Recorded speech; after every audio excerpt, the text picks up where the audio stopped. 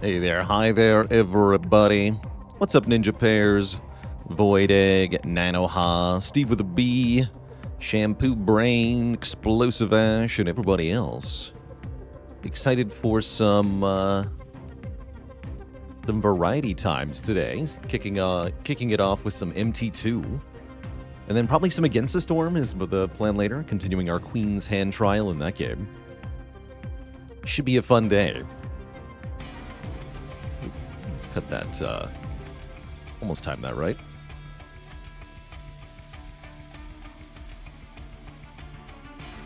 And what's up, Lurking Fool?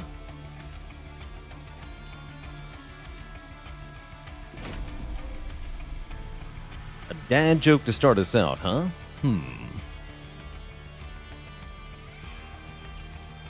Ever lost a Queen's Hand trial? Not yet. We almost lost our Queen's Hand trial last time we played. Came very close to it, but managed to pull through. So we have yet to actually lose. Not the first time we've come close, though. It does happen now and then. Thanks to Rebellious Stormforged Spirit. Yeah, that was the only thing that could have saved me, it felt like, and that was exactly what we got.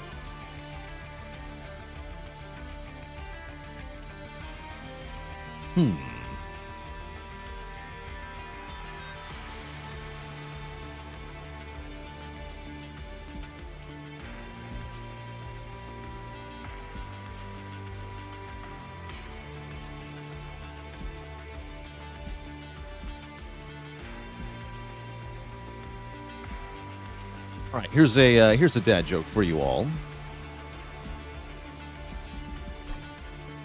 Why does the Underlegion really enjoy watching football? Because they're super into spores. Sports. Chief Germ, thanks for the Prime sub and 5 months of support. We're going to start a new run here on Covenant 10 that is allegedly the maximum difficulty in this game. And we get a very classic one, Awoken Stygian.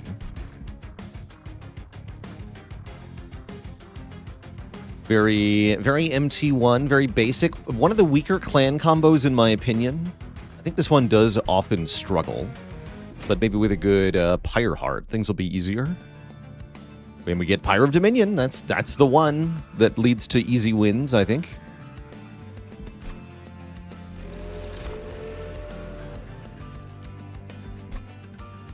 We start with 2 Sharpens, 2 Titans Gratitudes. Those are pretty strong, actually.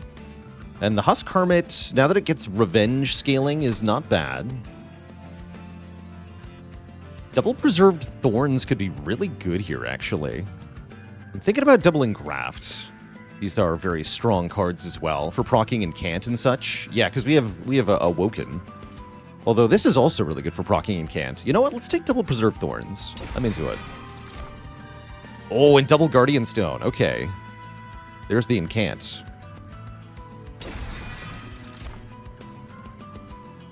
And maybe that makes the Animus of Will a decent unit. The Animus of Speed is also pretty good, too, actually. With their ability to hit backline units. Let's take the Animus of Speed, actually. I love that they have an ability now. They seem quite good. And Titan Sentries are good, so is Sweeper, but I've already got a Sweeper. Give me the Titan Sentry. Okay, so we have a lot of units to start, actually. Double Titan Sentry, double Animus of Speed, double Guardian Stone, Husk Hermit. That's just... I don't need any more units than that, realistically, but maybe we'll get some. I like the Draw Champion, although I could easily see... No, I have literally no healing. Never mind. Yeah, this one does more than this one. This one does actually nothing. Okay, great talk. Never mind. It's not a choice. Oh, man.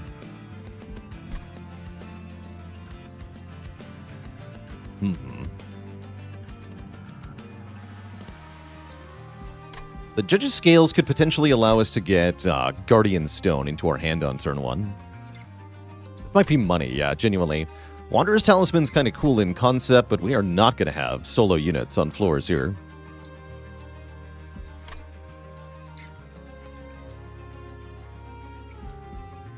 I'm just going to skip. Give me the money. All right, and the first few fights should be super easy because we don't have any stewards. We have actual units instead. So we can just go like Titan Sentry with Animus, Titan Sentry with Animus, and then Sentient on top. That seems pretty good. This will automatically just deal with so much stuff.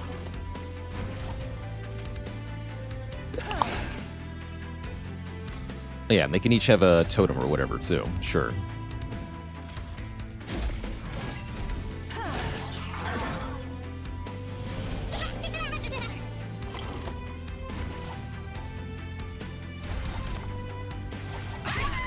So stings are 12 now. Guess I'll take one.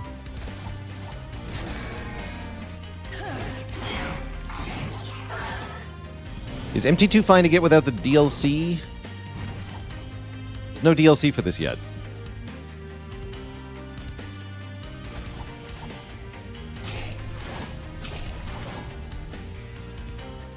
So yes. Yeah, all the content that's been added so far was free updates, so you'll have it no matter what. MT1 does have DLC, the last Divinity DLC. Which I do highly recommend.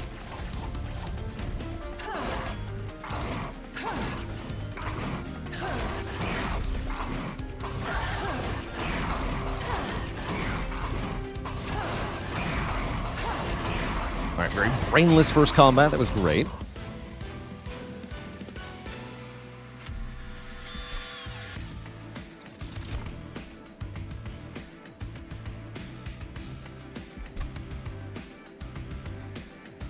Glimmer is vaguely tempting. I think I just skipped, though. We're going to be skipping a lot of cards with this deck because of how good our starting deck is.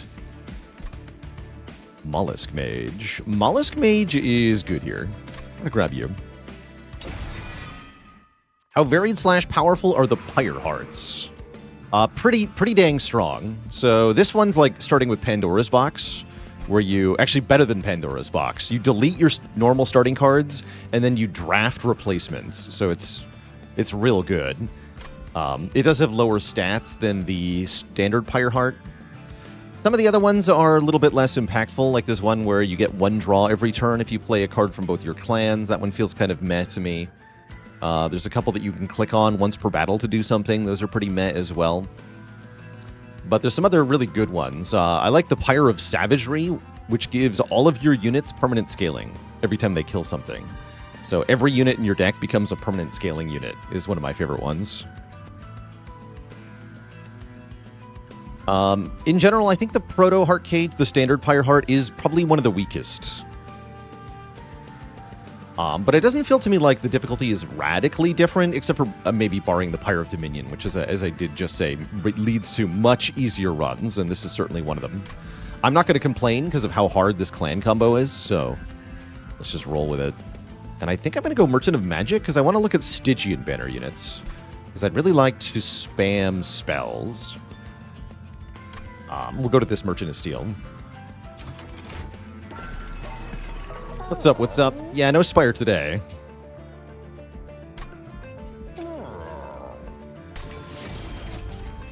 You should be free? That's just a good spell, right? That's a good spell. That's a good dupe, too, now. I'm not going to spend more than that because I want to roll for good unit upgrades at this Merchant of Steel. And I don't want either of these. I'm looking for, like, Rage Siren or... either Siren, really. Anything with the Incant keyword that gives offense. Again, armor is okay, but not needed. I've already got tanks, so I don't need another tank. Yeah, usually Spireless Saturdays. That'll change next year. When Spire 2 comes out, we'll be doing Spire on Saturdays. But until that happens, I'm going to keep enjoying my kind of low-key break time.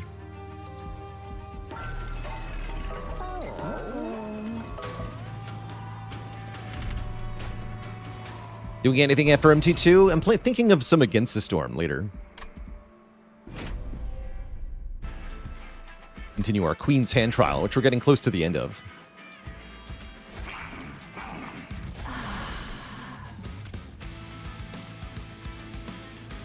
Let's just do the Animus. Forgot it was Saturday. That's a mood. That's a mood for sure. Save the shard. Save my health.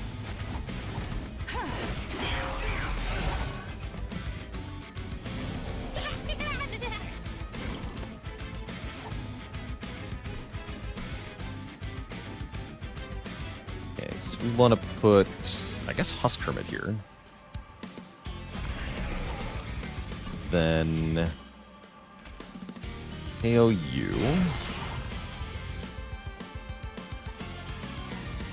I guess I can put down the Guardian Stone here. Great.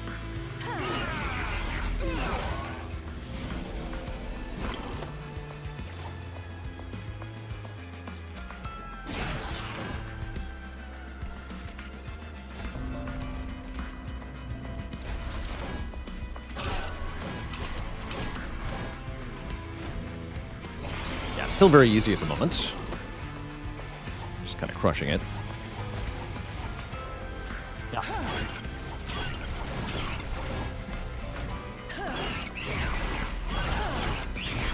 This boss does at least get to floor 2.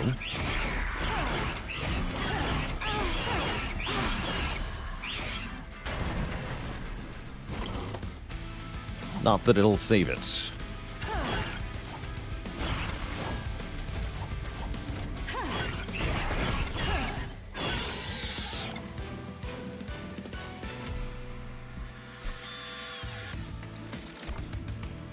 No thanks. We could maybe use Razor Sharp Edge, but no thanks. Crypt Builder. Nah, I like the Titan's Gratitudes. They're doing great. Skip all that for money. And head to this Merchant of Steel. We have lots of money for the Merchant of Steel, so we can buy stuff and reroll and then buy more stuff. Dualism. Ooh, Dualism. And Encant Armor. Wait, does that... Yes, that does do what I think it does. Cool. Dualism Encant Armor 2 is actually insane on a Titan Sentry, right? Because then it's Frostbite 6 Revenge and Encant 4 each time. That's quite good. Oh, but what about Eel Gorgon? Eel Gorgon is here. And is a very good unit for this deck. Oh boy. Eel Gorgon says, when you play a spell on its floor, it gains 1 multi-strike for this turn, essentially. So Eel Gorgon attacks once per time you played a spell on its floor each turn. And it resets the counter every turn, is effectively how it works. Which is very good. If you're spamming spells, it's really, really good. Can't dualism. Yeah, it's not eligible. Okay. The only downside for Eel Gorgon is that there's very few upgrades you can actually give to it. I wonder if Smidge Stone is worth it. Because then Large Stone... Yeah, you just want to put stats on it, mainly.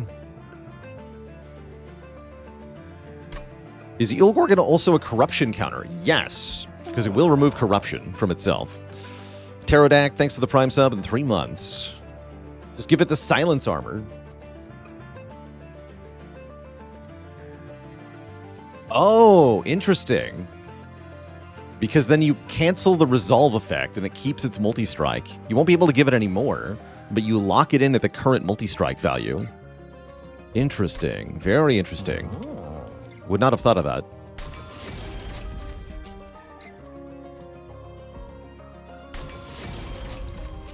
Yeah, it should cancel the incant. So, like I said, you can't gain more multi-strike, but you're locked in at the current amount. Kind of like purging your Snecko Eye.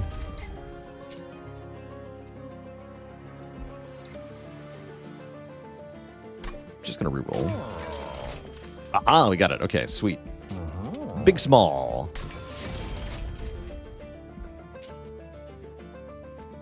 Maybe put spikes on the other Titan Sentry. Give some damage to an Animus' speed. And yeah, I'm going to put spikes on you, I think. Great.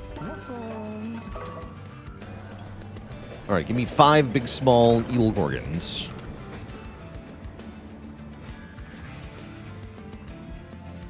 Banish draft pick, Luna draft pick, or Under Legion draft pick?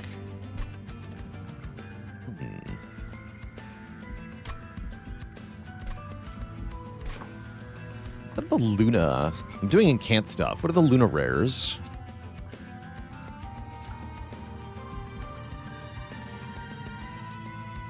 Conduit Spike.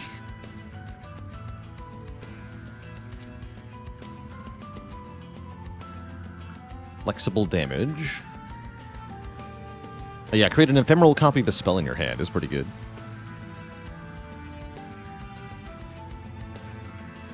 What are the Under Legion rares spells? We could get Propagate 2x.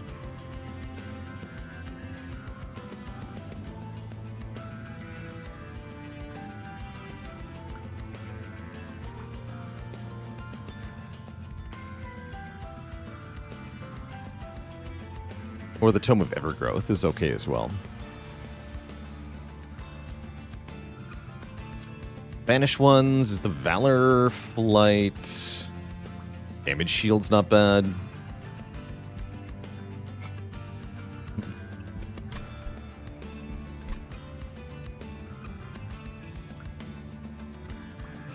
Damage Shield would be good here, yeah?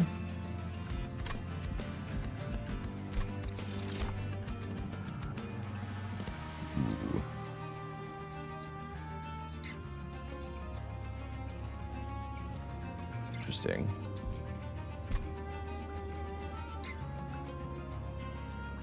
Don't think I want that Twin Blade on anyone. Wings Radiance is fine. Eagle Heart's also pretty good.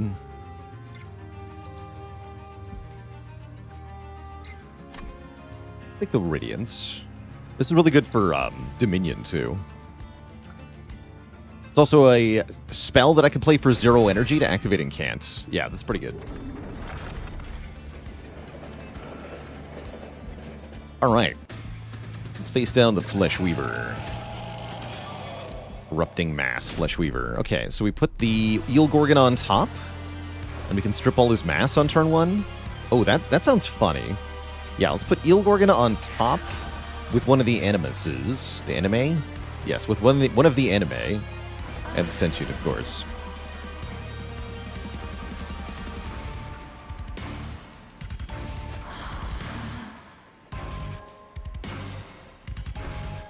And then you're going to go on the bottom, buddy.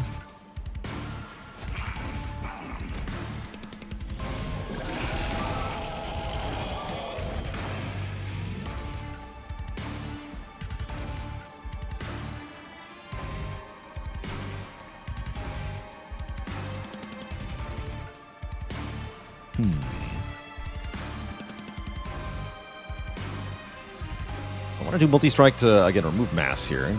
Let's start with Titan's Gratitude. Get sort of one of those things, too. Nice. Then hit this nerd. His mass away. Then one a Vengeful Shard. And give you more melee weakness, I suppose. It's fine-ish.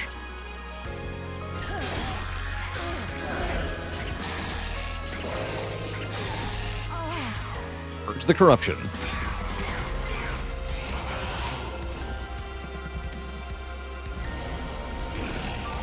Okay, we can get some frostbite on the Flesh Weaver here too. That's nice. Oh, look at that, 110 damage. How convenient.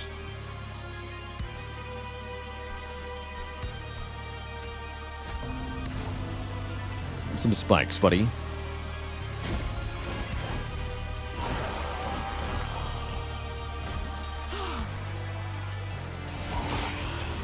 Cruel Faito, thank you so much for the tier 3 sub and 6 generous months of support. Thank you, thank you. Oh, cool. We taking damage from corruption. Applied more frostbite to Flesh Weaver there. That's neat. Very nice.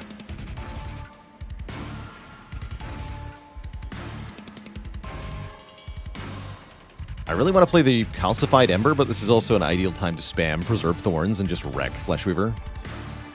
I guess I'll do that. Love another chance.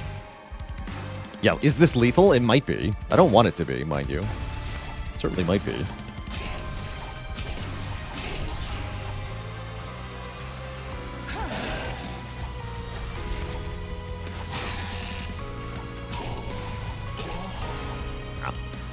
It is not, but it is pretty good damage.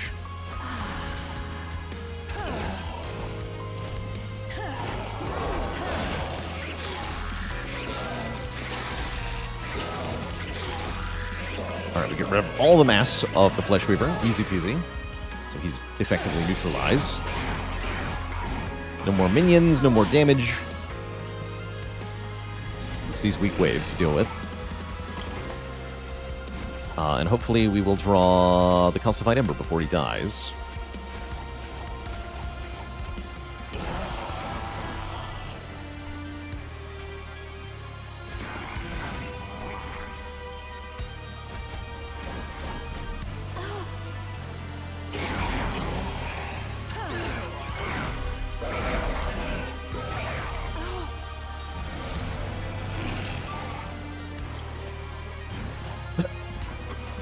Nice hands.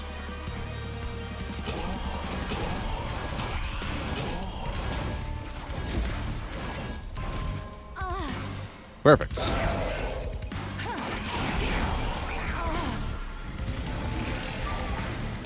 Could have killed him if he was on top, but then I wouldn't have gotten to get rid of this, so I think it's worth it.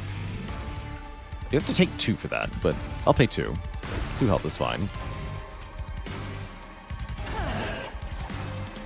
2 health is totally fine.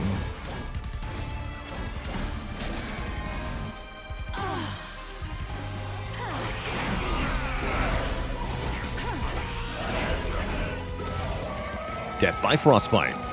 GG. Somebody was asking about Frostpiercer. Apply Frostbite equal to half the damage dealt. This could be a good time for it. On the Eel Gorgon, perhaps. Awoken's Rail Spike is also pretty dang strong. So it's hard to turn that down.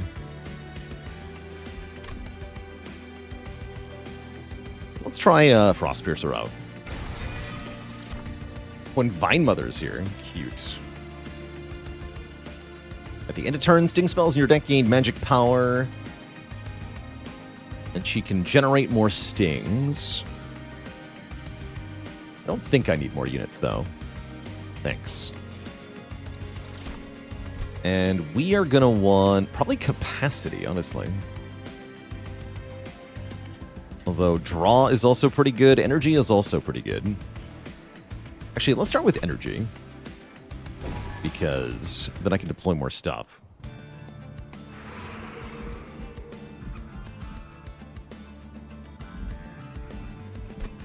And I imagine I just want to look at trinkets here. Just kind of want to avoid the conventional merchants. Go to like Merchant of Arms, Merchant of Trinkets. All run at this point.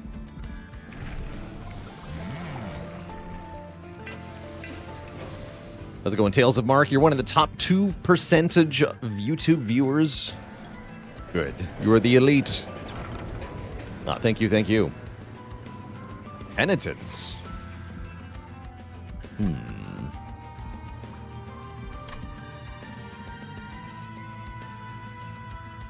Wait. Isn't fragile a status? It sure is, right? It's yellow. Lamau. Okay.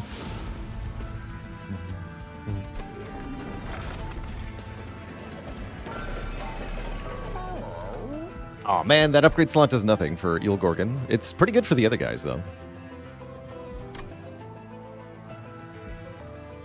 Also, Cursed Vines is really good for spamming Incant, actually. Cursed Vines is great here.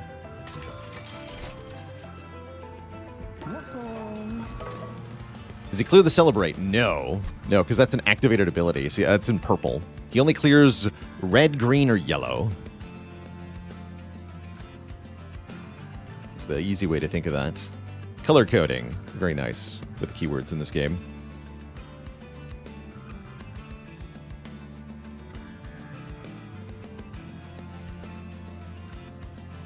He will die to Corruption Boss, though.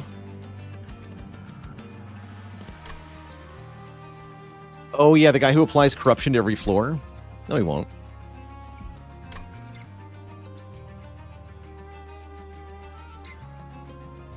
No, there's no boss that'll kill him.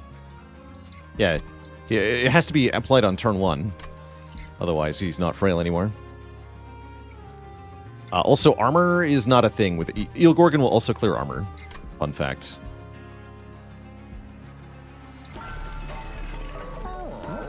Because he's a jerk.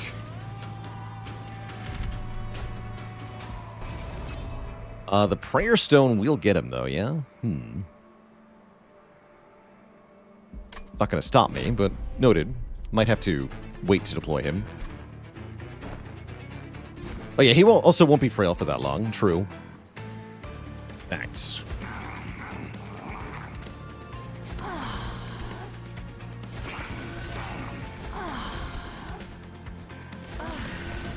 Yeah, I think I just want to wait. Because if he dies, I don't get to celebrate, right? Yeah, I'm going to wait.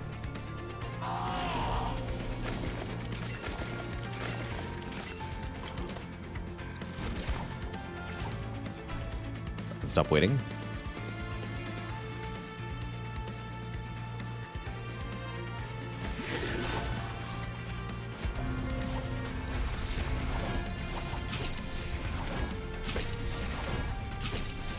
Not bad. Right, because he'll attack more than once. No. Undo that. Right. Yeah, I just gotta wait to play him. Does do spike damage. Cool.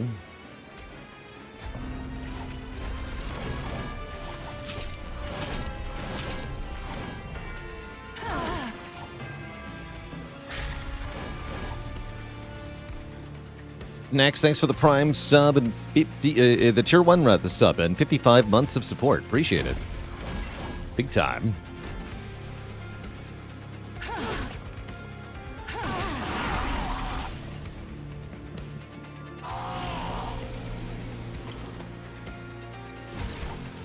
Here we are.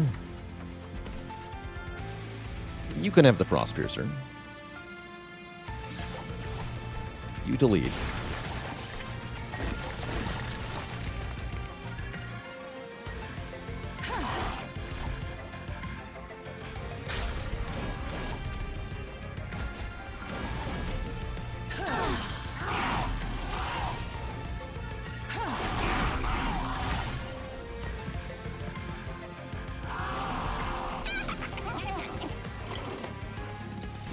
Perfect timing, Eelgorgon. Welcome.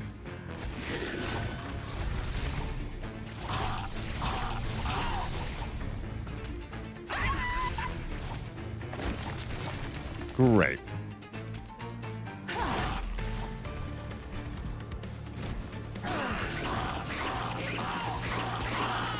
Oh, the Sentient also works with the Eelgorgon because the Eelgorgon loves stats so much. Didn't even think about that.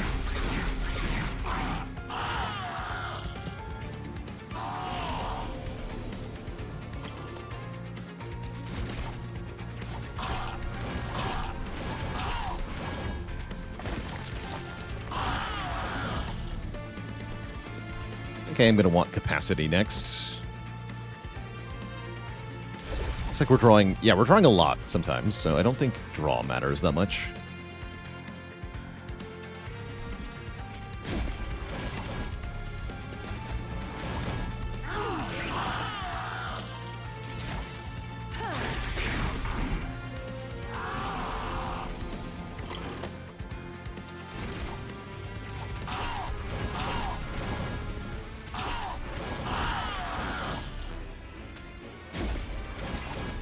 Very sharp.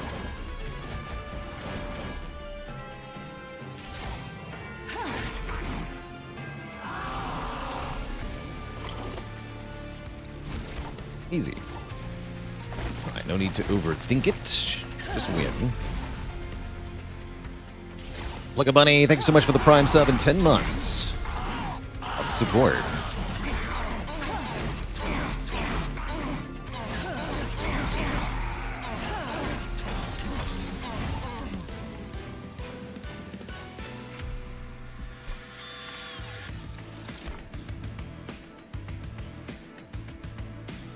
No. Pick another Frost Piercer.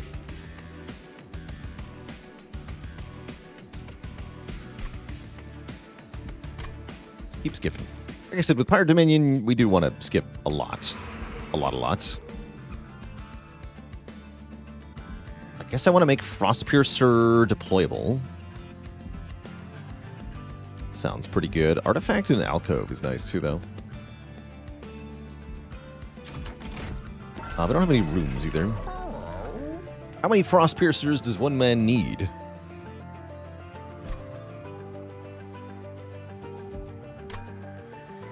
What does the offering keyword do? If this card is discarded during your turn, play it instead. It's pretty good.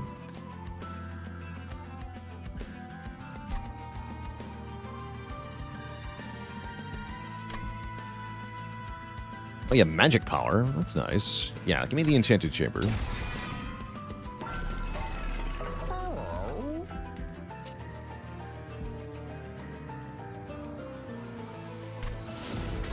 Oh, paper reroll here. Echo Vault. Not bad either. Does merging 2 Frostpiercers give full Frostbite? You cannot merge an equipment with itself, sadly. So no. No equipment can be doubled like that. Has to be 2 different things.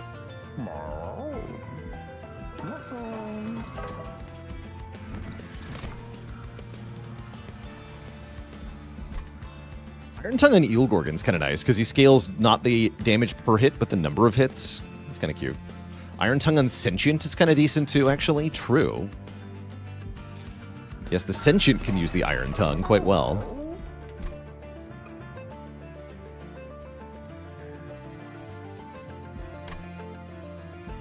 Do I need it, though? I don't think so.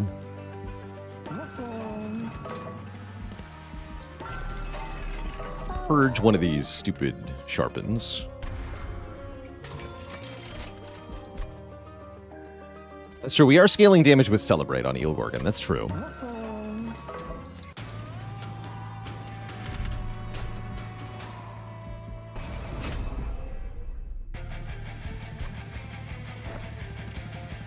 Gorgon would remove Sweep.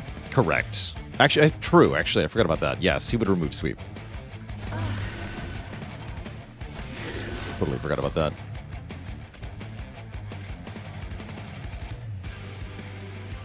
I'm still going to put the Frostpiercer on the Animus of Speed, actually. I think it's better down here at the moment.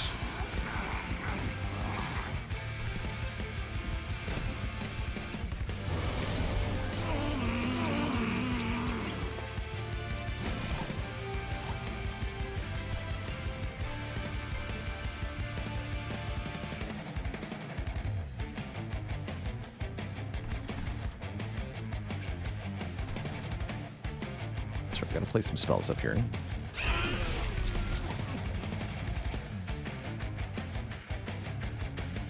I guess I'll sharpen you. Great.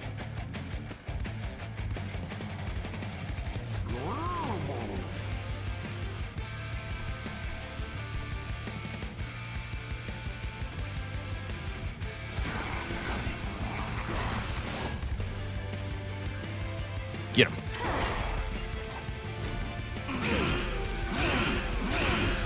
Stats.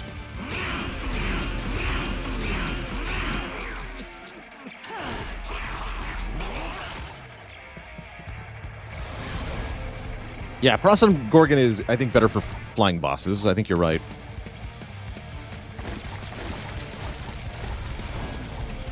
$37 damage. Sap for me. Well, some sap for me.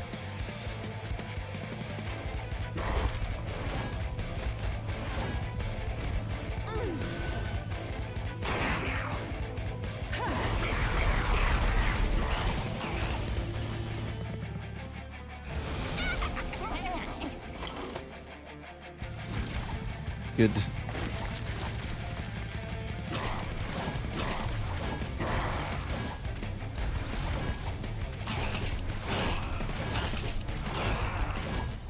Armor for days. Let's go and watch MD. Welcome, welcome.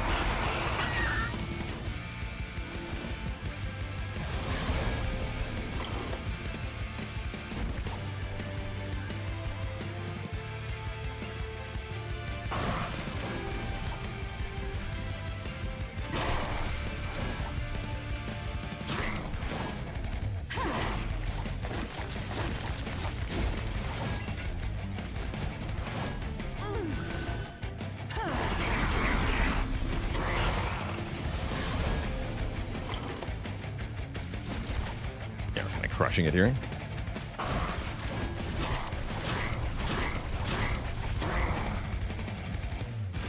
Pretty good spell damage, too, actually.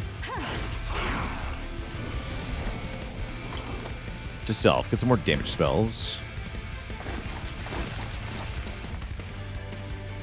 Here, you're in front now.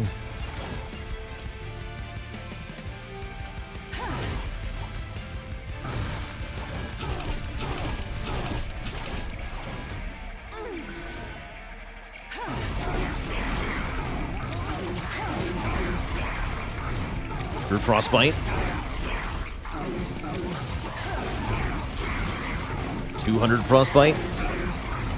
Ad Guyver, thanks for the tier 1 sub. Welcome to the Cozy Sub Club. Yeah, Frostpiercer wrecks bosses. It's kind of the whole thing that it's meant to do. Delete boss.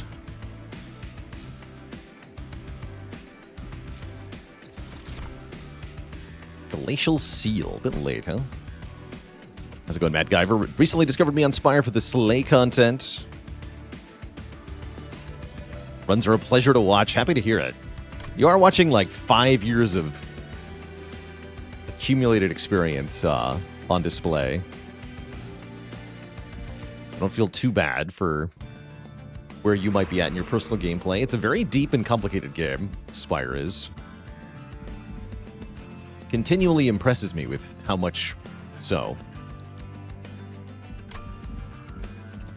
Looking at trinkets. Yeah, trinkets are OP. Trinkets are OP.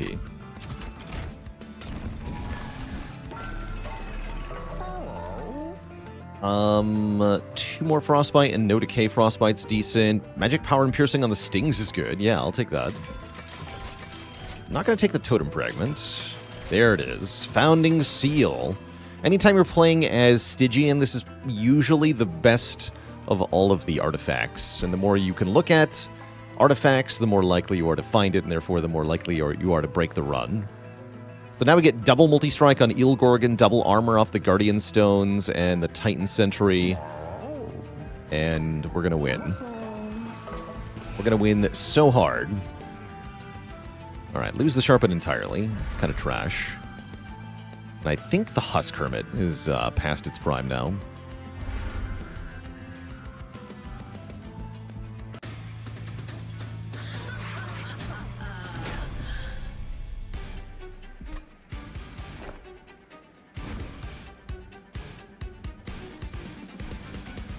Alright, so Kale will go to the top floor on turn 1. Now we're going to use the Eelgorgon nonsense on him. Poor guy.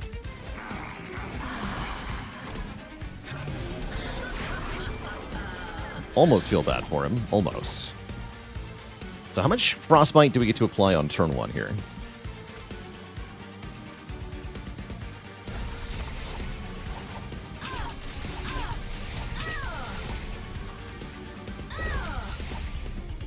Looking pretty good.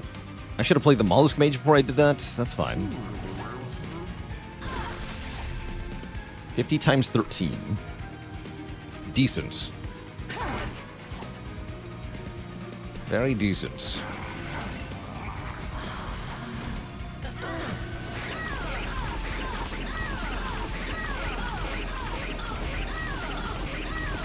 He gets 25 by 13 Frostbite.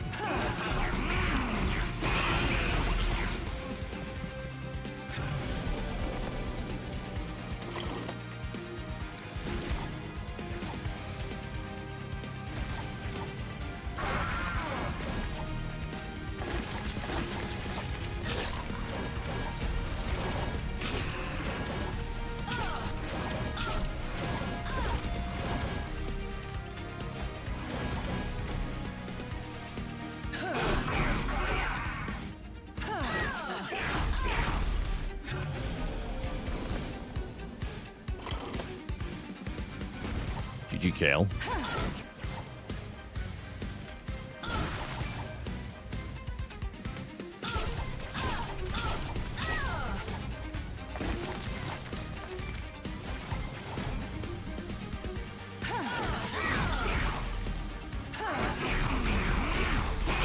If I duped Bottled Stings, do I think I could one-turn kill Seraph? That's a funny idea.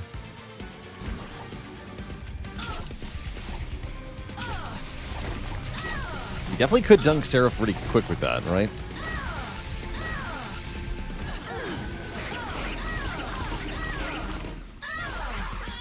That's right, it's 27 times because of the Cuddlebeard. Not a very long fight, right? Regard specifies damage spells. Kind of fun, actually. I'll skip, though. Give me the capacity.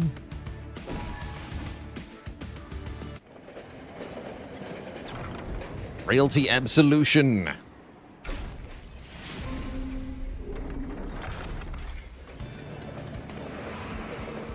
And yeah, we should head to the Merchant of Magic. I agree. General sentiment. Intrinsic would be good here. I could also remove Consume off of one of them, which allows me to keep spamming them.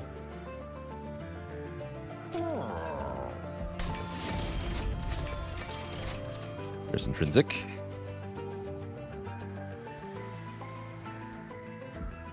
Cooler.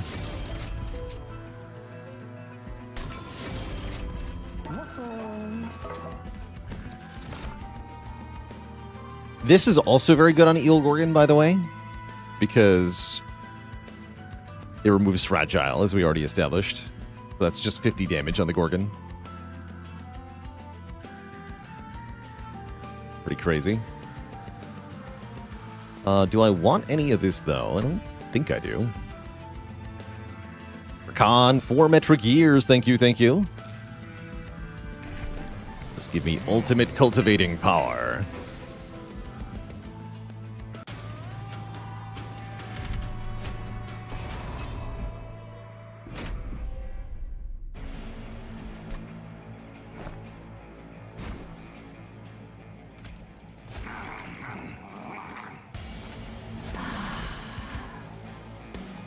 Just do this. It's could have done that already.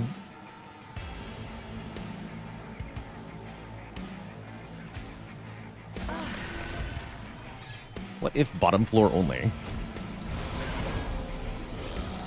Oh yeah, these guys. Here. You solve them.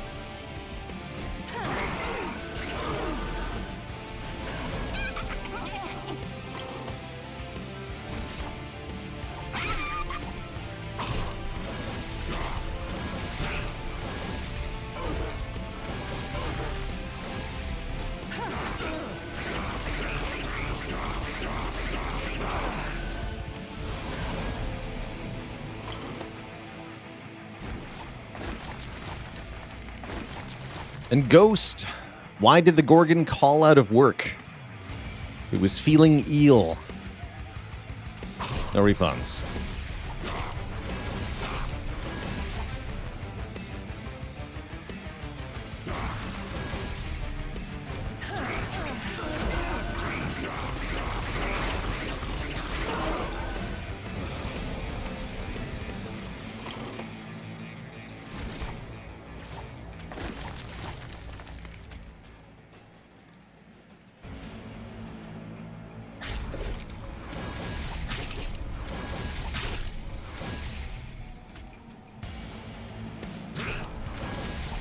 Kill this thing.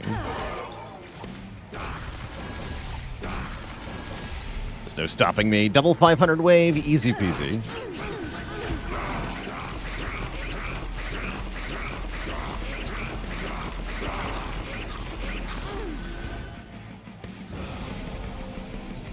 Thought he was too stoned to go to work. No, he removes stoned at the end of each turn.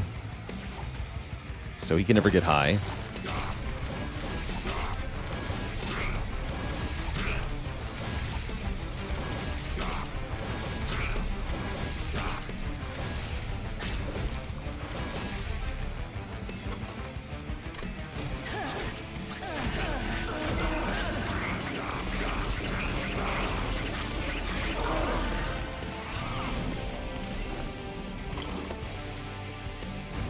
We win even without any multi-strike. That's kind of funny.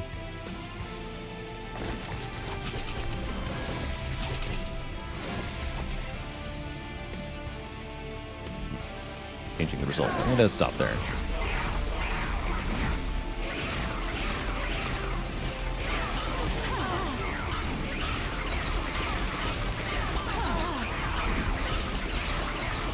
I guess maybe the Animus' speed is the odd one out now.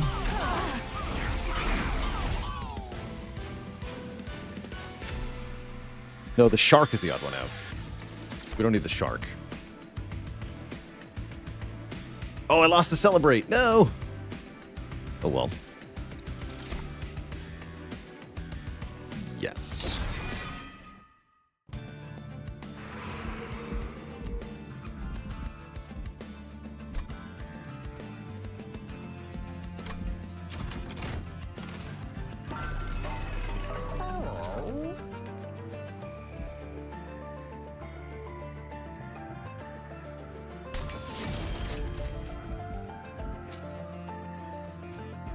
We don't need you.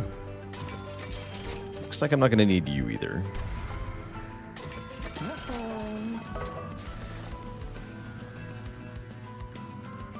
Do this.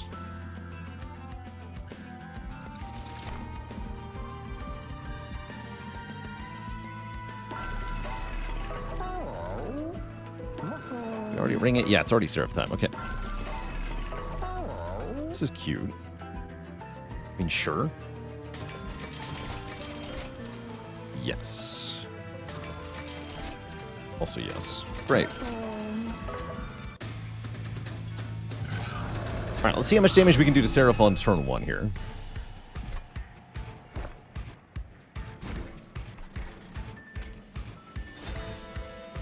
I'm looking forward to this.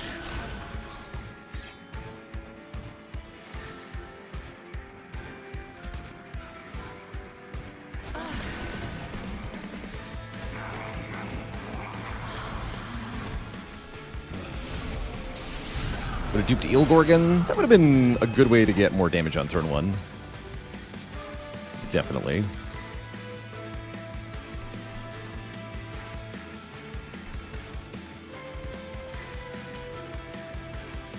Oh, 1 damage short on this guy? That's funny. Sad kind of funny.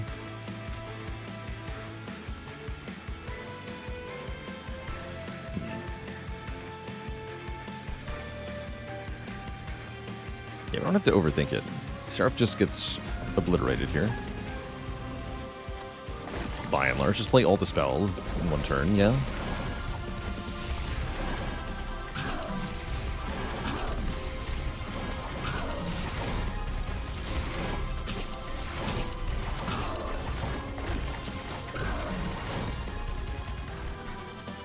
The backup shark. Okay, so we do 2,000 damage turn 1, 60 times 23. It'll take 32 frostbite times 23.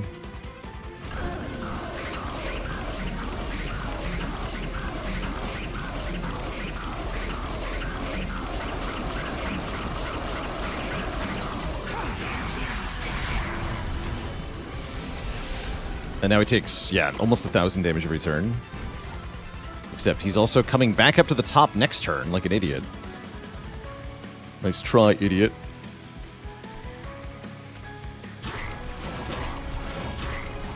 Get rid of this. Weaken this guy. I'll take 1, though. But don't. Brixmeyer, thanks for the Prime sub and 49 months of support. Oh yeah, killing Seraph as quickly as possible is actually quite relevant here. Looks like he's cooked now, though. He's cooked now, chat.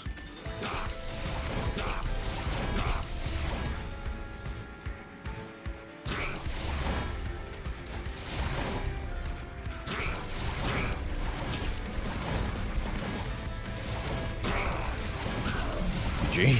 GG. GG, Sarah.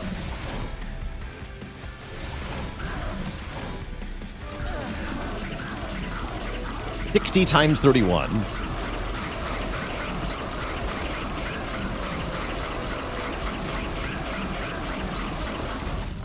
Blap.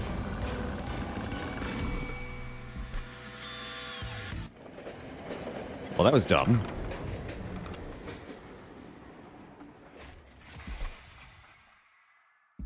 Begin. Something tells you Dominion dies last? Oh, I wouldn't assume that. I would not assume that. This is going to be a really fast kill on all of them.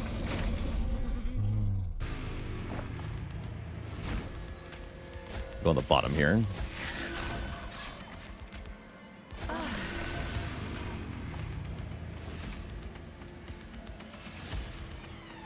We said you're extraneous. You go here then. Yeah, we have not just melee weakness for Dominion, we have double stack melee weakness for Dominion. He's cooked too.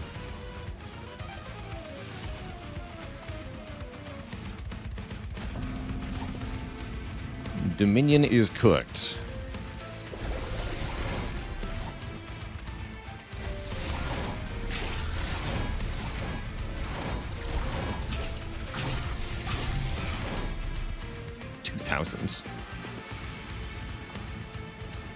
We want to use Titan's Gratitude to discard the Curse of Entropy, then I can avoid the sap.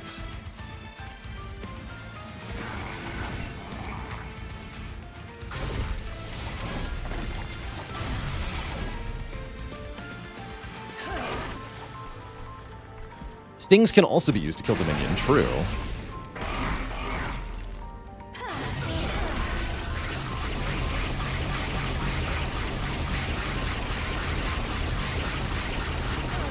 Vicious.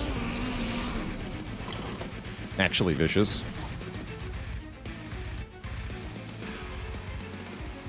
If you want to place some of these on the bottom floor.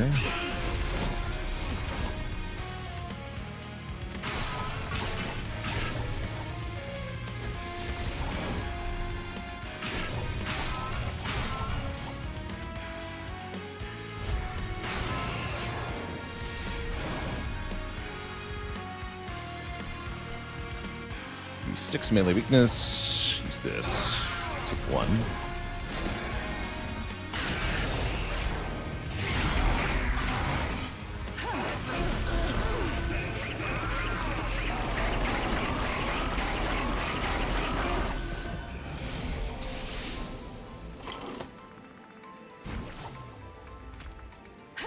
Oops, that's the wrong guy.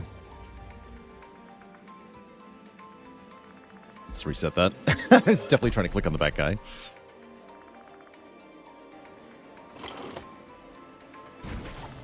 There we go. That's how you do it.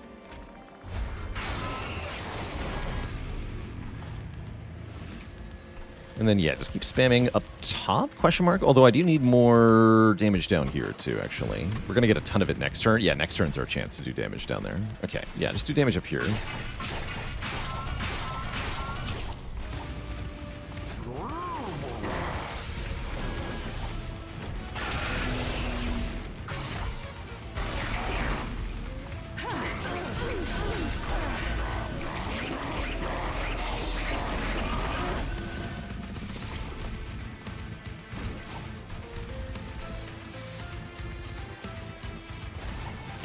So, turn 4. This is a turn 4 kill, it looks like.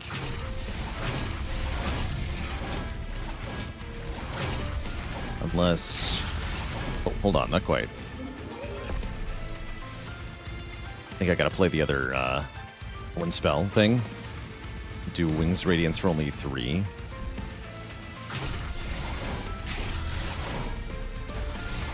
This is enough.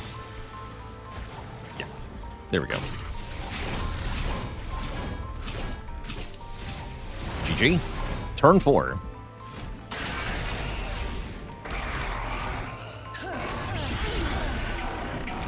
think that's a tie for our fastest Titan kill.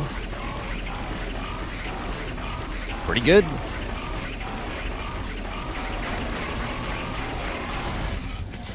Pyre of Dominion crushes it again, as expected. Seems like, again, one of the strongest Pyres, although it can also be one of the weakest Pyres sometimes. That's classic Pandora's box for you.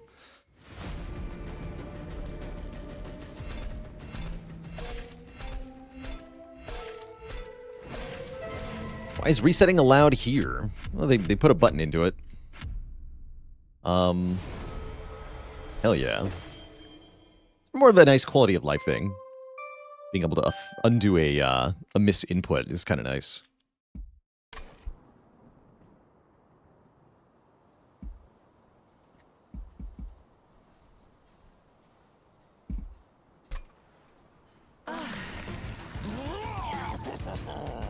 Pyreborne Umbra is going to be our next run.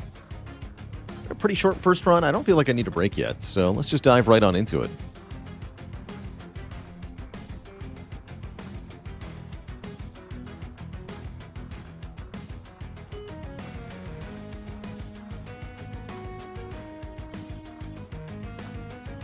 Yes, the math in this game is harder than the math in Spire. You just got bigger numbers going on, and there's like a lot of multipliers and more effects happening usually, so it can be kind of hard to predict what's going to happen.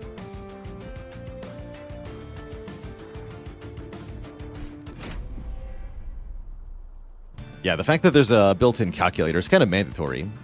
All right, we get one of the weaker Pyre Hearts for once. This could be a more difficult run. If you play a card from both clans, draw one more on the following turn. We start with Plinks and Whelps.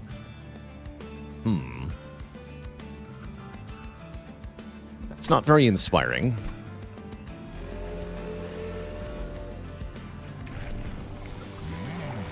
We do have the Avarice enchant variant. Or Harvest, apply Pyre Gel to enemy units. Interesting. I haven't tried Bloat Matron. Pyre Gel's nice with these Plinks. Actually, yeah, I want a source of Pyre Gel. Okay, let's try Bloat Matron.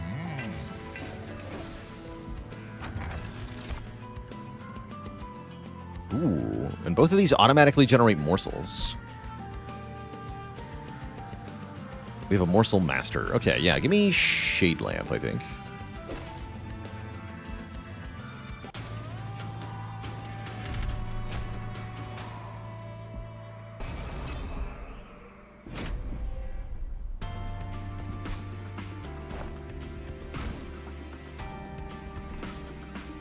And I think I want to put Gilda on the middle, and then a Shield Steward being fed morsels by the Morsel Master on top. Sounds right.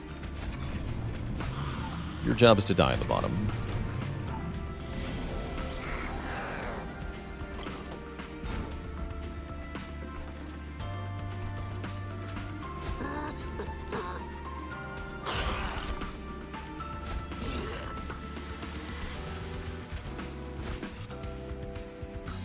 Him lifesteals. For some Chonkitude. This already feels like a run that's going to want capacity.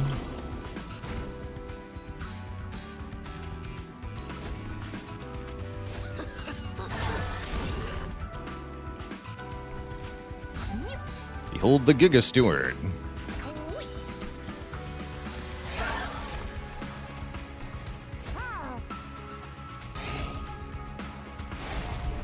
Note that you can Mind Collapse for 0 damage plus the Pyre Gel. Pyre Gel does some weird interactions like that, where you can just make damage out of something that wouldn't do damage. That's not how the boot works in Spire. You can't make 0 damage become 5 damage, but in this game you can make 0 damage become 5 damage. That's fun, even if it doesn't really make any sense.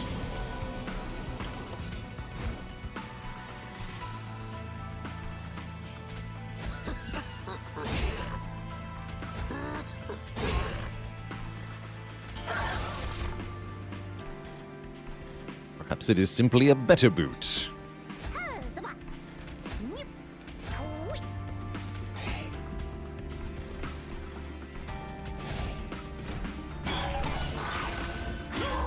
Because Pyre Gel is busted. Yeah, it is. It really is.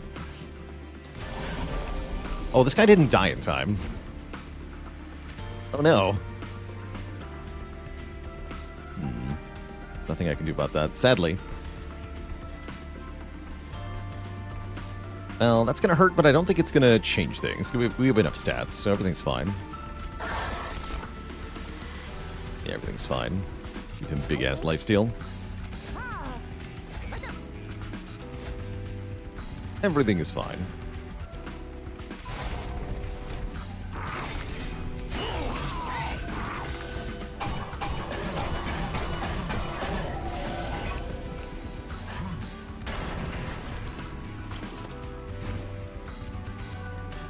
Yeah, we would just be winning here if we hadn't wasted the sap.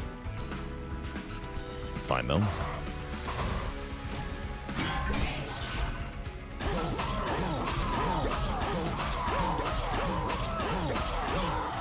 If you handle this boss incorrectly, you can take a lot of damage on ring 1. That's kind of mean.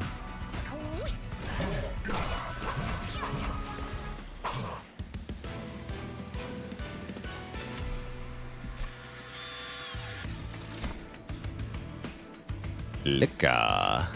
This is nice with Pyre Gel. Very much intended to use with Pyre Gel. Also kind of like the Lava Armor. Revenge apply Pyre Gel.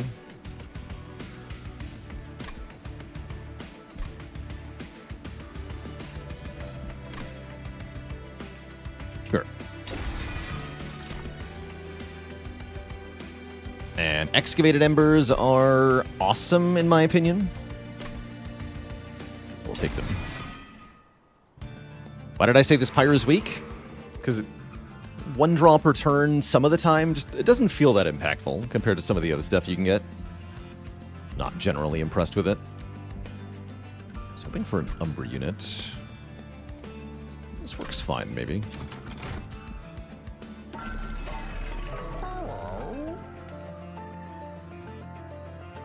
The Midstone. If only I could put that on the big lady. Why is she so big, though? Oh, you're big. I don't have any way to gain eggs, though. Hothead is here. He's nice. Especially with Lady Gilda. Smidgestone him.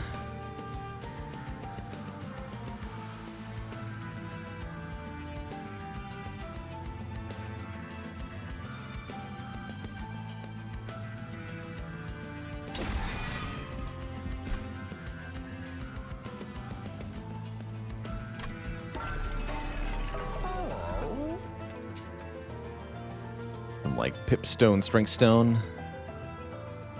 Put him on the floor with Lady Gilda. Because I want him to kill things for then Lady Gilda to apply Pyre Gel, which he then benefits from. Yeah.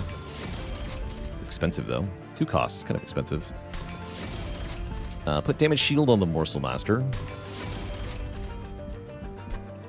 Feeding morsels to this guy is also a thing, huh? Interesting.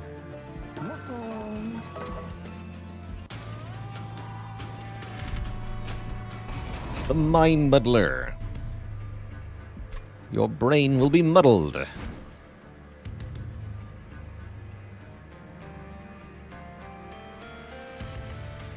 I just do this. Blah.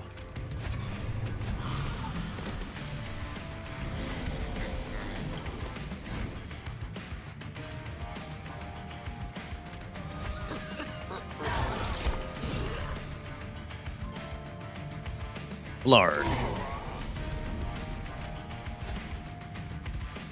For some lifesteal.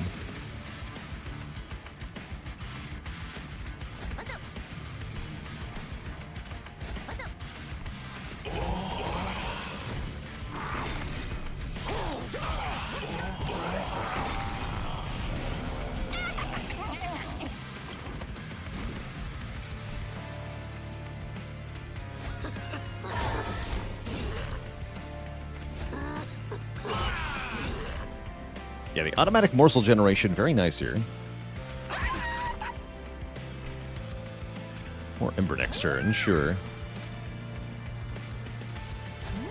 Become big.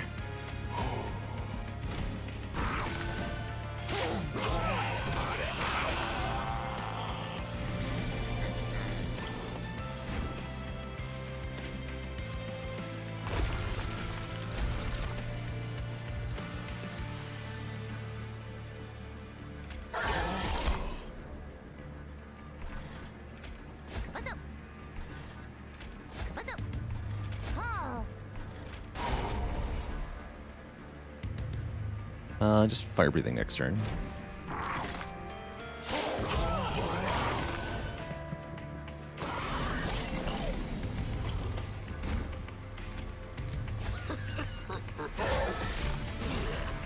Baalor.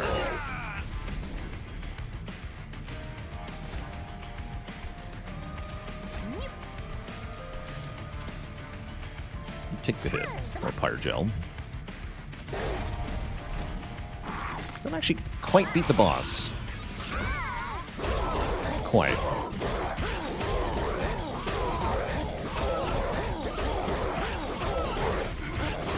Spikes get me there. He dies to Plink, though. Literally.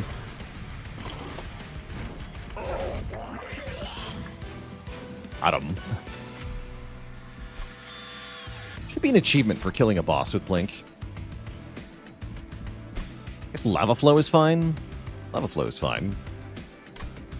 Which chant path is this? This one's called Bloat Matron, which says, when an enemy unit dies... No, rather, when any unit dies on the floor, we apply Pyre Gel to the enemy units. That works with our own units, too.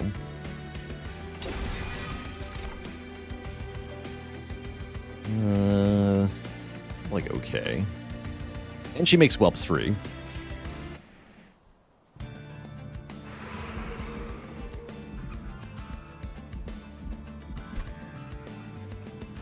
Of magic could be good here. Could look into rooms, though. Feels like there's got to be some rooms that are really good for us. Well, let's check out the Merchant of Arms. Sacrificial Chambers, one of the ones I was thinking of. I guess I'll take that, huh? And then we make mad money with that.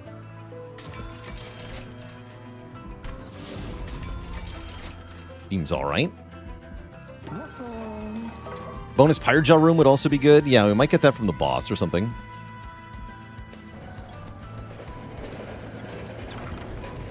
A Reliquary. And an Umbra artifact is pretty strong. Banish the Pyreborne from this run. I don't think I want to do that. But I would love an Umbra artifact. Wait, it said draft. That's not drafting.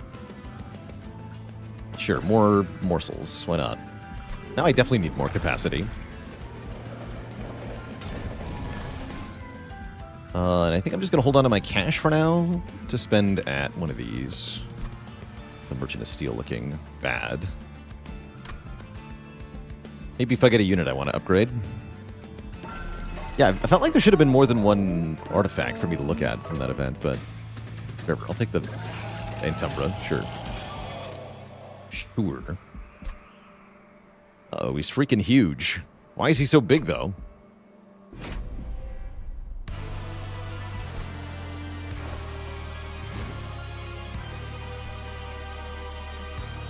I guess I'm going to go top floor to lure the Fleshweaver turn 1 so that I can try to...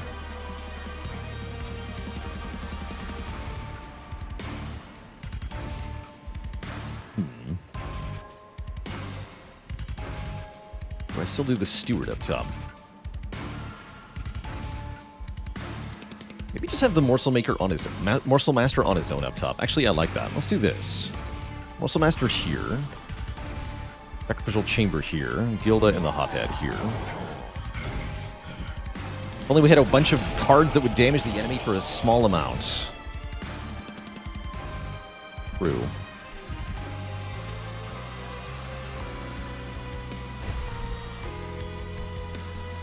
Get cursed horses. That's mildly annoying. Actually, we can use the whelp on the bottom to stop that. I think gives me morsels right away. And I want those morsels to attack Fleshweaver. Yeah, this is going to be great.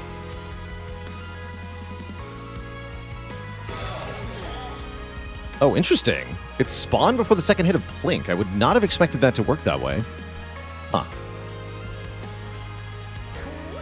Didn't realize that.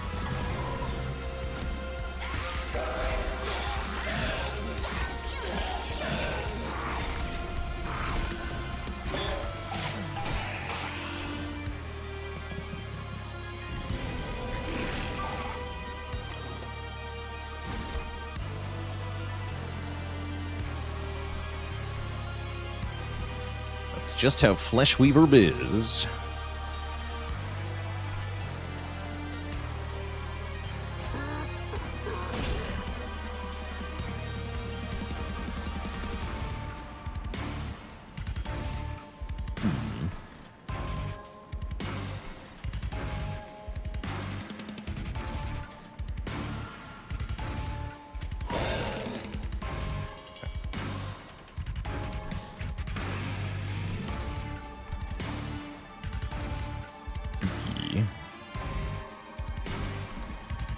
I use the whelp down here. Wipe out that curse maker.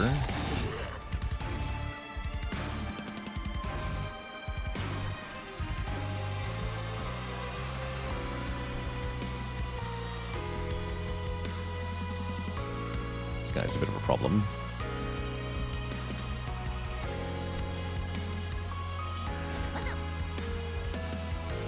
Some more damage shield, buddy. You gotta stay alive. I want damage on this guy. Also kill this guy and then play a steward. Just want damage though.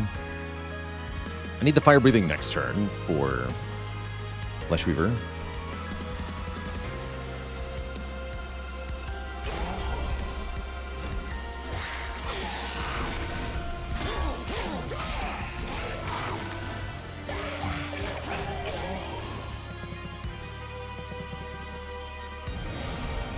That guy's spooky too.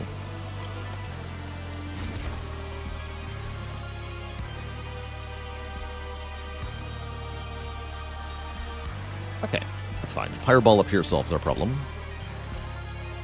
How's it going, Jam Jam? Rain is good. Rain is great.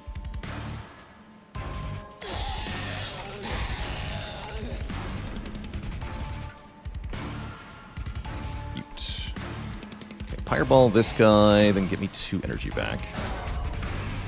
I can play the Ember Cache. Yeah, this is going well. Damage shield for you. Gilda some lifesteal. Damage for you too. Blink here. Great. I think that's great.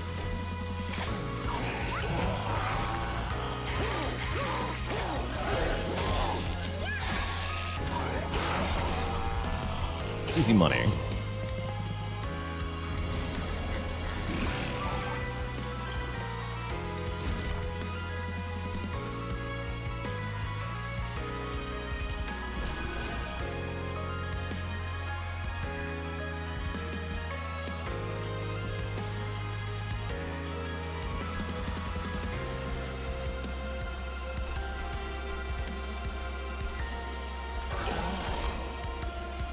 Morsel Miner.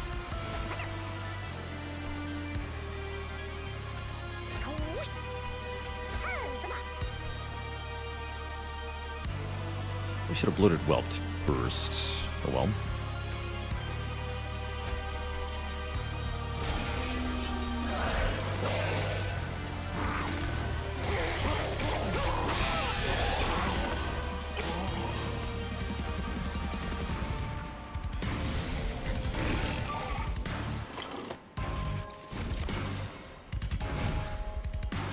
There we go.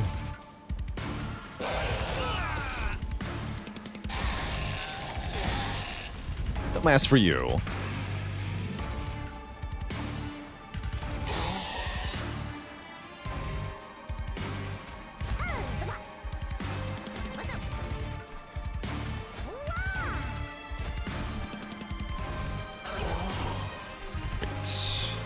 die. Looks like an easy fight for us.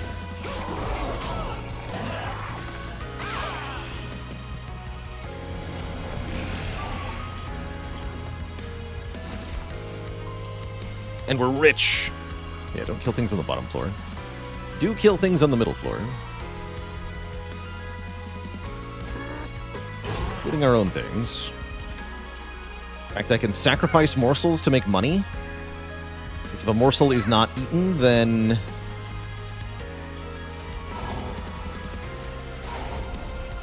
it counts as dying. I get $10 from that. And I even gain money when my own units perish. How convenient.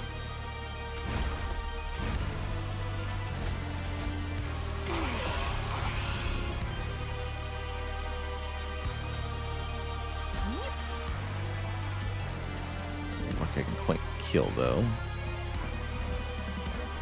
Oh, that's fine. Big guy on top has been scaling hard.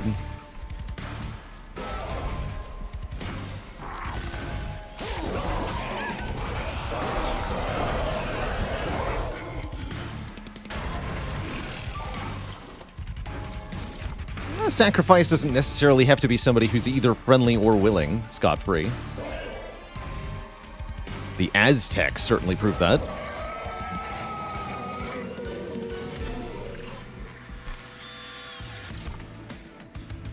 More morsels. For Death Roar. Is it Death Roar time? For the Pyre Gel transfer.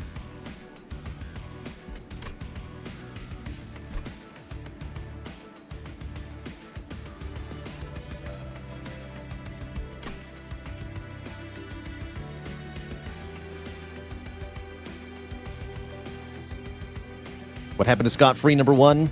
Sacrificed by the Aztecs.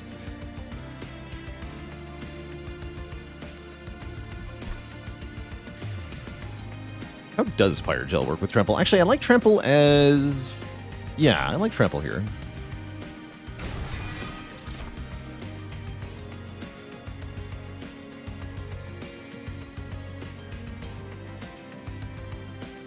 So there's somebody to be a recipient. Doesn't matter, though.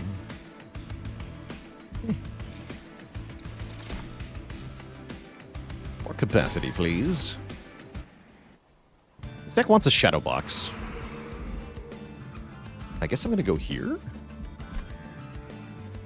Question mark? Well, I have a good dupe.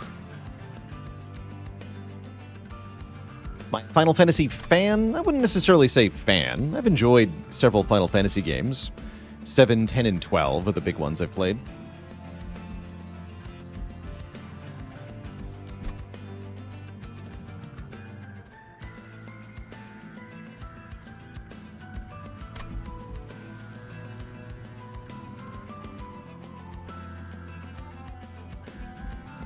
Just never played 8. Can't, no opinion on it as a result. What are we duping? Wish I had an upgraded spell to dupe. It might be the Morsel. Actually, yeah, it might be Morsel Master, actually. Wait, yeah. Let's go here. Please multi-strike. One time. On. Multi-strike one time, please. Ooh, Endless Bloated Whelp is kind of cool, too, actually. Yes, give me an Endless Whelp.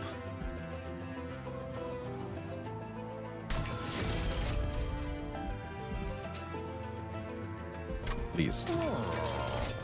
Ah. Ooh.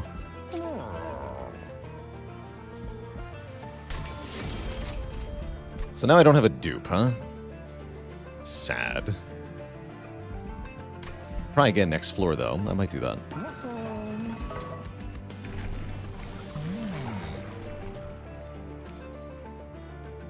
Harvest Pyre Gel 4. Could dupe the Whelp. That would wreck my draw too hard. I don't want to do that. I do want to start purging stewards.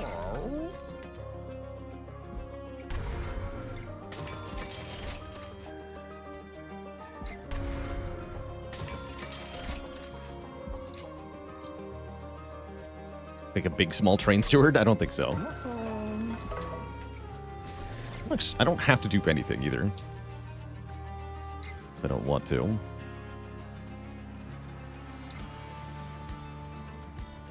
Yeah, I might actually opt out of duping here. Although duped Umbra stone has some utility here.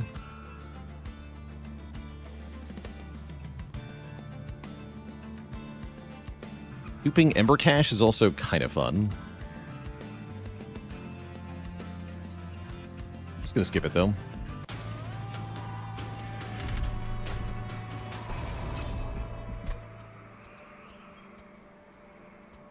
Yeah, more reanimate just makes Gilda more powerful. This is the stupid corruption boss.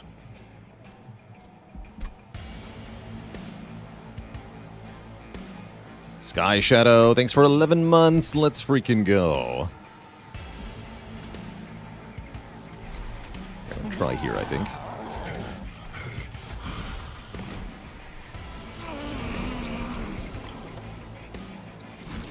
Get money if I don't kill them early, but I really would like to kill them early, wouldn't I? Sure would.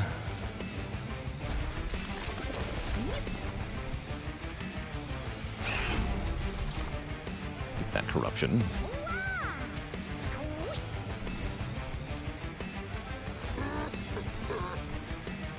$30. And I can put the corruption here? Actually, no, wait. Yeah. Wait one turn.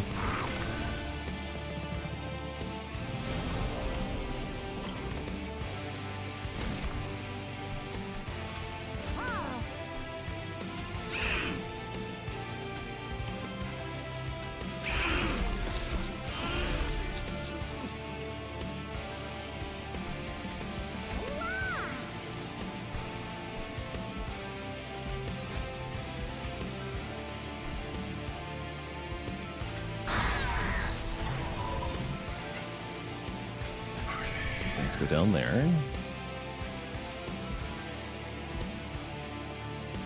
Also put the corruption on a morsel.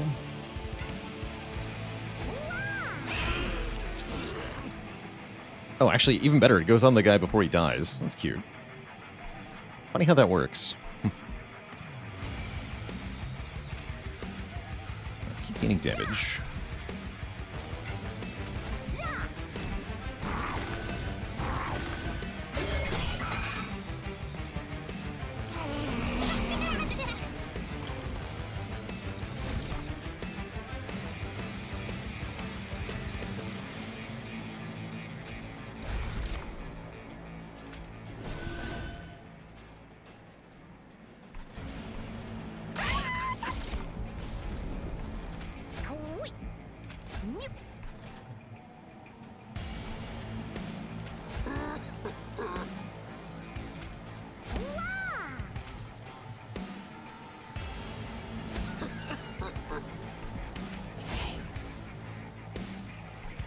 Yeah, that's... well, the reanimate, huh?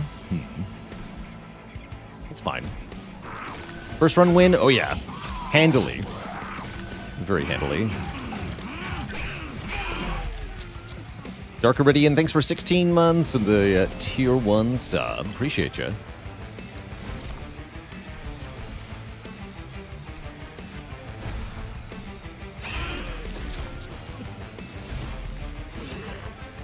Cool.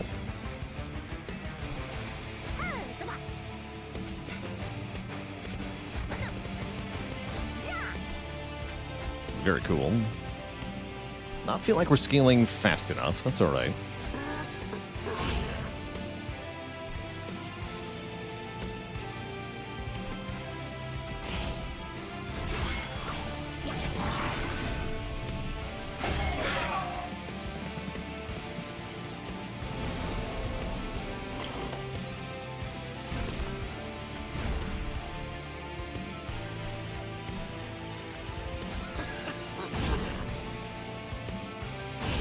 Money.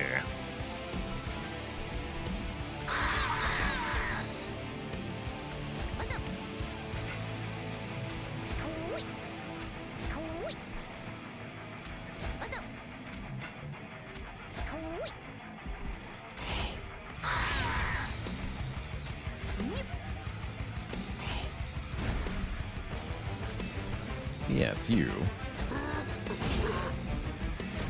Ishals, thanks for the Prime sub and 11 months of support. You're very welcome.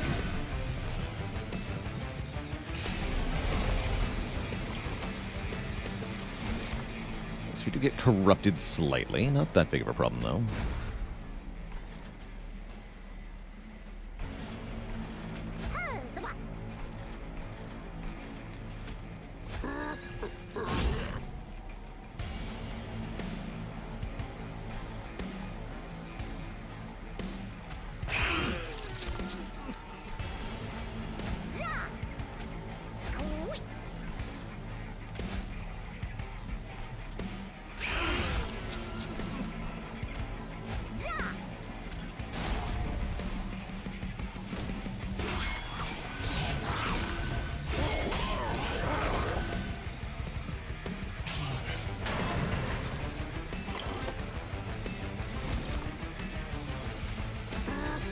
Money.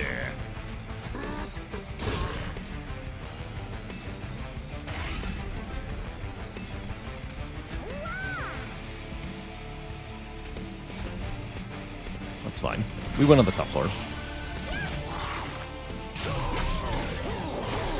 Just a VOD viewer, appreciate the lurk, Glacials. Lurkers number 1.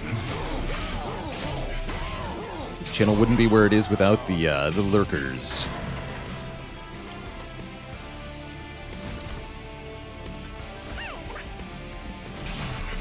Should have pinged it for 3 more bucks, whatever. We're rich anyway.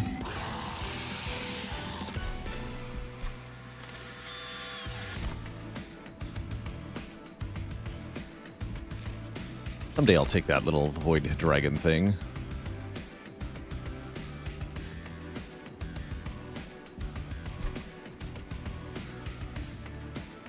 Engine upgrade is a fun room.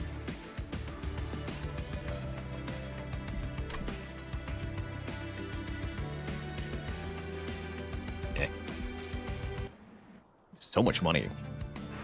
I'm going back to the Merchant of Steel in the vain hope that I can get what I didn't get last floor.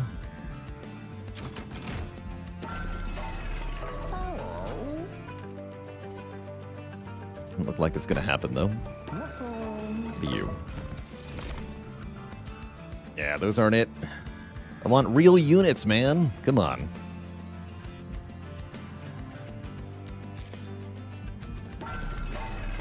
Strike, please. Yes! Okay, perfect. We have it. Yes, multi-strike Morsel Master, you heard me correctly. Then dupe the Morsel Master, you also heard me correctly. That's what I was trying to do last floor.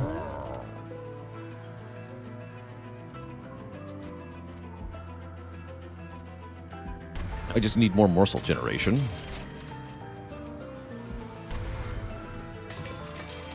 Wait a minute, that's illegal.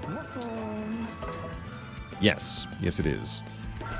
Might as well give Avarice 3 to another Whelp, too. Surely that's going to pay for itself. And even if it doesn't, I don't care.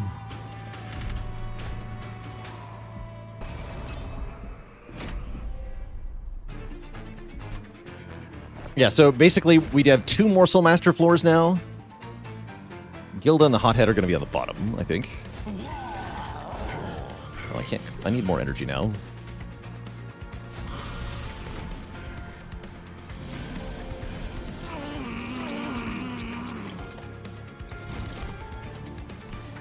I can just do this, right? Put a morsel in front, then nuke him. Corruption goes on the morsel.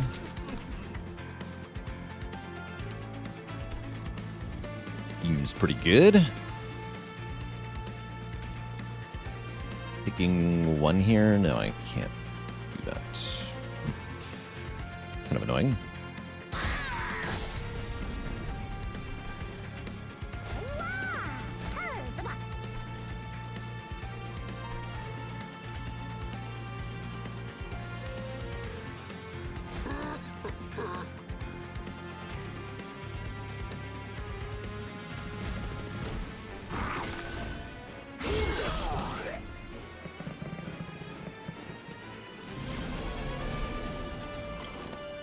Soon become nothing.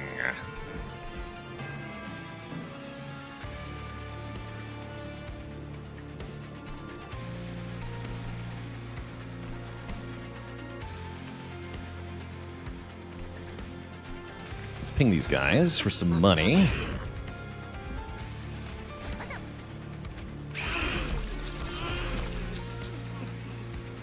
You'd love to see it. And you need the travel.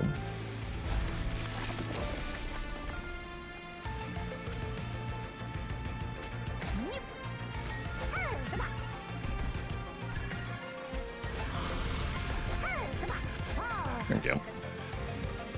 Begin the scaling.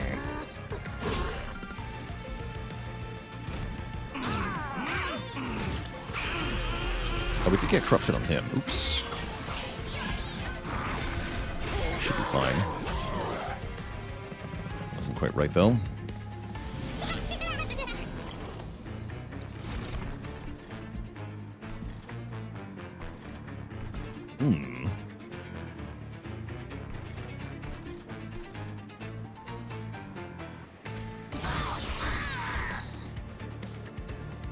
Right, you need lots of health. Great.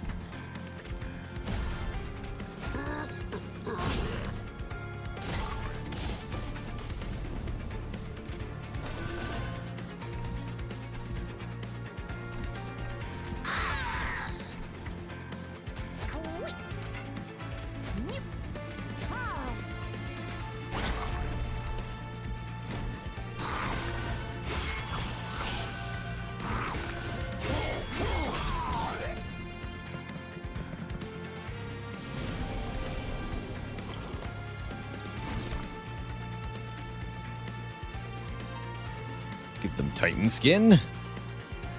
Bad.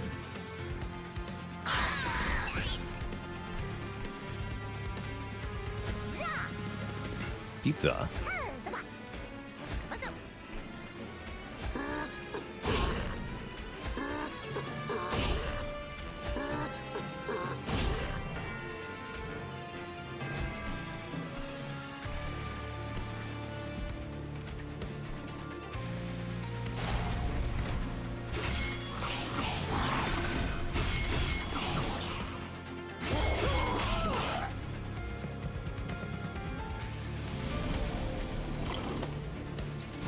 Boss coming in next floor. To get a kill with Plink, thank you.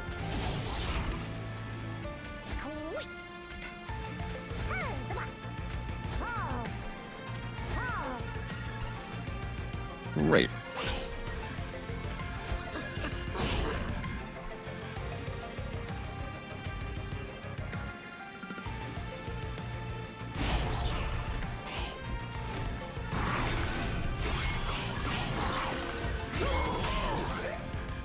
Cool. All right, big guy, what do you got?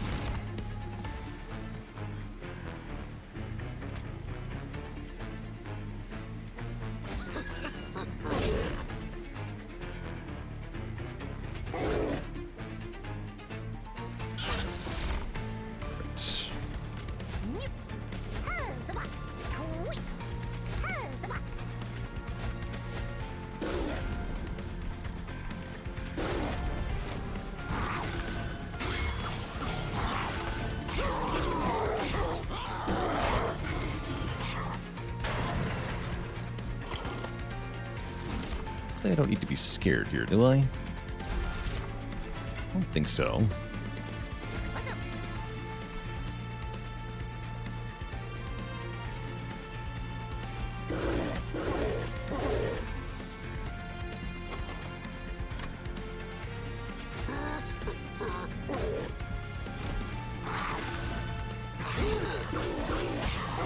Maybe I do.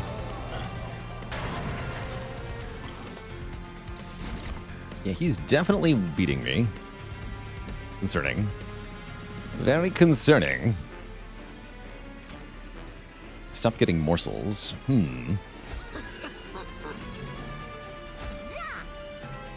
He's still alive. Very bad. Oh dear. Am I dead? Oh, well, behind, you think? Wait, oh yeah, because that hits him more times, right? Wait. You're right about that.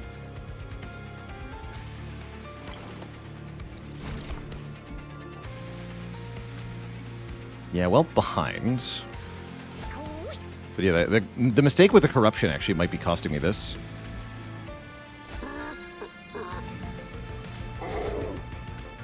Scary thing is I have no idea how much reanimate he's going to have.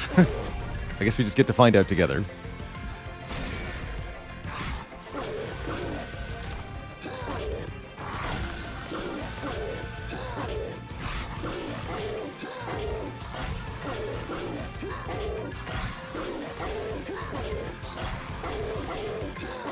Very much. Oh, he gets 8 more, though? What? He gets 8 when he goes to the Pyre? No, that's cheating. You can't do that. So this guy always kills the Pyre if he gets to it? That's cheating. You're cheating, buddy. Yeah, that guy will straight up always kill your Pyre if he gets there. Huh. Actually did not realize that. Welp. GG, I guess.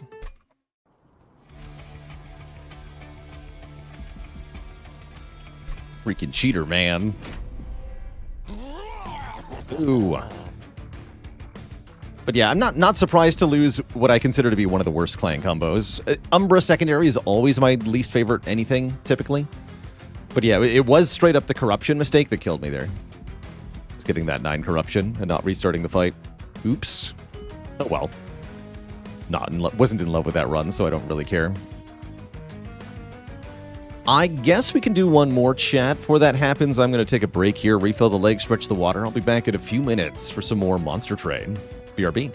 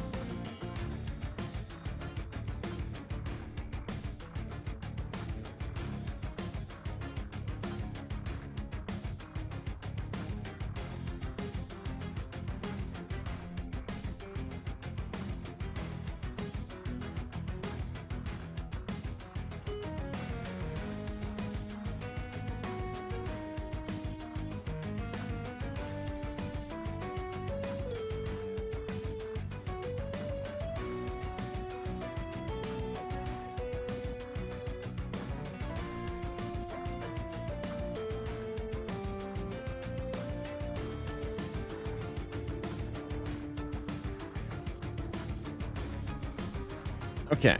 Gilda didn't do it for us. Let's try... Oh no, Umbra Luna? Oh no.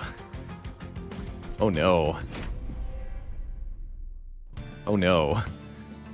We got the full heal Pyre? Oh no. Help. I'm going to die. This is already not good. We have Glutton or Architect Penumbra is available. I guess Glutton? We can use the Space Prisms to make a feeding floor for Penumbra. And then try to use... other units on other floors? It's not going to work.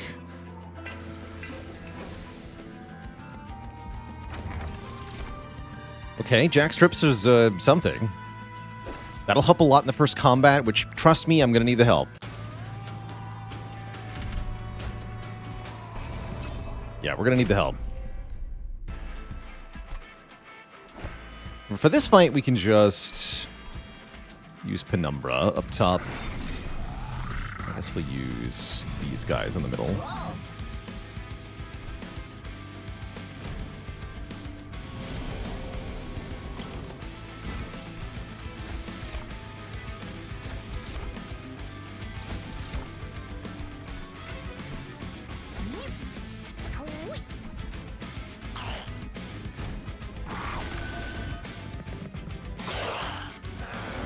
Guys don't exist.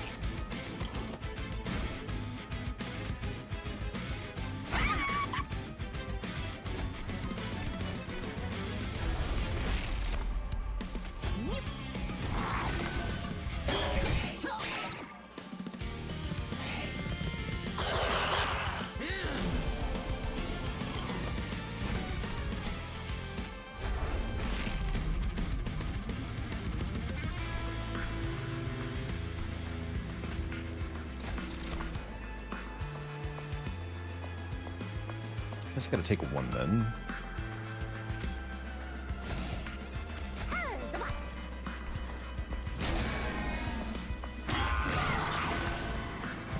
Really sucks getting a Mooncycle unit without any cards for it. Sucks getting a Gorge unit without any morsels for it, too. Which also often happens with Umbra. These stinky Witch Weaves don't do much of anything. Oh boy, I can heal for one.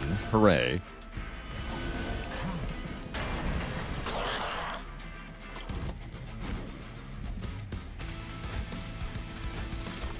Our big boy wins up top, though. But I have serious concerns about how this deck is going to scale into the mid-game. Or even really the second encounter.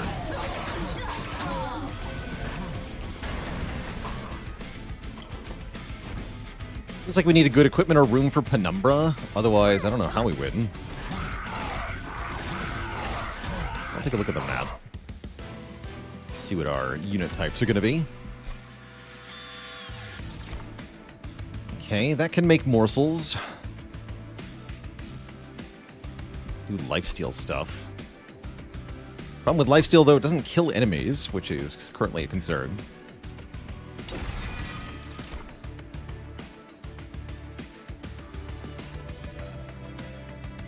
Moon Pixie is interesting. Conduit.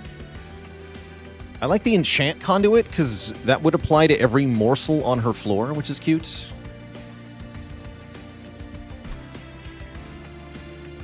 You could then get a whole bunch of spell power. Wait, with the Witch Weaves, I don't hate that idea, actually. I'm going to take the Moon Pixie. Hope I can maybe do something with it. Merchant of Steel's paired with the Umbra banner, I guess? Can't really envision going to the Merchant of Magic working out for me. Yeah, so let's go here. We are offered Multi-Strike. Usually considered to be good. Multi-Strike Shadow Siege is here. Neat. How do I play it, though?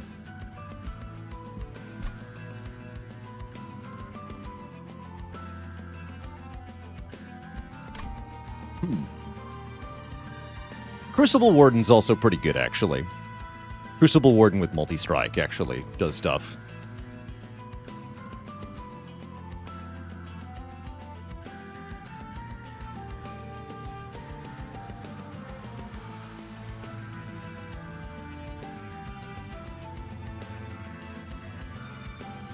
But big bonk. Yeah, but how do I play it?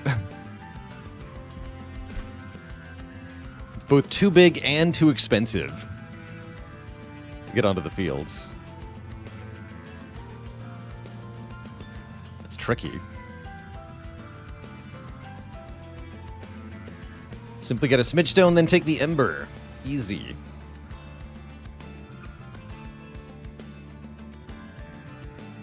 And then play only him on turn 1. Never anything else.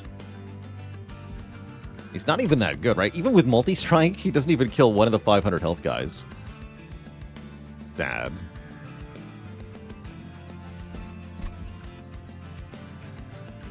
Very sad. I think I'm going to try it, though. Let's do it.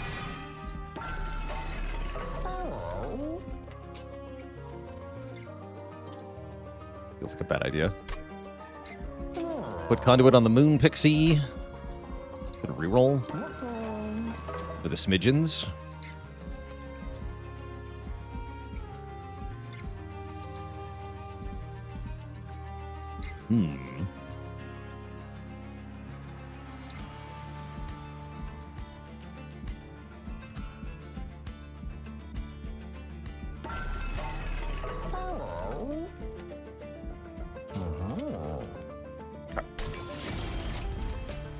If we can ever play him, things will be great.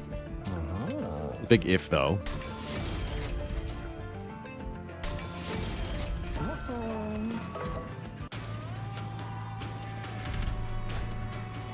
Okay. That's at least a free Mark of Invasion.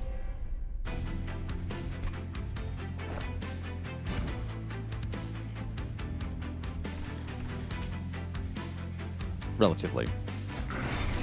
Yeah, relatively free. Moonsicle. Might as well put you here.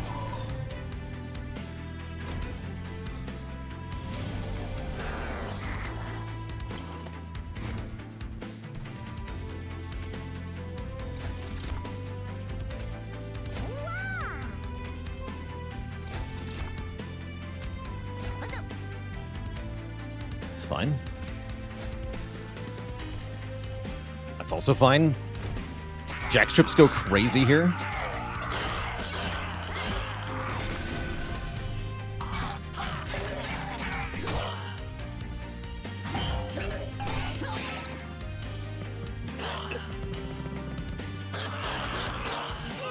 Got him.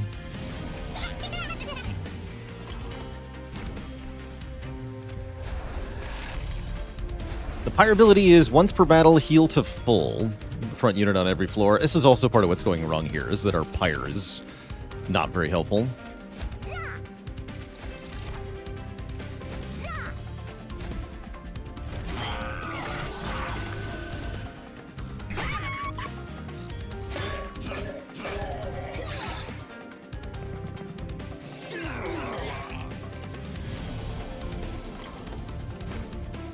Nice. I get to play the Calcified Ember. Didn't think that would work out, actually.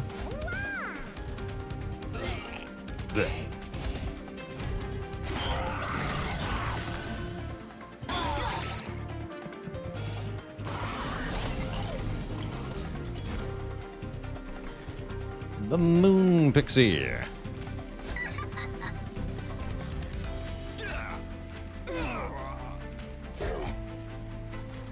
Here, have a friend.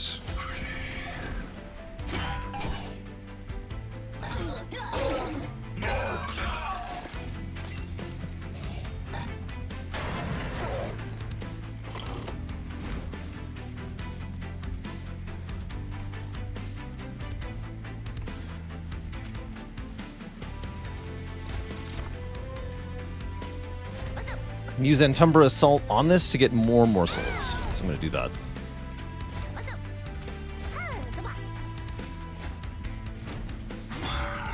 We should win up top here.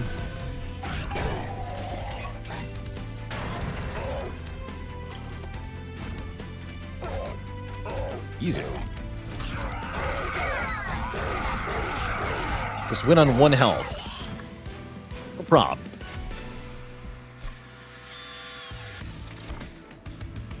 Okay, I think we want more morsel generation at the moment. I think so.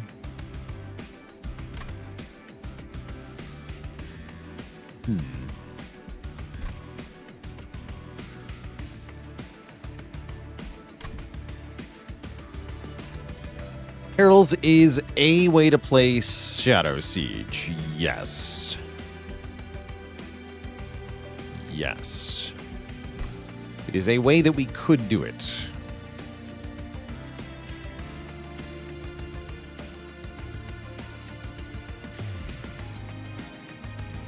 Does have some fun possibilities to it. I'm not convinced, though.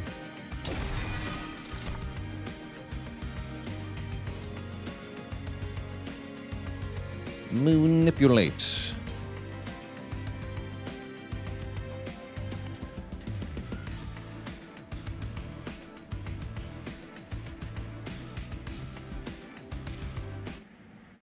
Guess manipulate's okay with the astrologer or whatever. Believe I'm going Merchant of Arms here to try to get buffs to Penumbra. Going all in on Penumbra themselves is maybe our best hope here. Endure in with the Prime sub in 36 months of support.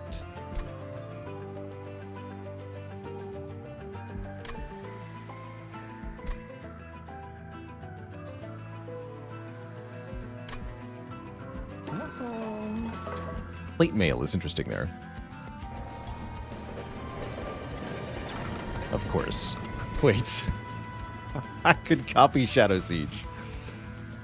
Oh, no.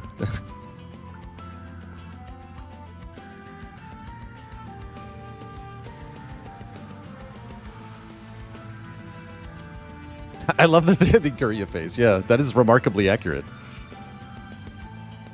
That's funny, too. Yeah, sketches of Salvation waiting room, right? I mean, what is this run doing if it's not copying Shadow Siege 5 times? Seriously.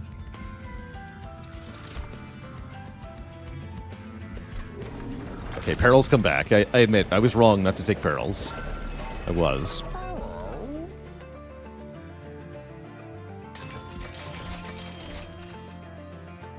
Okay, that's just good enough. Yeah, that's just good enough. If we take Ember after the boss now, we can play one of them. Great. Gotta beat the boss first.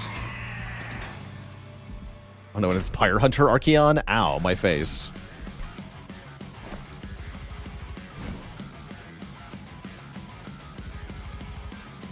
It's so dumb. This is so dumb. Oh no. Oh no, they're all in my opening hand, so I can't even play the Steward's Quarters reliably. I gotta get some removes here. Horrifying. Actually horrifying.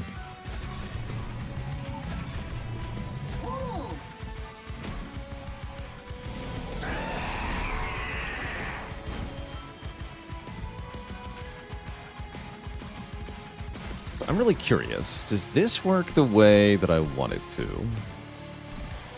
Actually, no. It's probably going to go here, yeah? That makes more sense.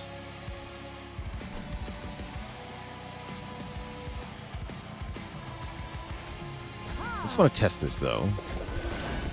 Okay, that doesn't prevent it from being eaten. I was wondering about that. Huh.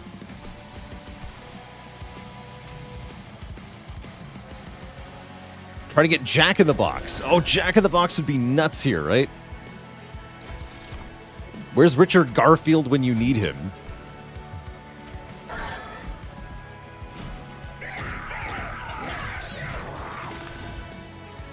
Garfield would be good here, has been called.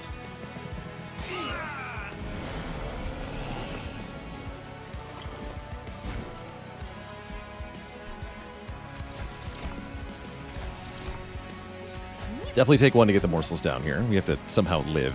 Living is going to be hard.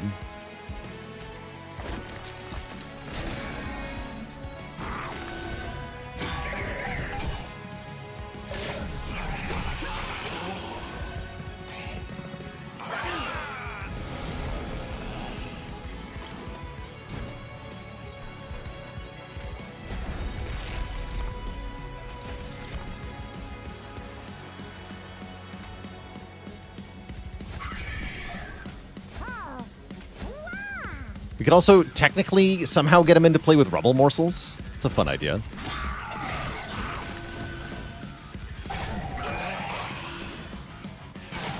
When are the Shadow Siege good? We're going to be able to use one next floor. But possibly never.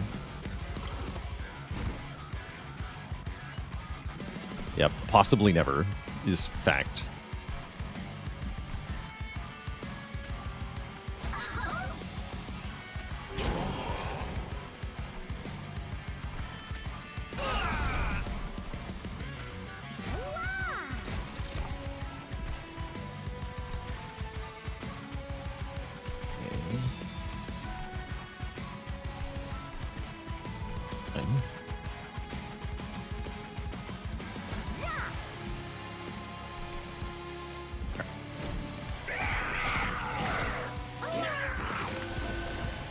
Also, Archeon might just kill me.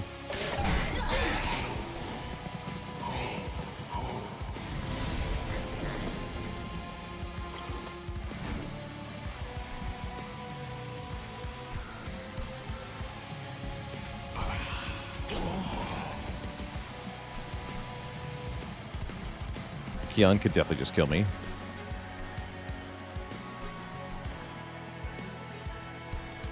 Might want a morsel down here, so let's play it that way. And then I think I want to do 25 to Archeon versus blapping anything here, including the Savage Spearman. Yeah, let's hit Archeon for 25. Could be very important.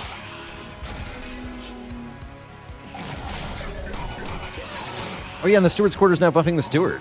That's actually really relevant. Yeah, that's important here. That's right, we can heal with these. Okay, that helps. 200 damage to Archeon on the bottom floor. That's pretty good, because we're trying to hold on the top.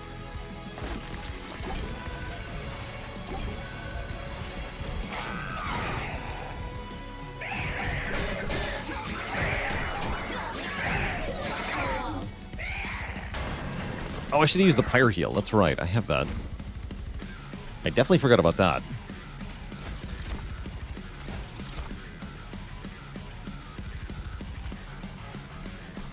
I guess I can use that now. There's no reason not to. I should have used that last turn. Although I think the Steward wouldn't have benefited much. Won't worry about it. Take one. Okay, looks like we are strong enough here. Not quite. But we will be when I play more morsels here.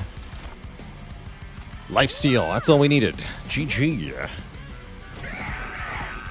Okay, so we survived long enough that we'll be able to at least theoretically play a Shadow Siege. What fun.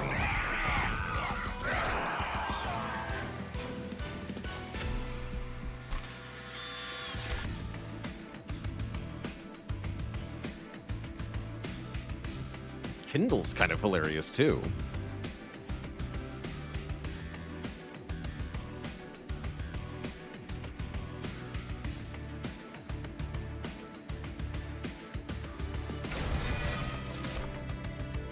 Oh, and Morsel Maid is here. Morsel Maid's pretty dang good. Although, it looks like we're doing Shadow Siege things, so no. And we're taking Ember? I suppose we're taking Ember. Yeah, because I've already got those Space Prisms. Yeah, take Ember. I should actually be able to play more than one of them. So the Morsel Maid's gimmick, I'll bring him back up here to show the unit I skipped. The Morsel Maid's whole gimmick is that he eats units immediately. So as soon as you play a morsel on his floor, he will instantly eat it, which A, allows him to eat things even if he's not the front unit, and B, allows you to scale. You can play as many morsels, you can feed as many morsels as you want per turn, whereas normally you're limited by space quite a bit. Chomp. Destroy a friendly unit. Yeah, and with Gorge stat scaling, it looks like they buffed him from MT1. I remember him being +2/+2 or something. He's a big boy now.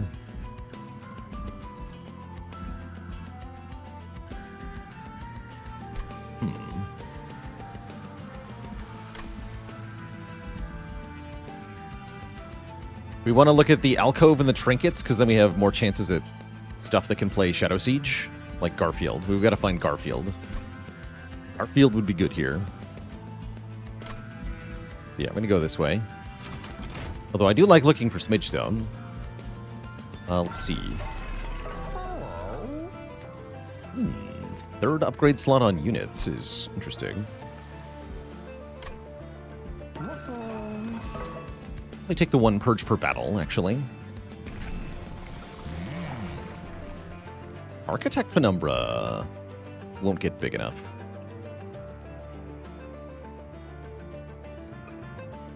Bull Architect could have done it. No, yeah, we go Glutton. Yes, Garfield!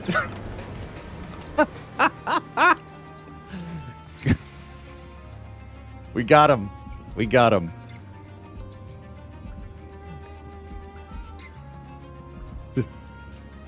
Excellent. Put the Shadow Sieges in the box.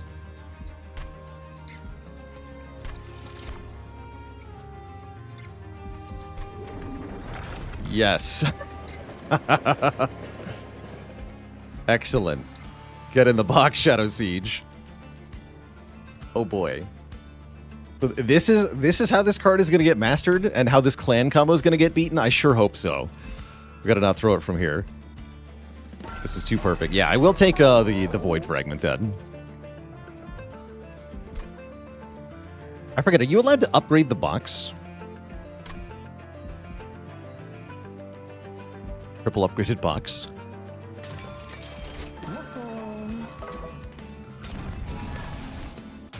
You can upgrade it. Reanimate box. I probably want damage shield box, honestly.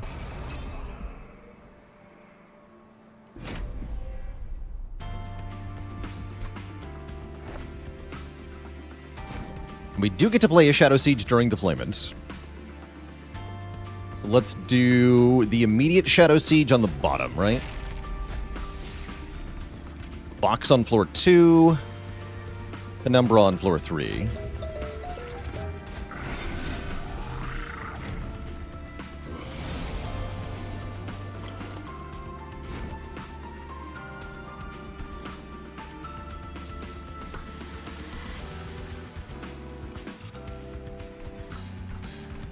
And I guess I'm gonna up the space here.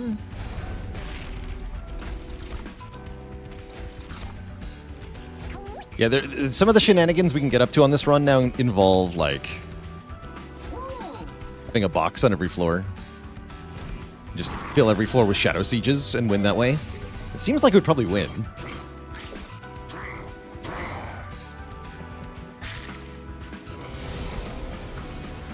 Yeah, the box will get duped. It sure will. Yeah, I think we can just skip every turn in this fight. Probably. Very likely.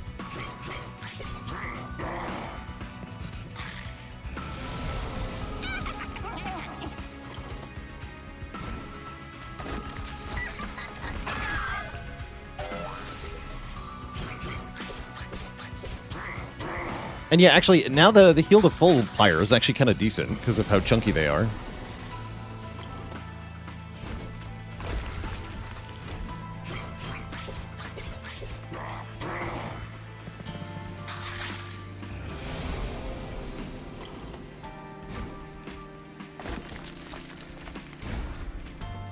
We can also give one of them plate mail.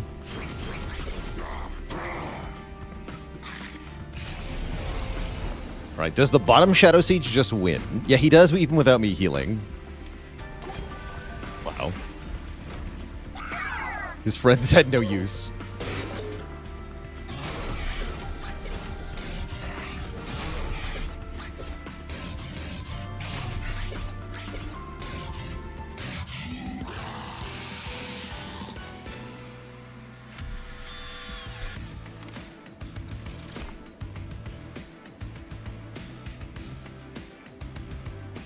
Gem Trove looks really good. For AoE damage shield.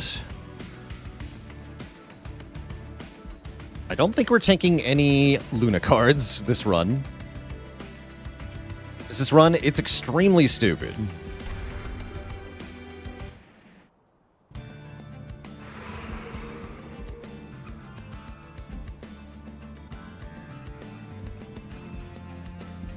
And now we want the dupe, right? Yeah, we want the dupe.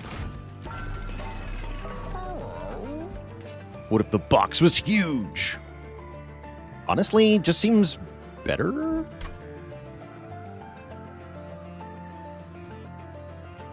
I think the large stone box is actually appropriate. Actually, on multiple levels. One, it gives it stats, which makes it harder to kill. It's not any more expensive, and we don't care about the capacity. Right? So we do, and we're going to damage shield it too. But here's the more important part. This makes the box physically bigger on the screen, which helps explain lore-wise how it's able to contain 3 Shadow Sieges. And so for narrative continuity, I think it's really important that we upgrade it with large stone.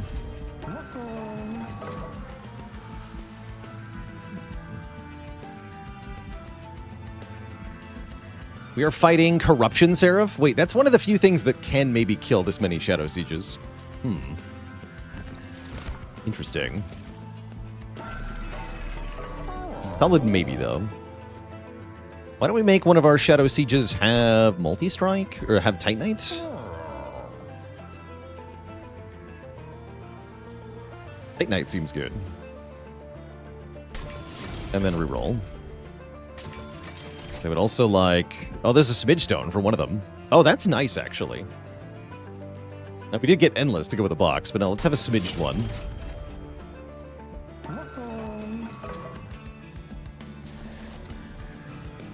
I could even dupe the Smidge one. Source of Trample would be nice. I don't think we need Trample, actually. What does Titanite do? Titanite makes the unit take half damage, so it's effectively double health, which is pretty good.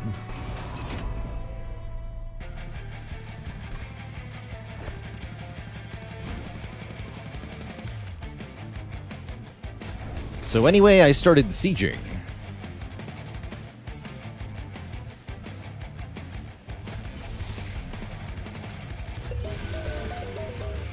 Big box. Yeah, now it looks like it can contain this guy, right? Totally.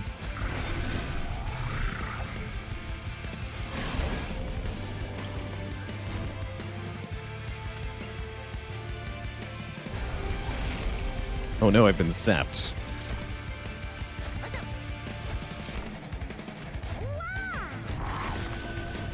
Five sieges? What, you think I'm only going to have 5 of these? We're going to have 5 on each floor.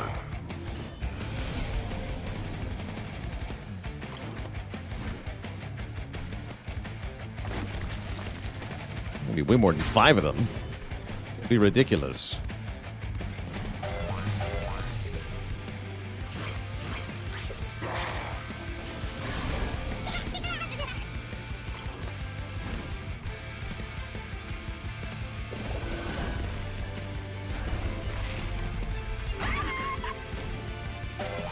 No biggie? No, they're all biggie. Yes, biggie.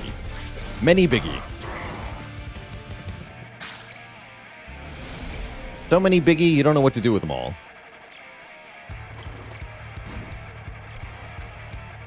Give them all damage shield, I guess is what you do with them all.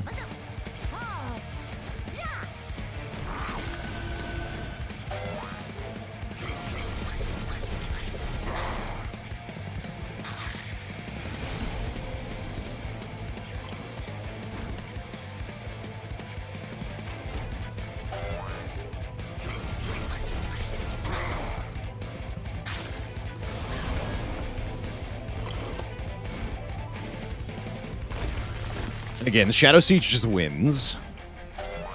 On the bottom.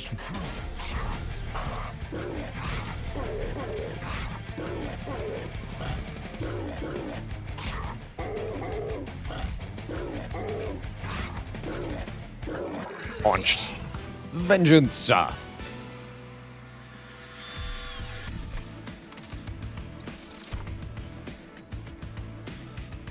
These also help.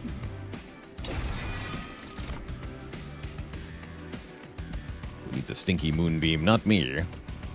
Alright, lose the other shield stewards so I don't draw them on turn 1. Now we might be able to get everything in play correctly. Is it Arm Merchant time? No, or is it Trinket Merchant time? I actually don't know.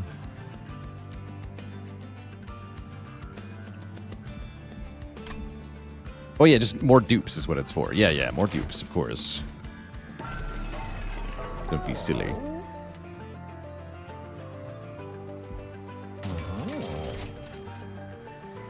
Don't care about any of that, although Void Armament is very funny.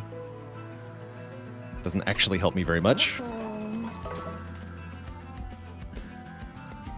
Yeah, we could just face tank the Inferno room. I like that idea. I'm going to remove the Astrologer.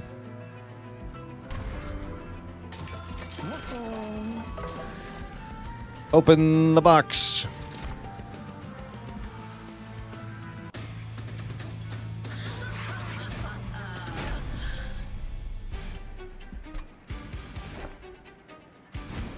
Can't believe duping Shadow Siege 5 times worked out. This has become extremely dumb. I guess I'm going to play this guy now, instead of the Titan Skin one. Oh, he's tiny! He's so cute.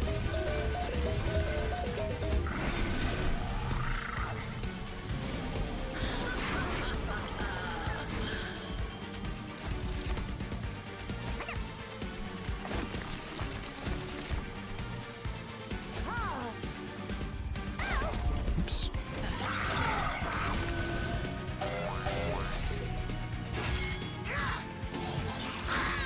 Oh, the box gets him. Don't talk to me or my son ever again.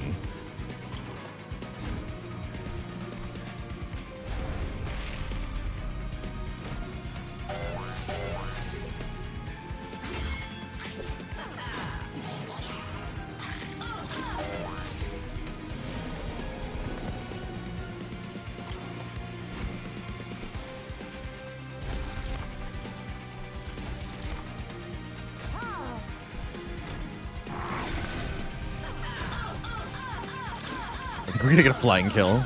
All that damage, though.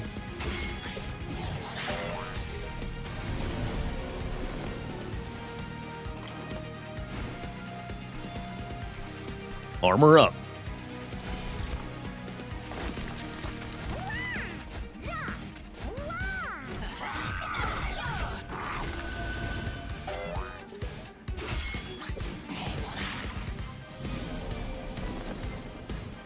The pips. The pips are pretty funny.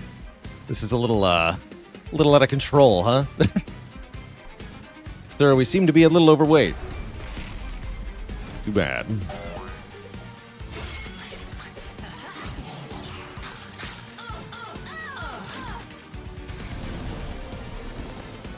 Well, rest in peace, Kale. Punch. Very funny how fast this run went from we're so dead to we're winning everything now. We're just crushing it. Absolutely crushing it. What do I even take now? Card draw? I think card draw. No idea. I think I take card draw. I'm wondering if I take another Kindle. I don't think so.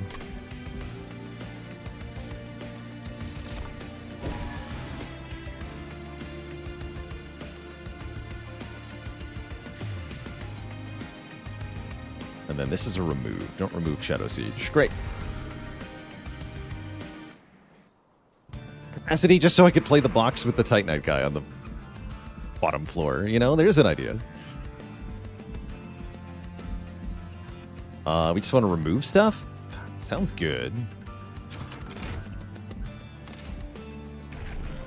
I think Penumbra's probably not seeing play in this run. No offense to Penumbra. He's actually decent, but not as decent as some of the other stuff we have going on here.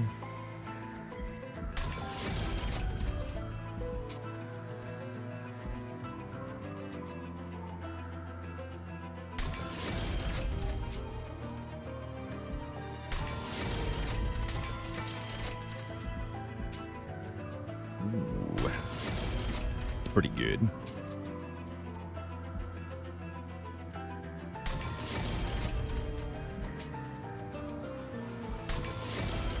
That seems very good. Alright, keep losing cards. These Witch Weaves are all going to go now. I would love to purge so many cards. I'm glad we have the Void Fragment, because this deck wants to remove everything. Seems unfair? Yes, this deck is deeply, deeply unfair.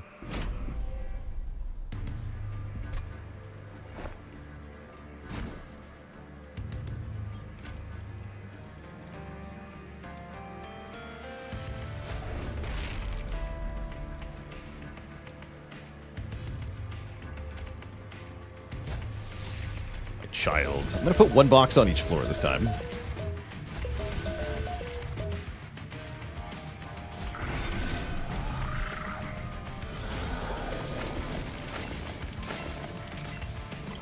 No, my box has been silenced.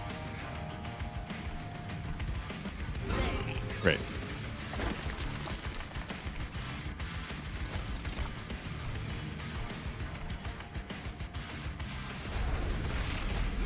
Need some help.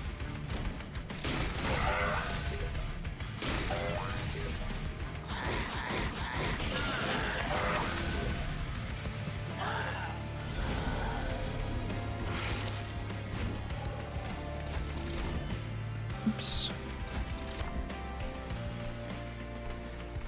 It's all good.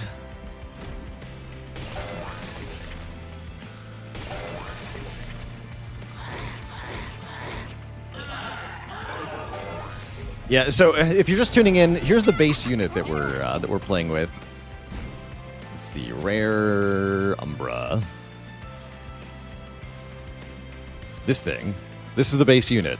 200, 150, 6 cost, 6 capacity. So the real trick is getting it in play in the first place. As you can see, we're not struggling with that part, though.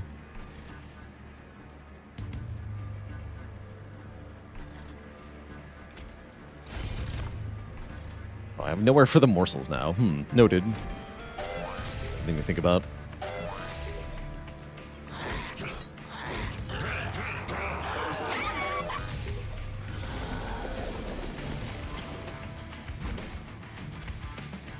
Don't you dare.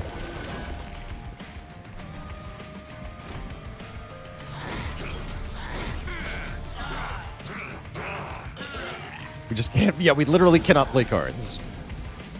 And it's fine.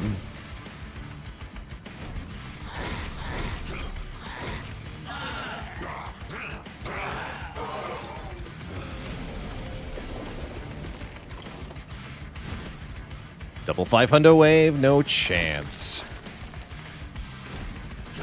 I still haven't used this one time, by the way. We'll use it on the to try to save our child. Or your child. The child is saved.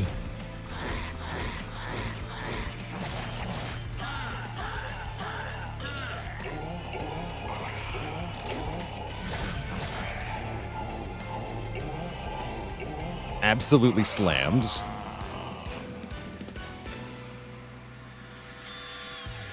GG.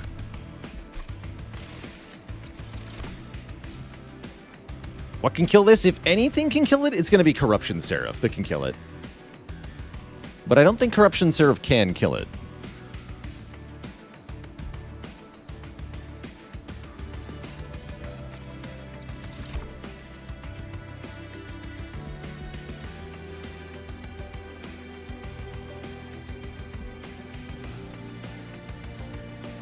I thought about Void Binding. It was okay.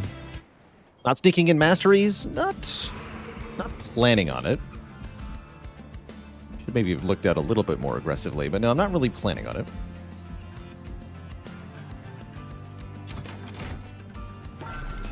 But yeah, we probably just kill Seraph in the early part of the thing. Make him bigger.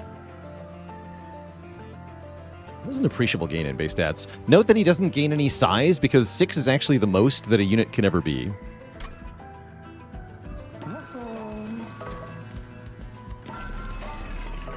The Shadow Box is here. Cute. Does the sprite get any bigger? I don't think so.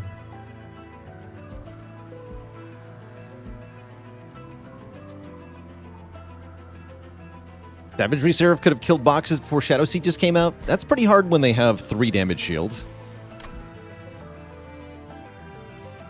Maybe on the bottom floor.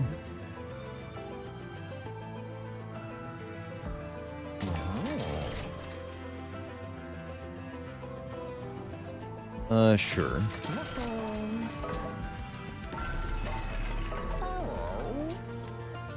Do you kind of like the 50 health? But I'm going to reroll here. It's both Titanite to the other thing are better. Let's make another tiny one.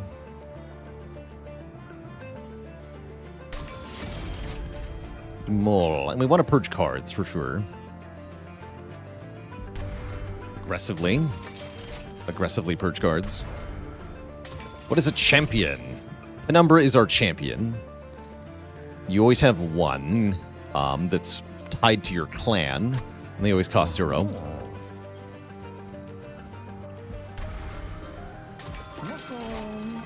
You're just joking. All good. Whatever.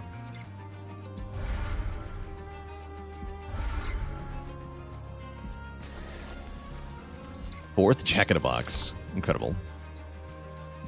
Incredible.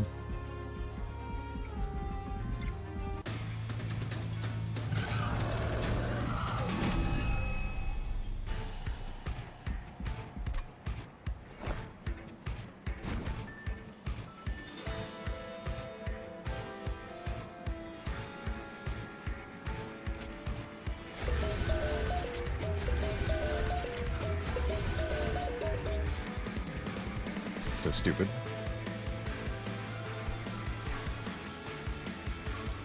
I'm not even gonna play Penumbra.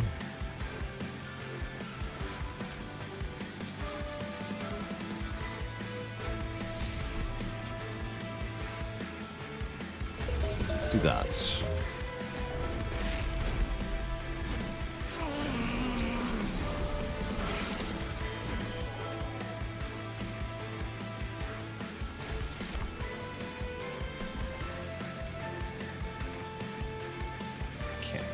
Fine. So we are going to get cursed. That's mildly annoying, but not really inconvenient or anything.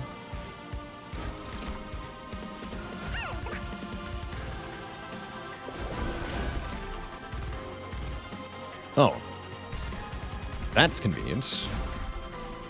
Don't mind if I do. Yeah, plop him on the bottom.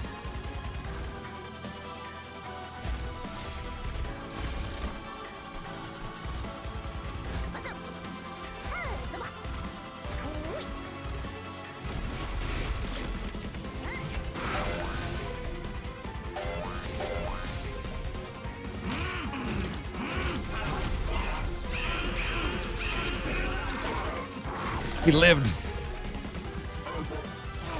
At least the curses give me something to play. True.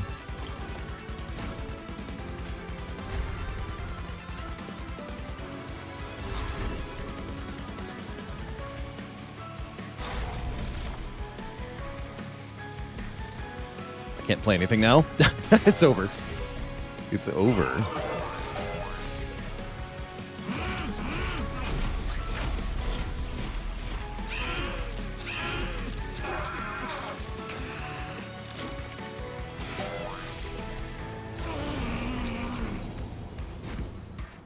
I believe I owe the chat a dad joke for Valentin Hart. What do you call a Shadow Siege who's just a little guy? A lad, O Siege. No refunds.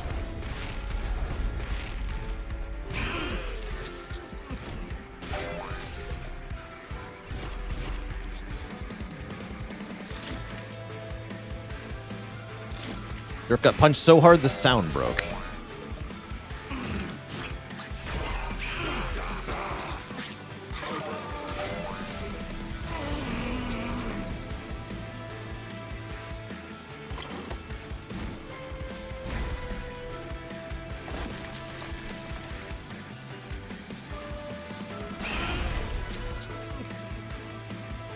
Okay, that wave is too tough. We are losing our child. Child, don't go yet.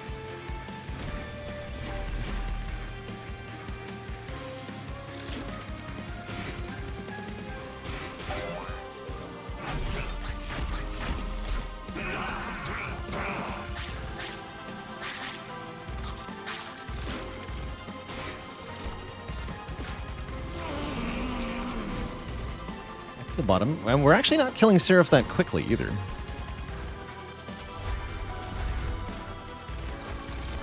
Not quite as free as we wanted.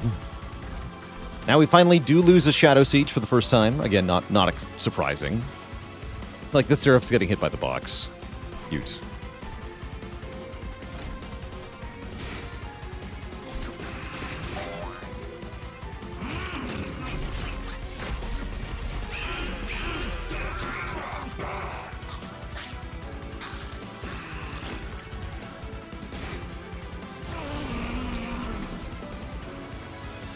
Here's good damage.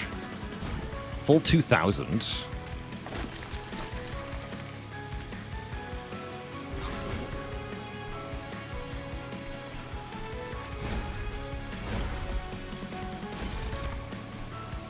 Yeah, the morsels. I literally cannot play them. The bonking.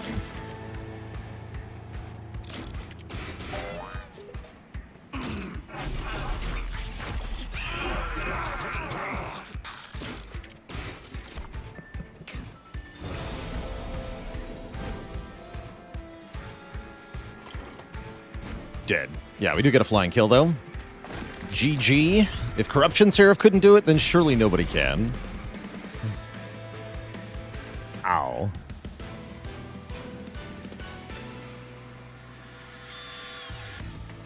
Oh, okay. That's weird.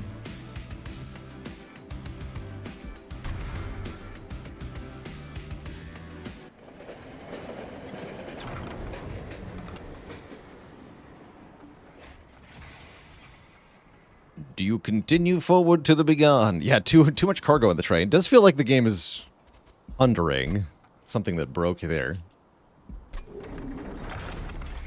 Some value is not created to handle.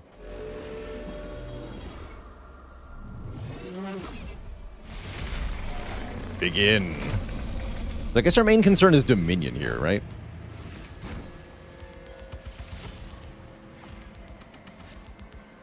Do the same setup as before.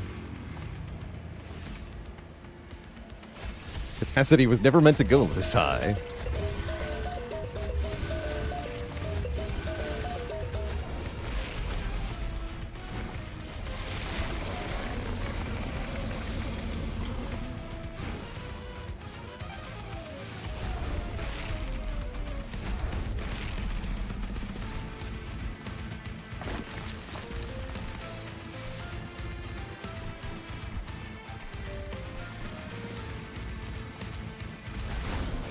Draw a card. Not a good card, though.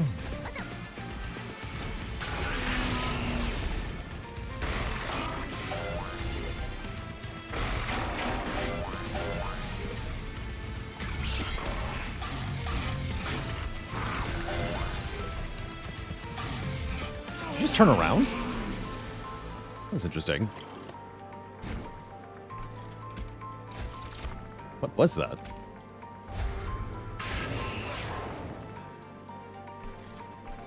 Alright, we already can no longer play units.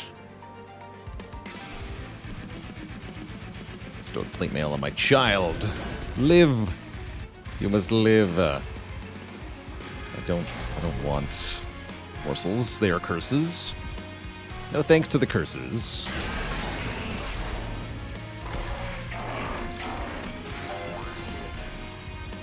I see their damage sprite has them facing kind of the other way.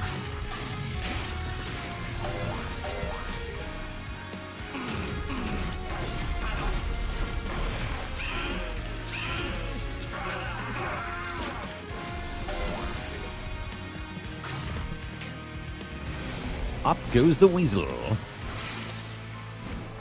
Won't they stop me from drawing other curses? Wait, you're right. Brilliant. Seems to me we've got plenty of health. I think I should just take damage to prevent further sapping, lowering our damage output. Sounds fine.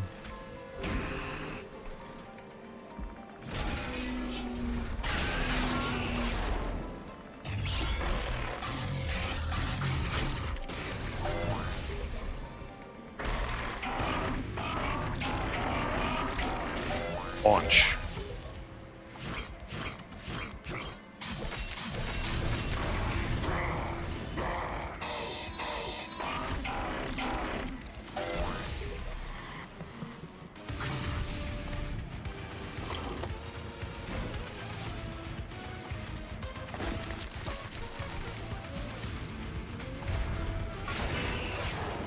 What's that?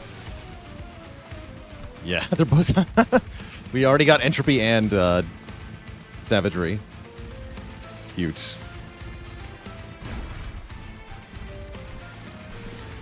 I'll delay the full heal by 1 turn by doing this.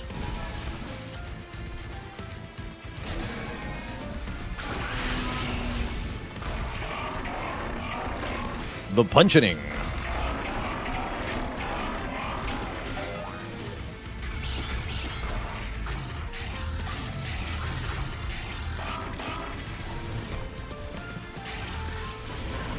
Right now, heal all of my friends. Brilliant. Alright, now we can play these, because we no longer care about our damage output. Guess I could have always done it thusly, that's fine. I just do a whole bunch of punching for 0. While we slowly perish.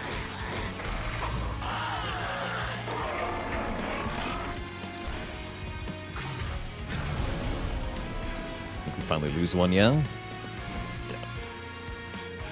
Nothing I can do to hold on to them. That's not true, actually. Yes, it is.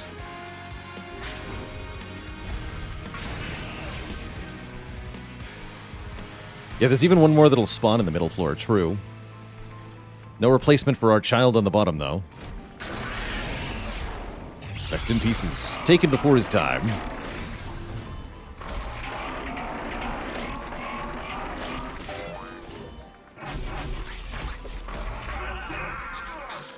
The youth has been corrupted.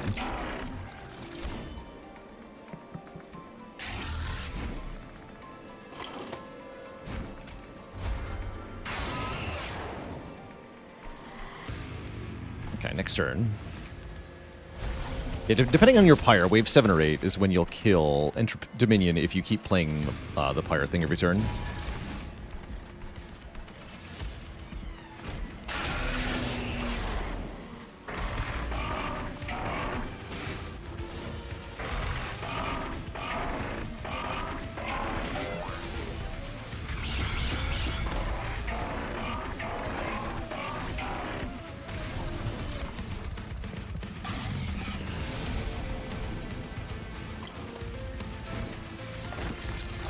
GG.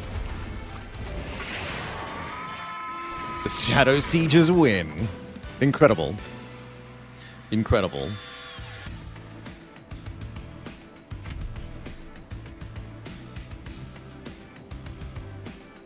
That was perhaps our silliest run of Monster Train 2 yet. Absolutely legendary. And with so few relics, too. Doesn't look at first glance like something that might be ridiculous. But it sure was ridiculous. Monster Siege is what we just played. Holy heck. absolute monstrosity of a run. So that's how you win with one of the weakest clan combos there is. Umbra, Luna. Just have 12 Shadow Sieges. Easy. Easy peasy. That is so fun. Yeah, that is so fun. Take that, Zizzy. Get wrecked. Incredible. Actually incredible. Well, I can't possibly top that, so I think that's it. Yes, Zizzy's even here. Great. Yeah, I dunked on your score. Take that.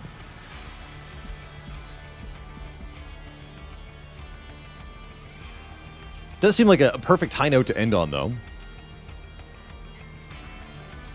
So I think I'll be switching games here to some Against the Storm for the second half. Before that happens, I'm going to stretch the legs, refill the water, and take a quick couple-minute break here. Upon my return, we'll get cozy in the storm. Although we're getting into the high prestige runs in Against the Storm, so maybe not so cozy. But yeah, just legendary run. Very fun.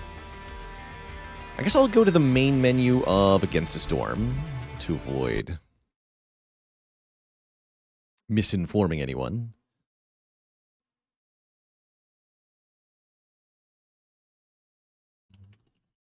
And then take my break.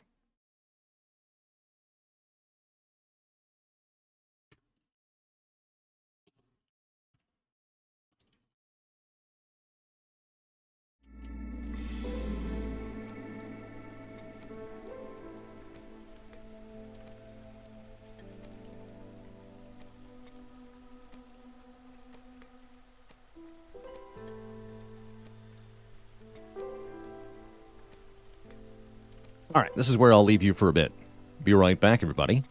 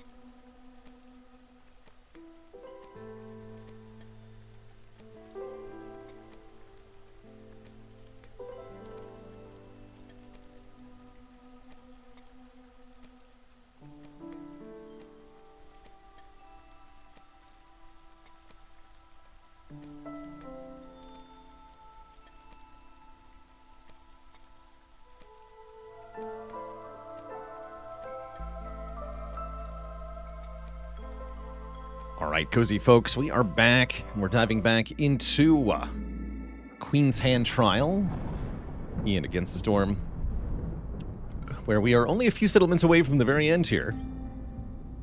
Looks like we just need 11 seal fragments. That's all. We'd love to get some other stuff at the same time, but it's not required. Where the heck am I settling, though? Is a good question. I could go back over here to the bandit camp. It's actually not the worst idea. Like bandit camp, then corrosive torrents.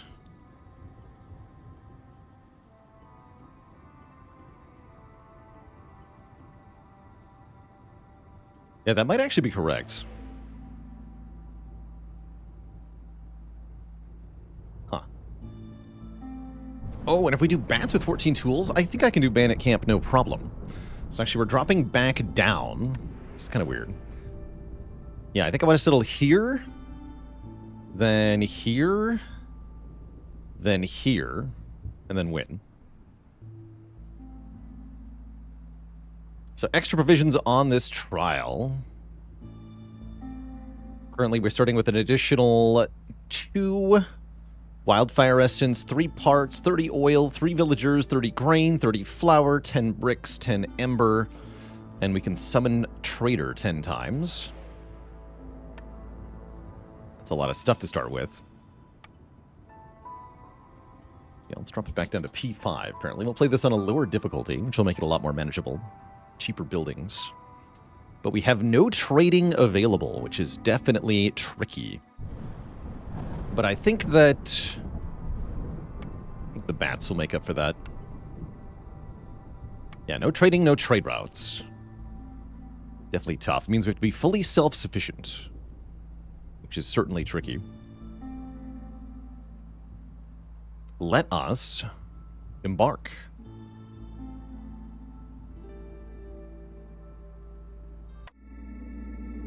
Forgot to name it Storm. Storms fall. Impatience grows slower during drizzle. That's nice. That's a very good positive modifier. Why don't I have any embarkation points? Queen's Hand trial things. I haven't earned any. Basically, you never get any in this game mode.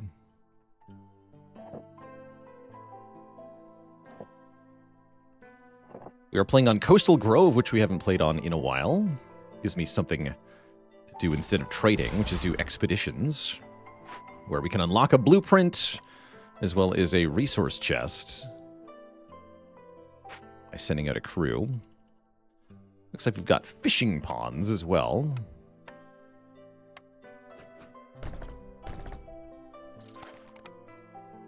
Guess I'll get started on that early.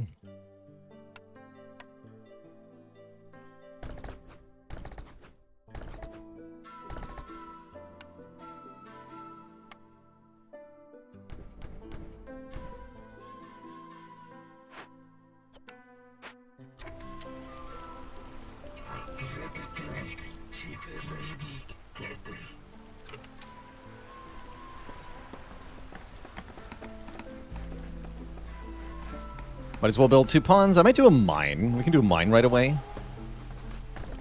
Have to do that. Start getting coal.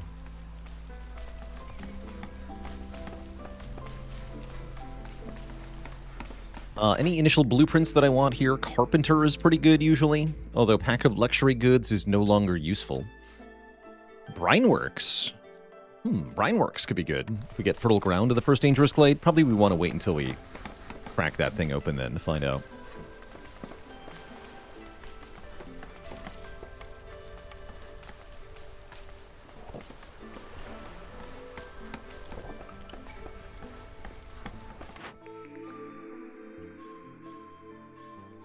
Faster event speed is nice. I also like Prosperous Archaeology because I'm expecting Global Resolve to play a big role in winning here. And we have starting tools, so we're more likely to be able to open or send caches. Let's take Prosperous Archaeology. I do like anything that gives Global Resolve, generally.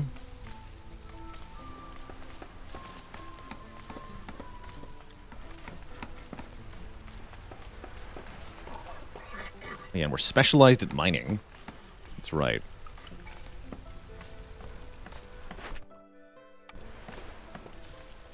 Workshop as the first pick isn't terrible. I agree with that. And yeah, currently we only have bats. These are not harpies, but bats, which are a little bit different. They are part of the second DLC. They can build the unique building, the Manorial Court, which allows us to permanently exile people from the settlement in order to gain both resolve for bats as well as a global production bonus.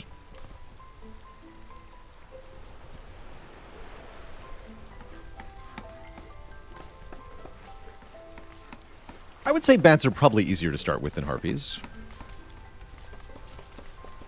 They do have a base low resolve. They lose resolve slower, though, during the storm, which is very nice. Red with a prime sub in 6 months. So yeah, I'd say they're less temperamental than harpies. Just felt your Queen's Hand trial feels hard playing without upgrades. It sure is. Yeah, the accumulated upgrades from the single player, or the campaign progression tree or whatever is... You really feel those. They really add up. Alright, we won't be able to feed the crew until we get something else here. It's kind of annoying. You'd be exiling any non-bat who comes in. That's likely what will happen, barring maybe a Hearthkeeper. We are going to want lots of bats. Definitely.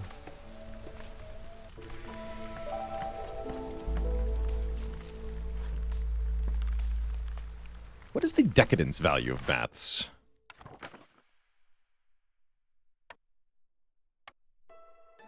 Four.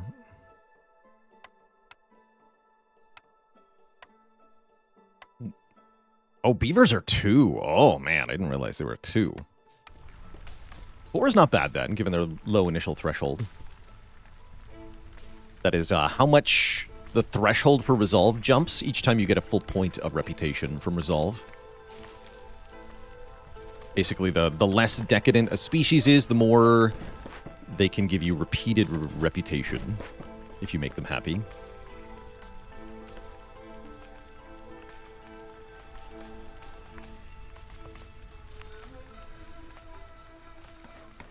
Perfectly acceptable start here so far.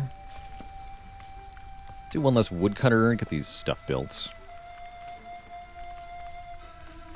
Yeah, like how the roads make them fly faster. I don't understand how it works either, okay? Oh no, my fence.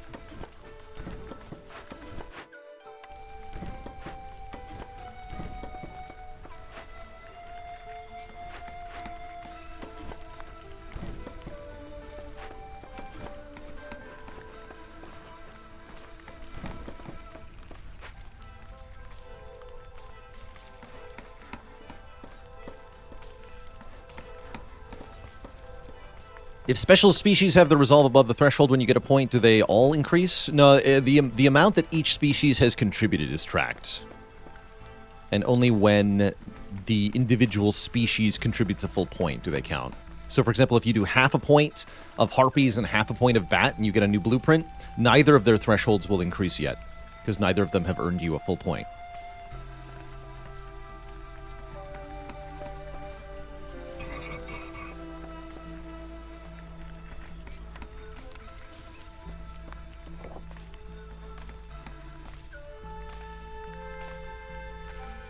Okay, we want to cut into the dangerous glades early-ish during the storm.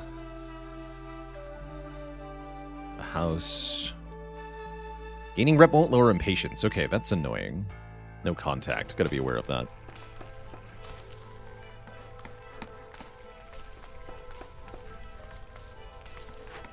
In general, though, I'm not worried about impatience during this one because we got the forest mystery that helps with impatience.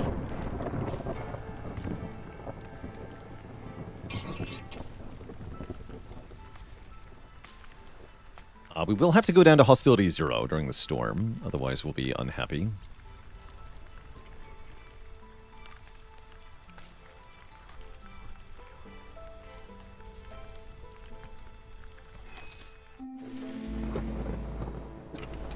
Although it could take a bit, right? The resolve should drop pretty slowly.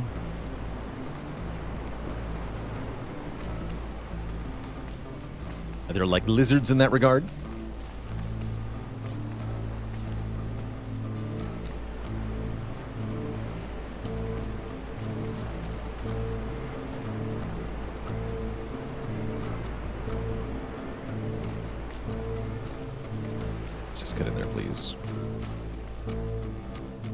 Almost lost one of my earlier settlements because I mistimed my glade opening, so I want to be more diligent about that. Whose resolve drops slower?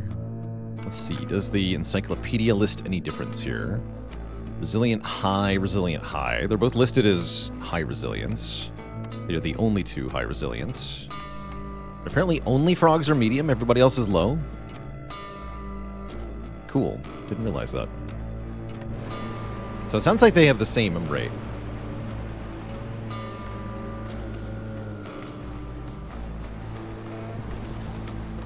Bonus from a bat hearthkeeper is 15% chance to not consume food during a break for villagers. So minus 15% food consumption. Oh, desperately need a non-bat to sacrifice. Minus 20 hostility every time a villager dies or leaves. Neat. And yes, I was supposed to check my orders, which I failed to do. We'll do now.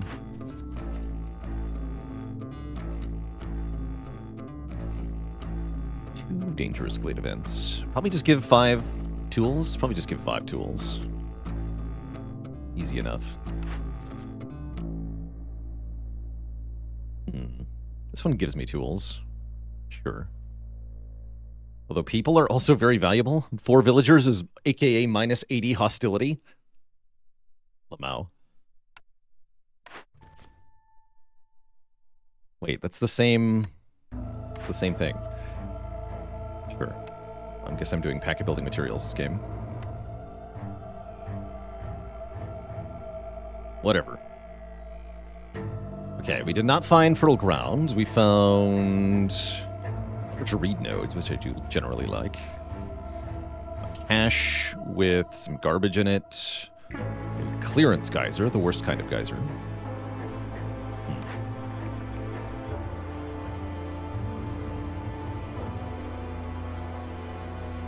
I guess I'll take carpenter. Right. These are all useless to me. I guess I'll take herbalist camp. That could be useful in the future.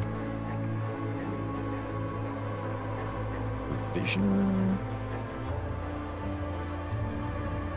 Being able to make copper bars is kind of valuable. Is there copper in the... No, that's the large flax nodes, right? Yeah.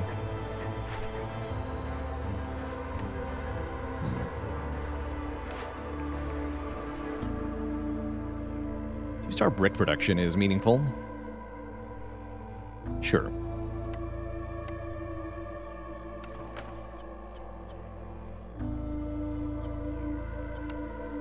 Yeah, it's meaningful.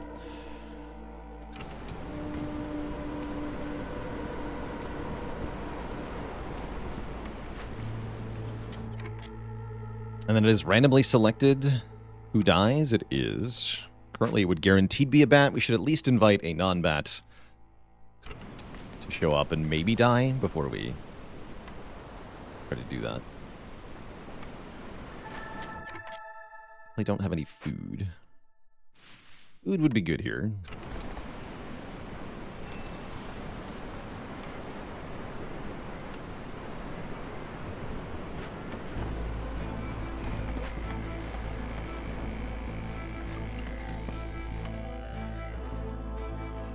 Do get humans. Give me 2 non-bats to start. And then begin working on the Altar of Decay. Perform the ritual. A bat died. Rip. That's alright. Plenty more where that came from. Smile.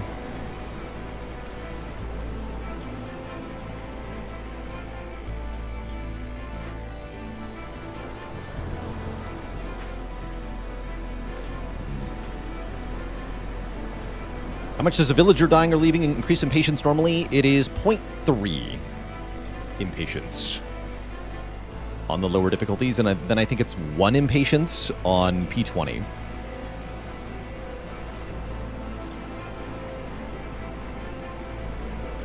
Yeah, I think one full impatience. Oh yeah, and we want a frog keeper, right? Yeah, we do. Despite the food crisis we're about to have. I should maybe keep the bat, actually. But no, give me more people to sacrifice.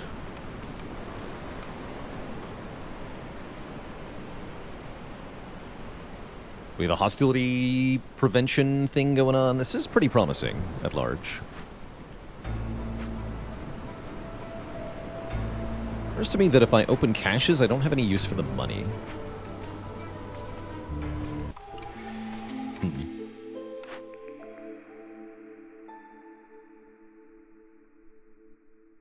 Finding a glade during the storm grants tools, too. I'm probably going to do that.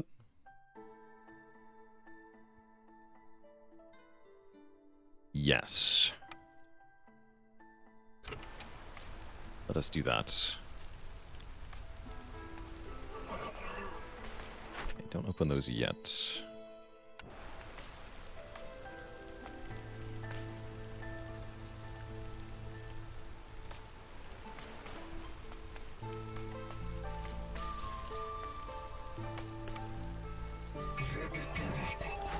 We're doing on coal. We have 60 coal. It's pretty high. Let's burn coal for a while. Hey there, Elchi Flow. Yes, we're having a proper villager killing settlement. Bats, lots of bats, plus Altar of Decay. The only thing really missing is a cornerstone, giving me a bonus every time a villager leaves or dies. Bone tools would have been amazing instead of improvised tools.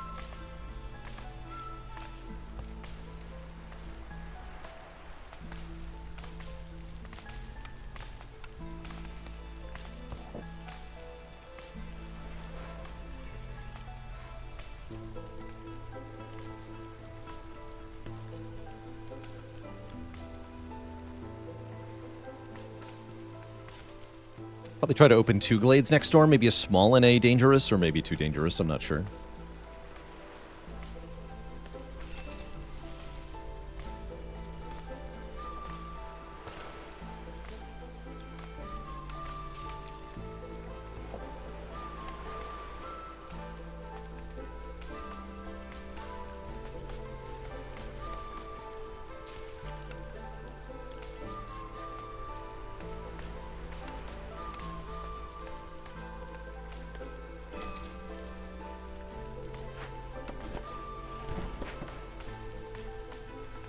Visit our lovely town. We guarantee you'll never leave. No, we guarantee you'll leave immediately. We're not killing them. We are telling them to leave.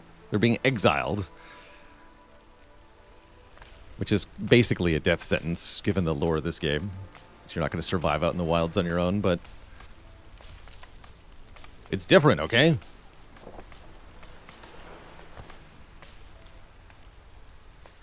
It's different. Oh yeah, and we get less impatience from... We both have access to humans, and we have a forest mystery reducing impatience, and so that will also help me send more people away. So yeah, we really have lots of synergy going on. Yes, the docks are part of one of the DLCs. DLC number 1 adds this biome with the Strider port, which I currently am not allowed to use. Sad. All right, we better put the Altar Decay right front and center of this settlement, because that's the kind of settlement we are. Settlement of death.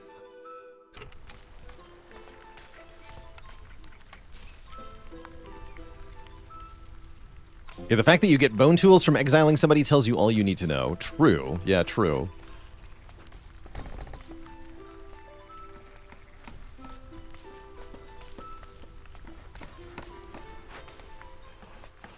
Fair enough.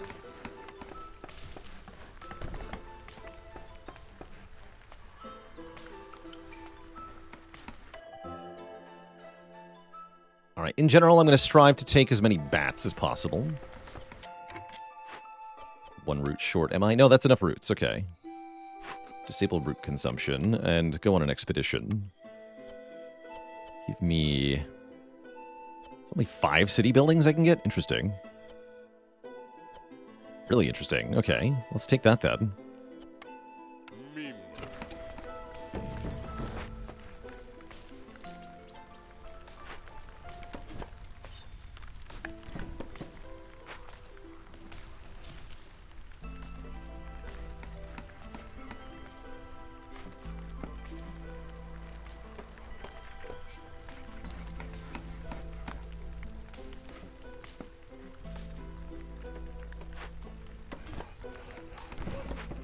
Storm's coming up soon. Not going to be able to get into glades. Do our best.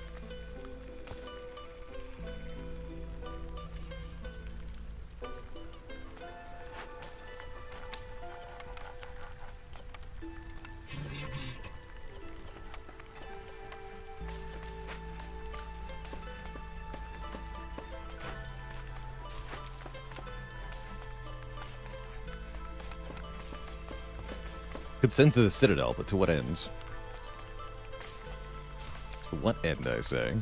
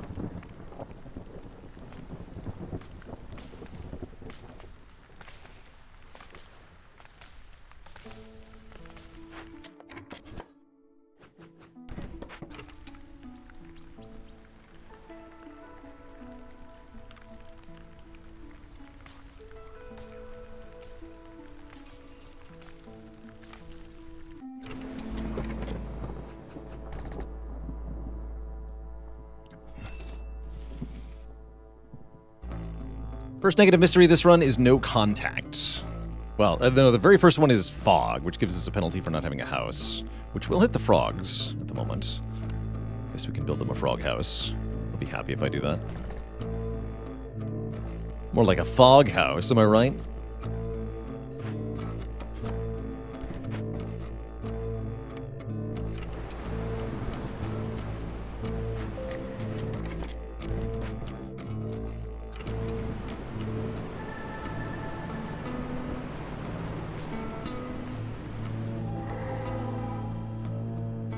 Okay, there's the incoming food crisis. Great. There's food here I can use. Doesn't quite give food. Thankfully we have shorter event time to the lower difficulty. Not too bad, I guess. And that gave me tools, right?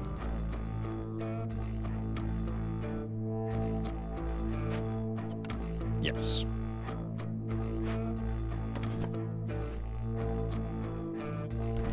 Okay, at least we can solve that pretty easily.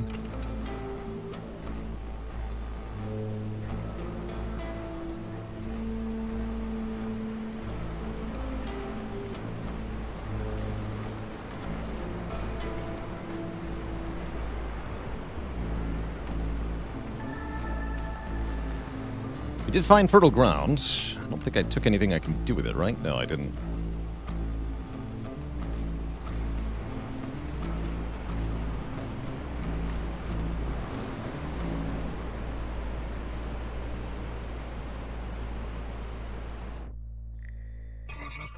Oh, the expedition's done. What's up, buddies? We got market and uncommon treasure.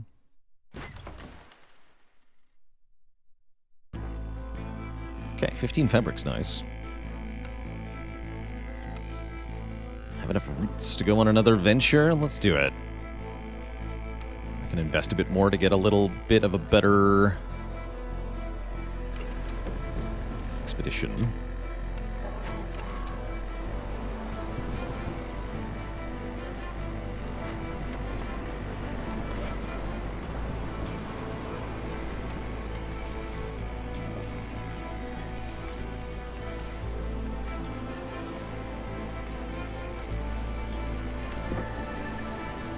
I can only get one. Now we can reach up.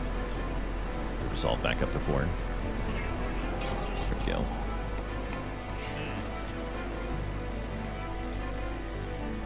The power of juggling.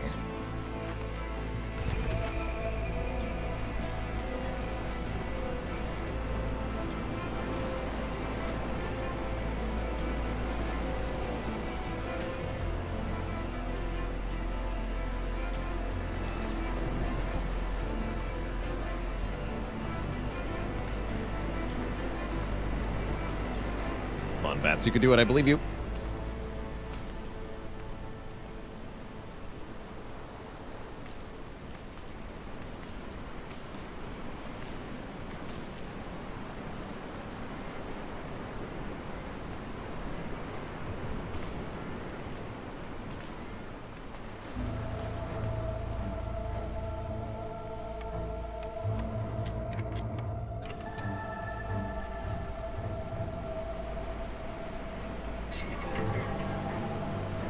Looks like we missed the timing. Okay, we'll wait on that. It's fine. Totally okay.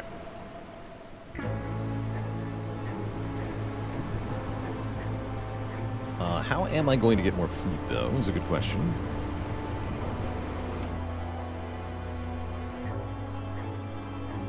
When in doubt, accept the greater number of people. And then ban them.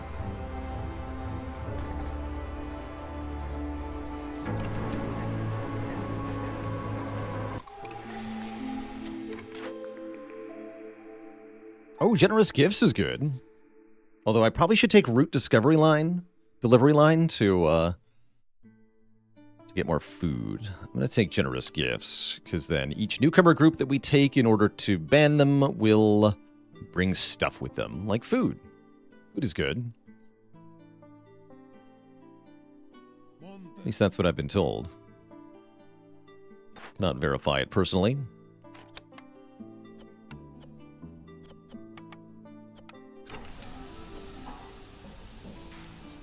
Oh, interesting. There's 3 specializations on the stamping mill. I didn't realize that. That's cool. Oh yeah, and we should definitely look at orders. We should have done that earlier. 2 empathy choices gives 10 tools. Build bat houses to get bat resolve. I want this to happen. I don't think it's going to.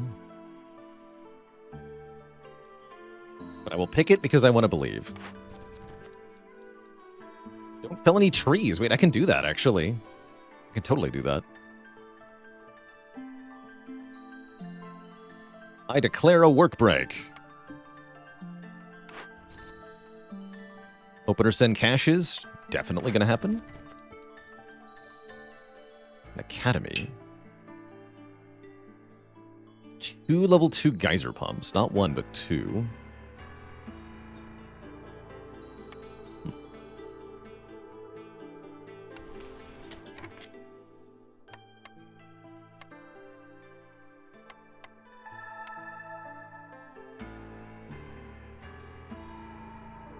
Yeah, we don't actually benefit from the money, so we get, what, 30 coal and 20% faster woodcutter speed? That's not bad. Not great, though, you're right.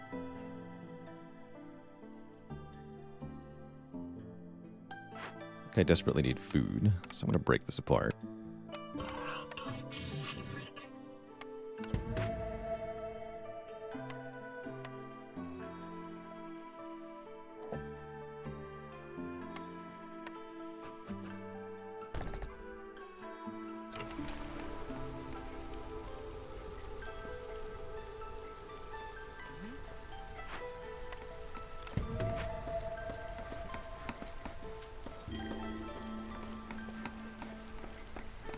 And how?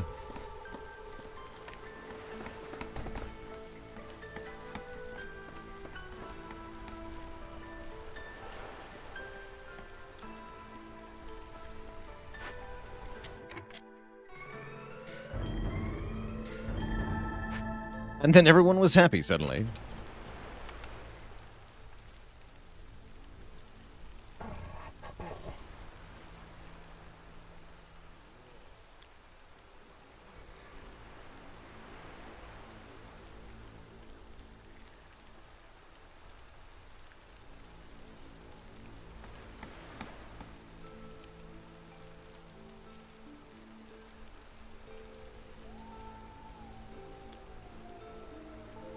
Bloodflower is over, and that'll end the crisis.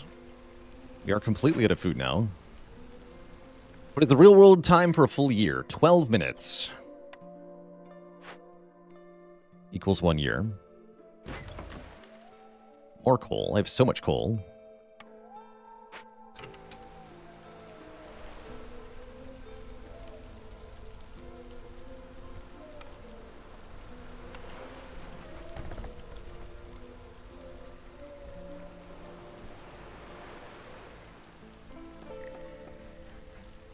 I guess I'll take my blueprint here. Oh, we get the better Trapper's Camp. I probably want that, because we are very low on food. Brick Oven is also kind of cool, because I can definitely make some biscuits. That's like 50 food, but this is a lot more than 50 food, right? We have, even with just 1 of these, this is way more than 50 food. I'll take way more than 50 food. It also speeds up the acquisition over here.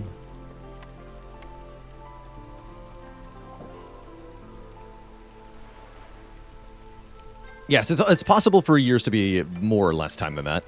If you're playing on non-prestige, then a year will be 10 minutes.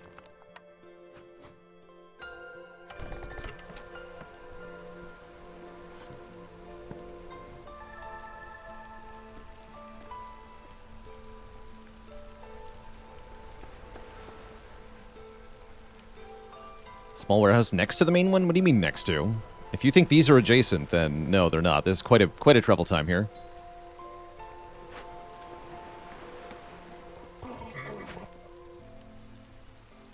This is more than far enough away to justify a new warehouse.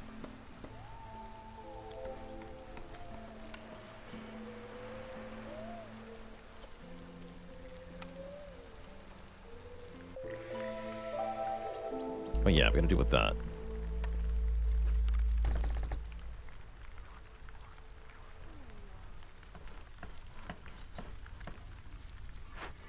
This isn't a warehouse, if that's what you're wondering. This is the makeshift post.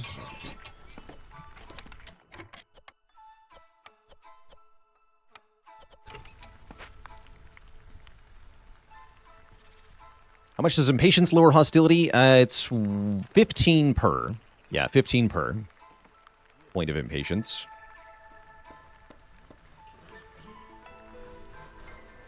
Ah, yeah, you were fooled by the makeshift post. That makes sense. That does make sense.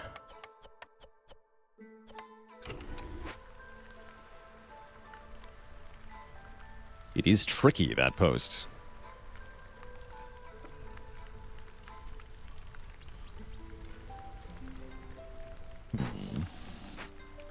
I guess I can hook water up to the stamping mill. That's not too bad. Then I can make bricks super powered.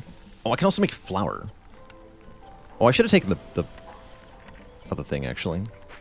I'll take a way to make biscuits or pie if I see it.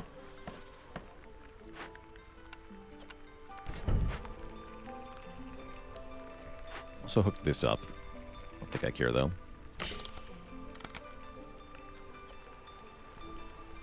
So close to getting points from bats. Just need to exile more people. Or send another cache.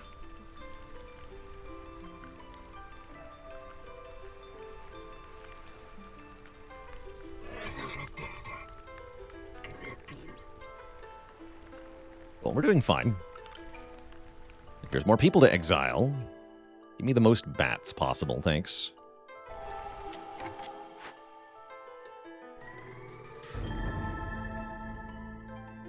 Looks like we need another house. Guess it is time for the second hearth already.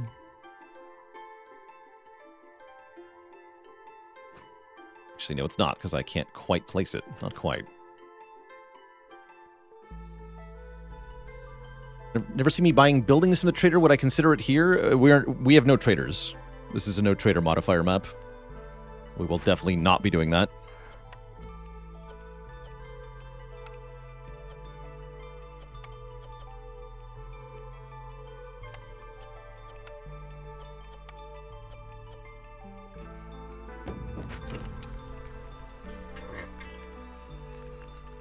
Are bats allowed to be favored? Nope.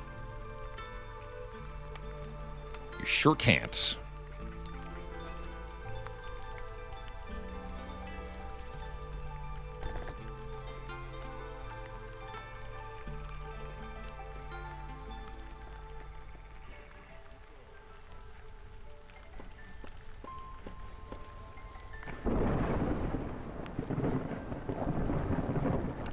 Guess I can make another frog house for now.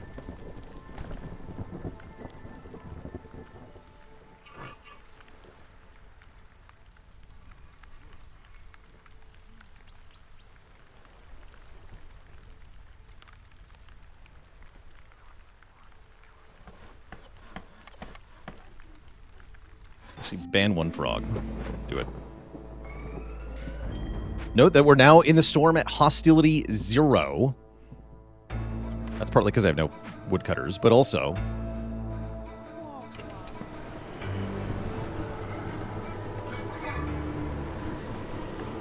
because of the Altar of Decay.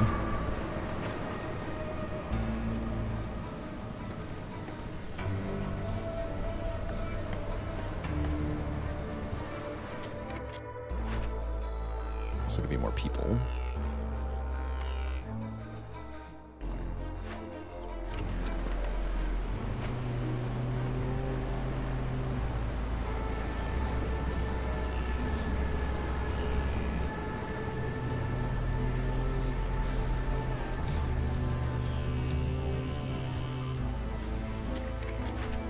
Vacation over.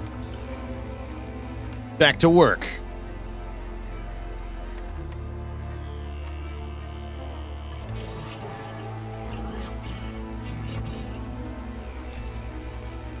Want to see those glades cut into. Chop, chop. We can also open small glades more freely, because again, we have hostility control. Which is very nice. Oh, and I got metal from something. Sweet. Well then, go ahead and make some tools.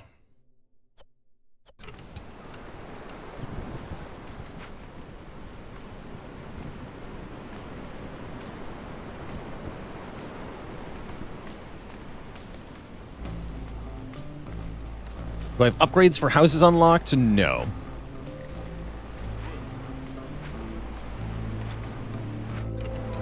Oops. What is that? Another small pot. And a small cache. Ooh, small cache is good. Got food in it, but... Send it.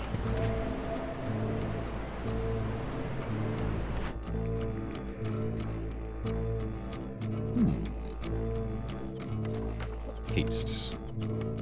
I can make paste, sort of. I'll also take plantation here. It's not a bad idea. Yeah, it's not a bad idea. Let's do that.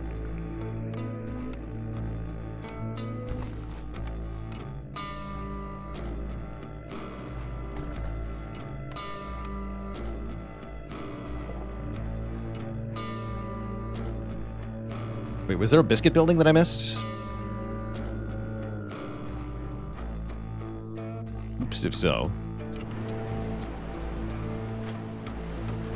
What to do here? Did not even see the biscuits.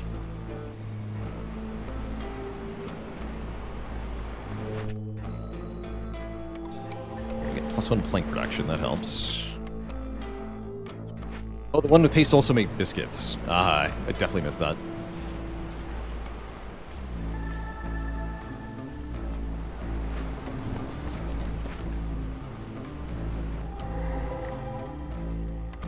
Another freaking blood flower. Oof. Oof, I say. And no cash, worst of all. Not even one cash.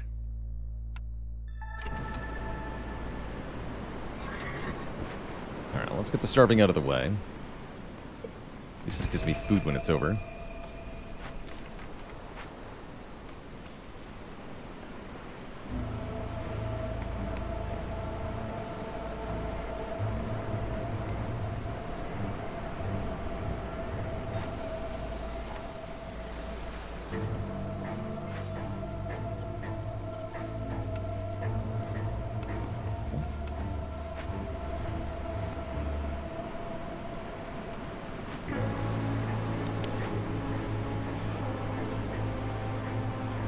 My other stinky human. Do I have another stinky human? No, that's my own human.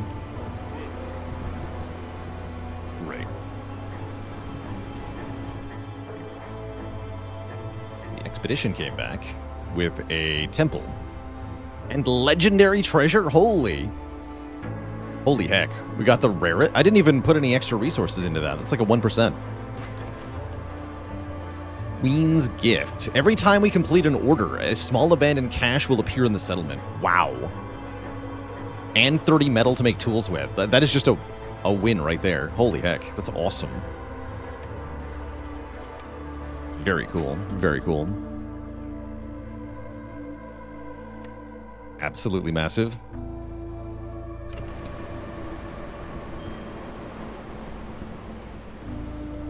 I have no orders to pick yet.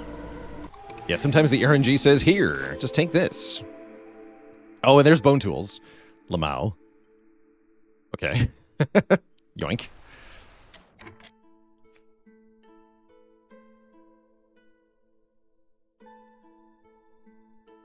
Yes, Georgie VP, I did know that you could assign workers to unbuilt buildings. You saw me do that. I've done that a couple times this game already. Too easy. And the prosperous archaeology is going to go so hard.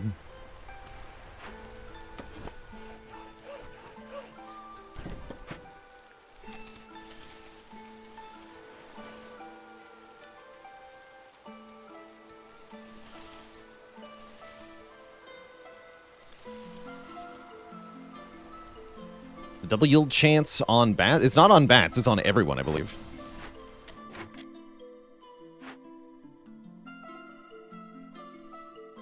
Right.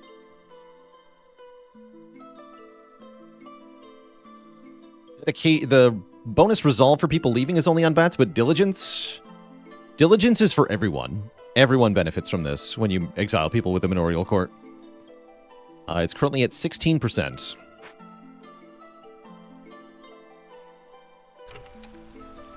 But yeah, that is not just bats. Let's go double Traverse Camp, because apparently I'm starving.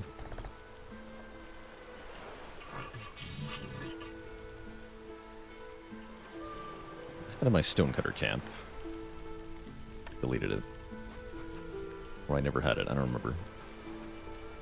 Doesn't matter. Alright, let's ban some people. Frogs, goodbye.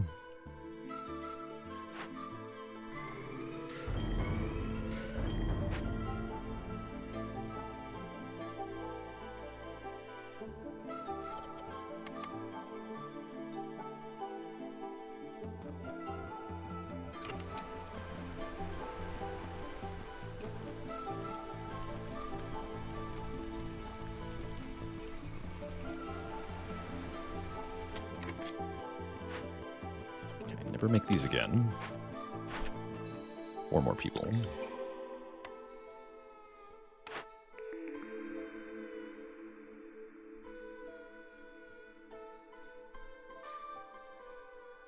Please don't say biscuits. I'll take dye production. That can help with haste if I want. Do we have the level 2 hearth unlock? Yes, we do. Good reminder. What is the spookiest decoration to put behind the... With some night ferns.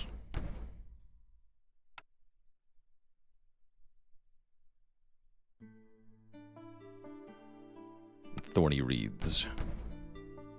Cages work too.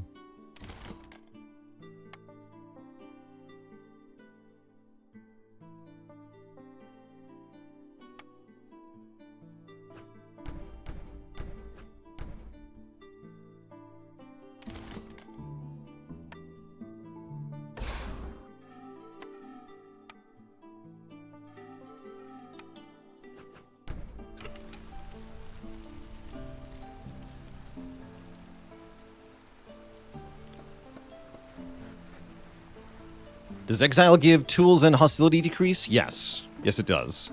Yeah, we get both of those things, which is part of why it's so strong. We don't need to send these, right? I'm gonna break this one open.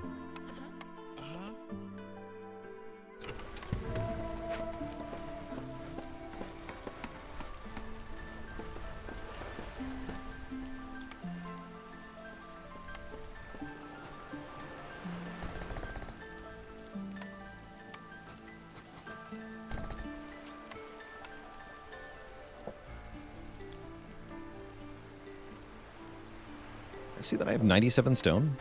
Yes.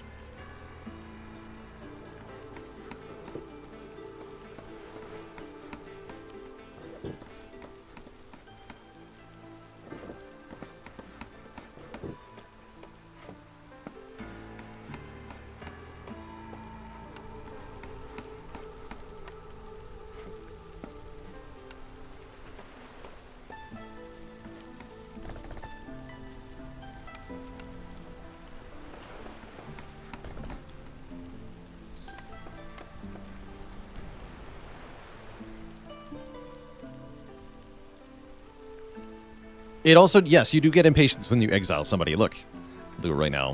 Let's get a stinky human out of here. Patience plus 0.3. Losing villagers times 1.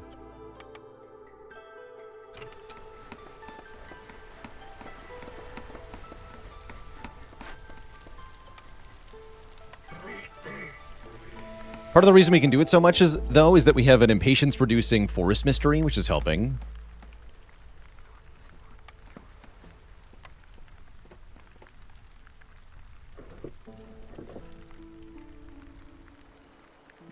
Down this path as well.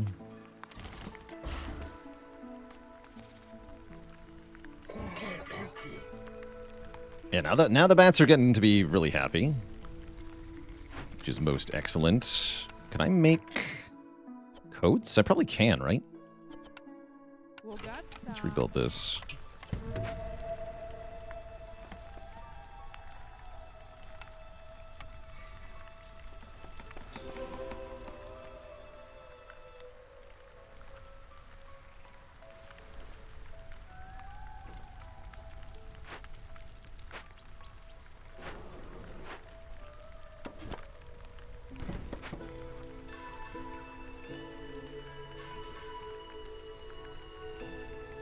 Finally, food seems like it's kind of under control. Can I welcome new people with berries? I sure can.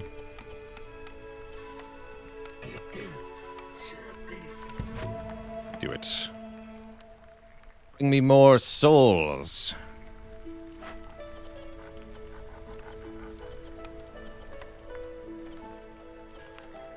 And then I want pipes. Cool, I want some pipes.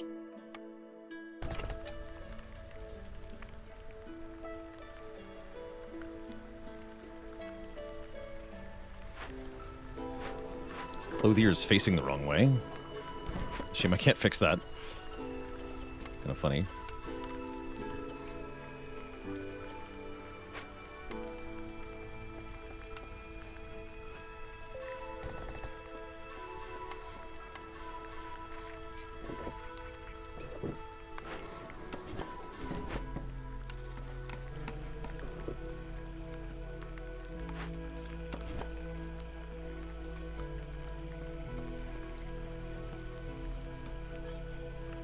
My woodcutter.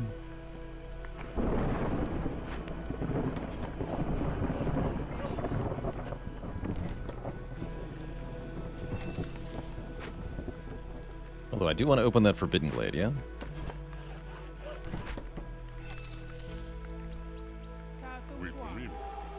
What's the worst that could happen?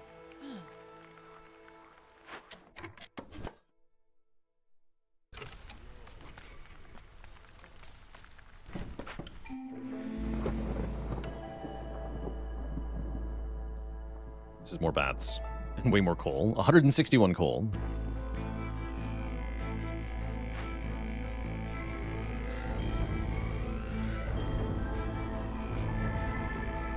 Look at that hostility just plummeting.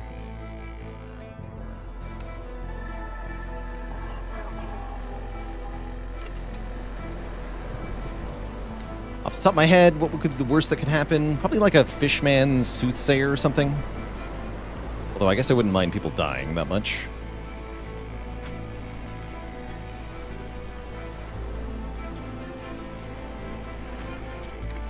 I have 4. Great. Perfect. Fact to full power. Although first we're going to need, yeah, the tinctuary. Start making dye out of coal, because guess what? I have infinite coal.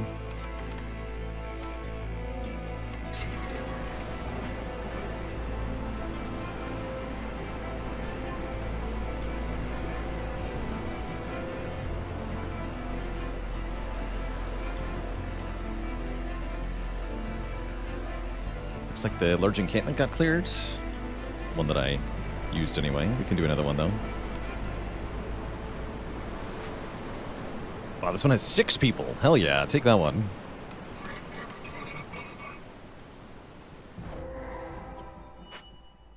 Just a lightning catcher. Those are annoying. More importantly, 2 large caches, which is exactly what we want. Some fun perks in here. No way to fix it, though. Might have to burn it down. Unless I can make containers. The clothier can make water skins. Hold on.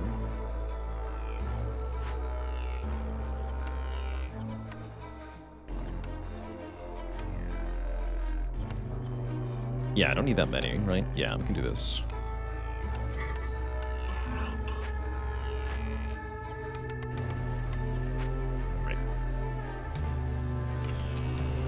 Perfect.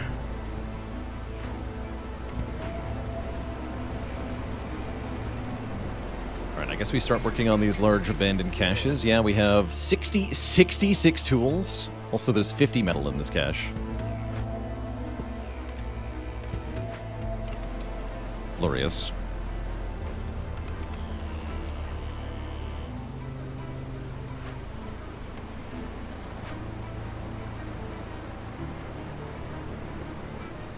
Looks like another 150 coal here. 5 times 30. Yeah, 150 there.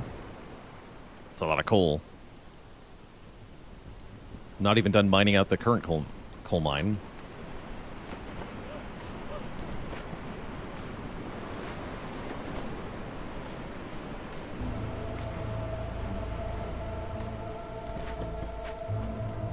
Ever upgrade my mines? Usually not, because, yeah, I usually don't have it unlocked in Queen's Hand Trial.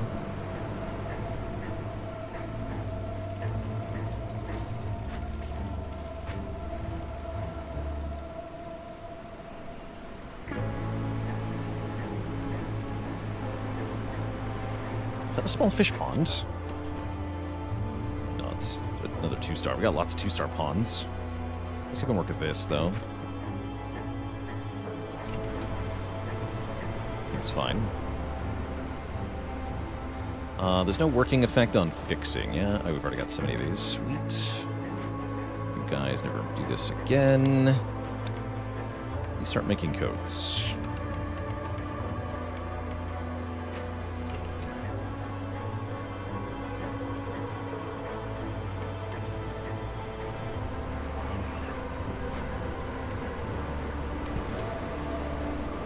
I don't have enough tools now. That's funny.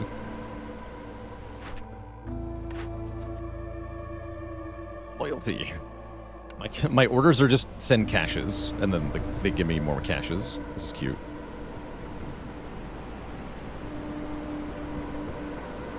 Very cute.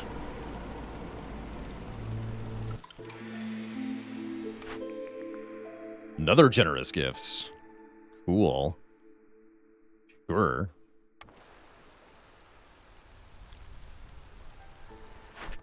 And the last order is going to be... have 22 bats. And deliver some scrolls. Sure. I'm only 1 bat away.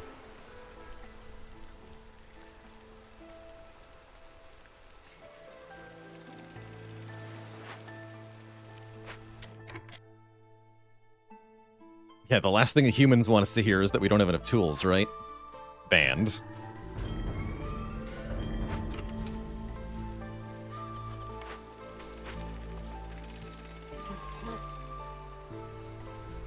Absolutely banned. And more coal production, because I don't have enough coal. Oh no, my farmer. Need them. Yeah, the carpenter's busy making tools too, right? Good.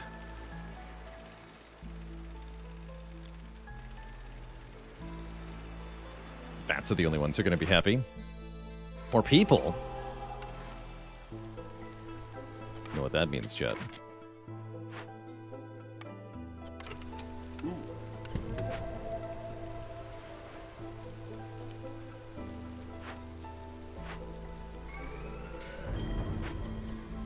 To the Shadow Realm.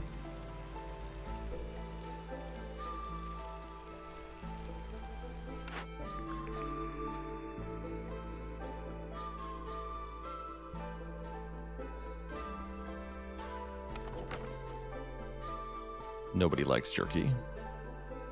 Pie?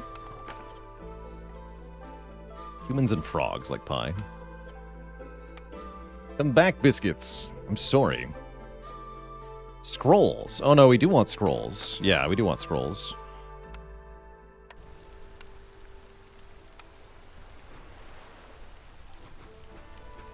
Fenced off lumber mill.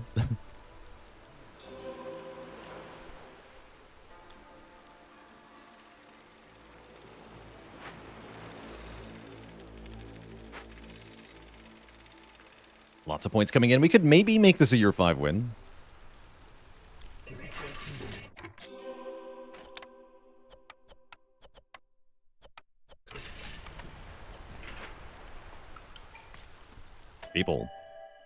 People with 23 parts, or more coal and more copper bars.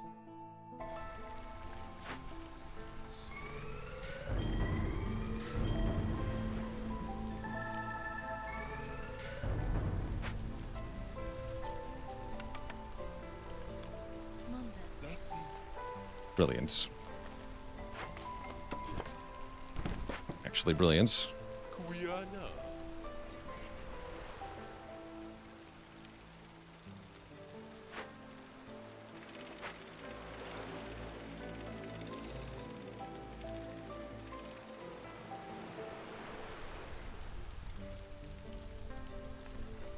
Alright, the coats are online. The bats are thrilled about it. Just from bats, we're getting 0.47 rep per minute. There's Academy. But there's also biscuits. And skewers. Can't make skewers. I have nowhere to make training gear. Sounds like I should make biscuits.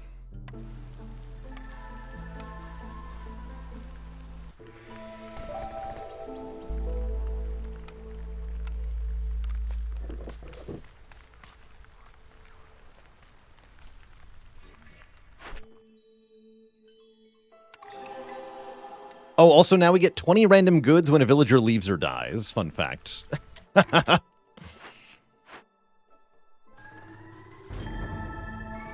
got 20 coats and 20 water skins.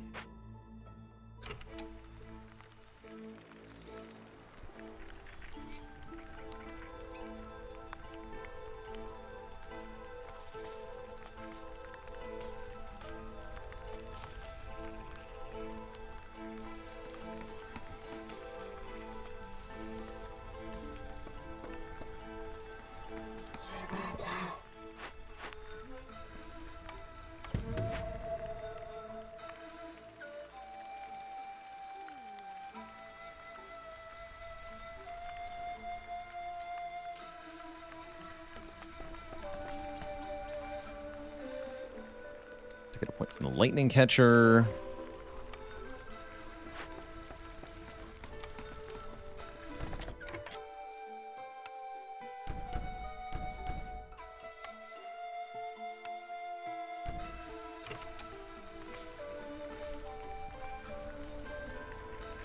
Feels wrong to you that you can make pickled goods and water skins? Yeah, never look up how cheese was invented. Pro tip.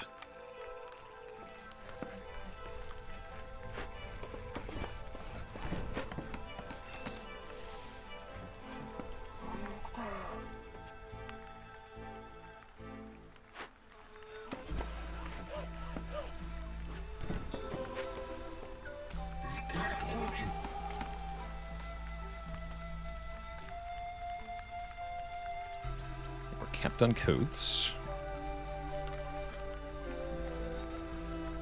This is going rather well. Yeah, we're kind of on track to win here.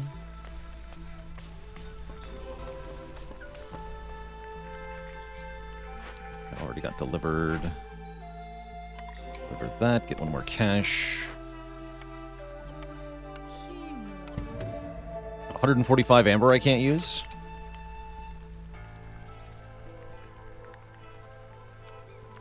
The bats are no longer happy. Oh no.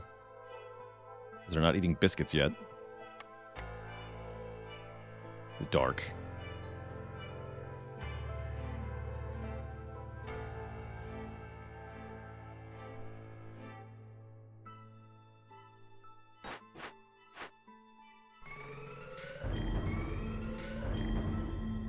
Not my firekeeper.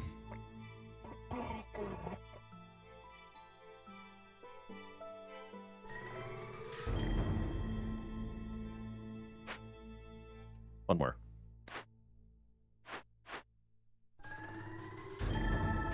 Brilliant.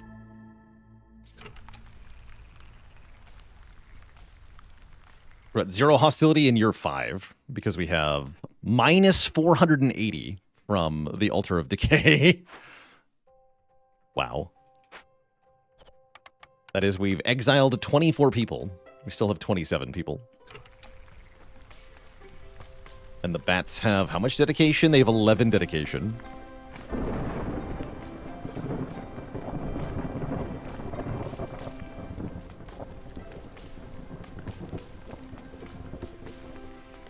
That's pretty bonkers.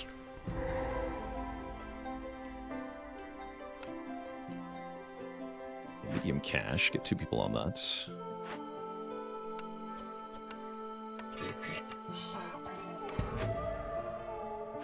Be enough, though.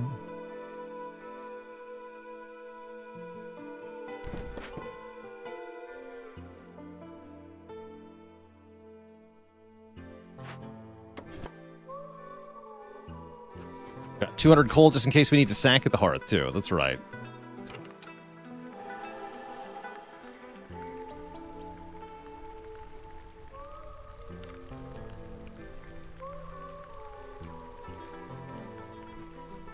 Can I solve the mole? No, the event timer takes longer than the rest of the year. So no, I can't.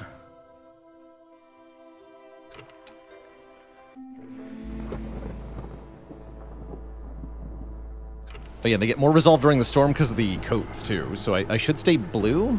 Not quite. I will if I lower hostility. Hey, I know how to do that.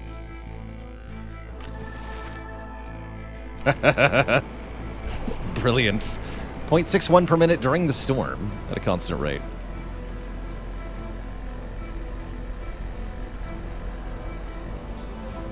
Glorious. Looks like a year 5 win then. Yeah, year 5 win with no trading is pretty cool. This is normally a very hard modifier, the Bandit Camp. We absolutely dunked on it.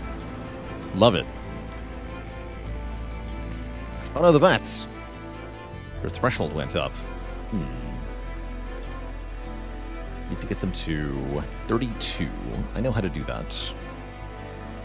It's by exiling more people.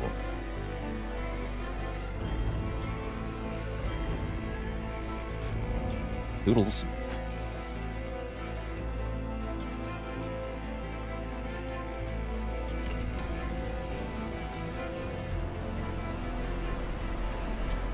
We're not only at 0 hostility, we're actually at negative 26 hostility, which I've never seen before. In the Storm Year 5. Totem of Denial is fun.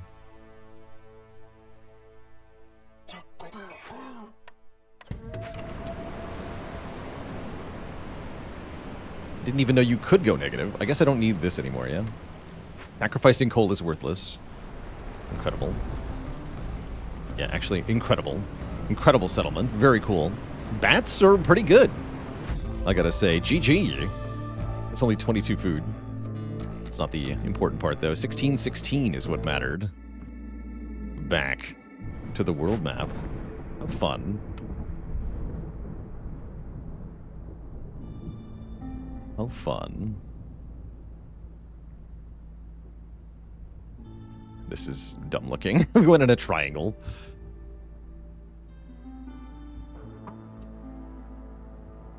Altar of Decay, clearly OP.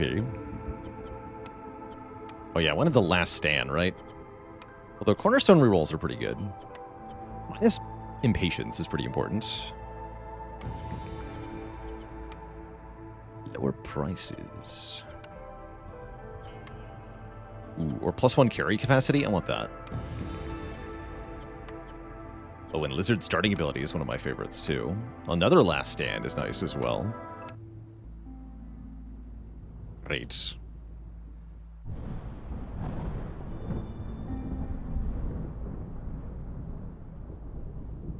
So then our next settlement will be here.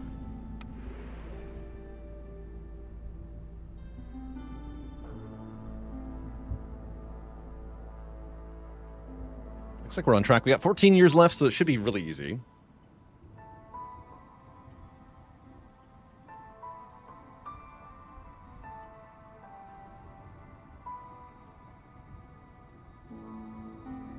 Also play without the modifier, but I want the machinery.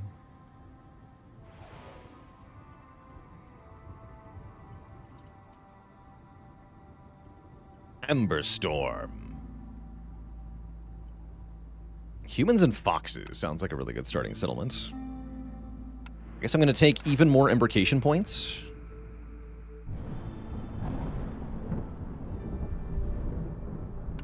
Yeah, this will be on P15. Which is a little spooky, but not too bad.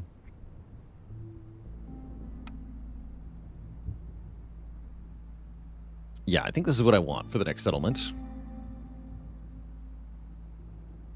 How many seal fragments do we need? We need 105. We have 99. We will gain 7 from this, so we have plenty. Yeah, we got plenty of seal fragments. Too many, even.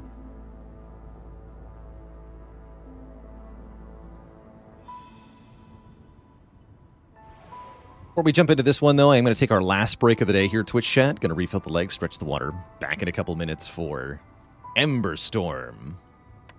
Our second settlement today. BRB.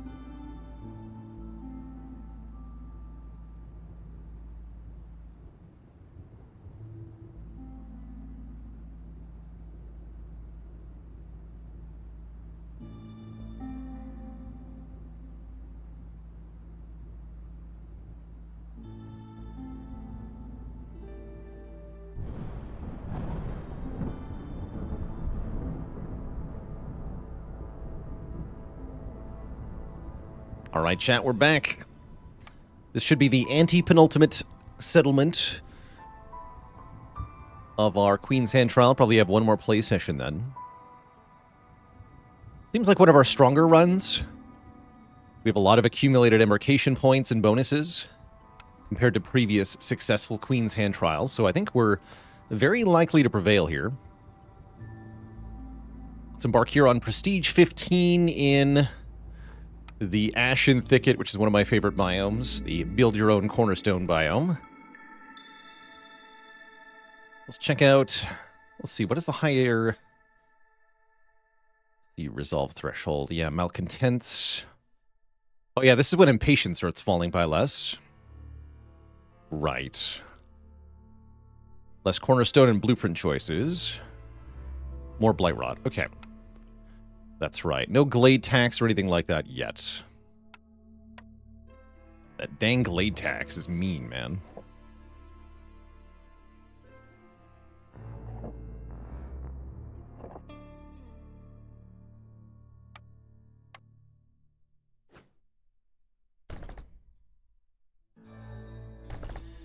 You know what we're allowed to do, though, is trade? Trading seems OP.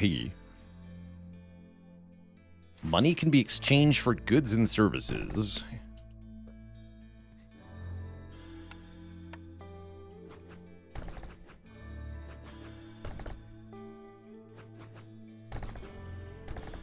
Alright, let's take a look at what we can make here. Ooh, gain pack of provisions. Hold on. Every time we do trade routes, gain provisions? Holy hell. Okay, that seems pretty good.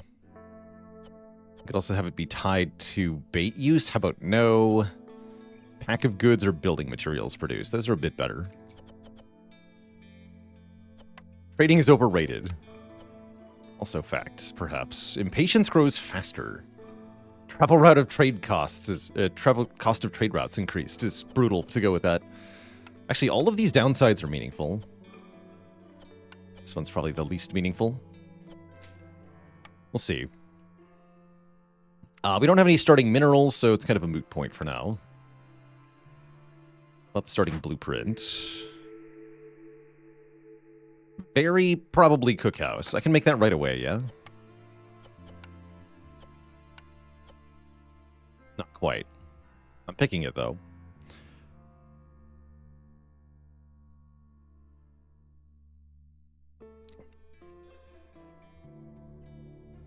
Jusorizo, thank you so much for the Prime sub. Welcome to the Cozy Sub Club. Coats. I get building material production, could be good too. I'm going to wait on this though.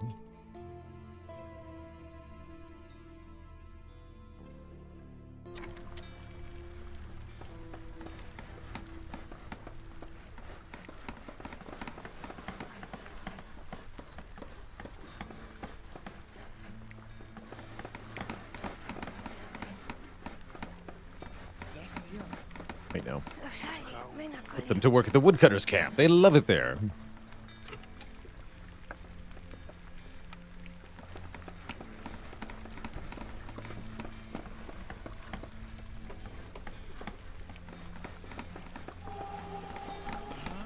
Oh, I see what I did here. I didn't deprioritize my paths. You can see why I always do that. You get a less of a momentous start doing that. Yeah, better to deprioritize the roads at the start, I think. Titan Belt. Oh my good lord. Okay, well, that seems dumb. Travel cost on trade routes reduced. It is happening. Now we want to build the trading post ASAP.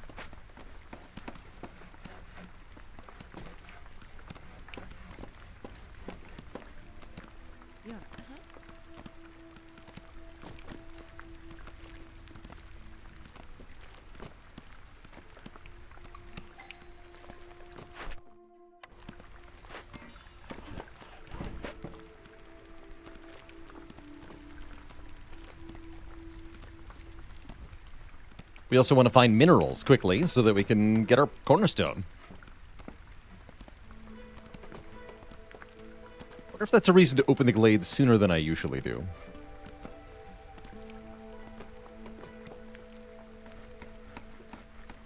Yeah, maybe this is a you're like right away open the dangerous glade type deal. Let's do it. What's the worst that could happen?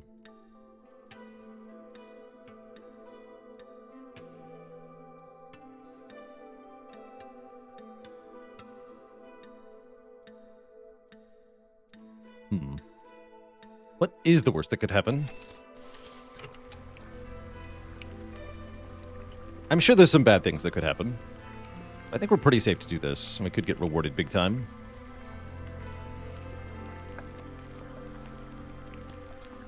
Oh, we do have a trade route we can do? What is it?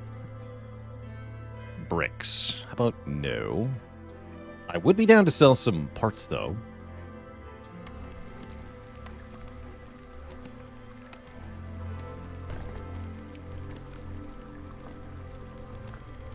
Yeah, we can just summon a trader if we need help. We even have money. We have 10 amber to start with, so we can buy stuff. We have lots of parts and wildfire essence to trade as well.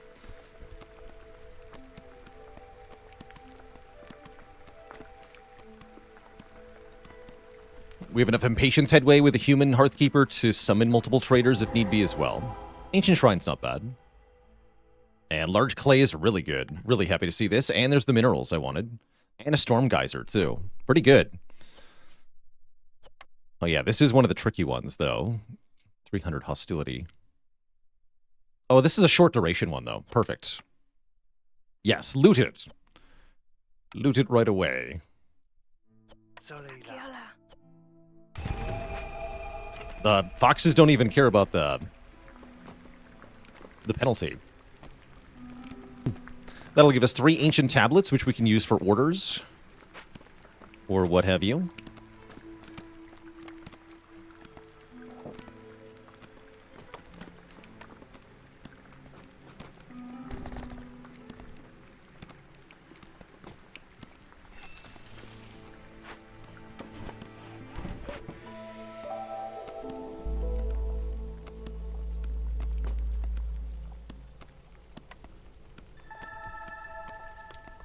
Yeah, seems like a really good start. Although I should look at these now, actually. I should have done that first. Okay, there's 1 ancient tablet. Or keep humans happy to get 5 grain per minute. The timing on this makes it almost impossible, so I'll take the 1 ancient tablet.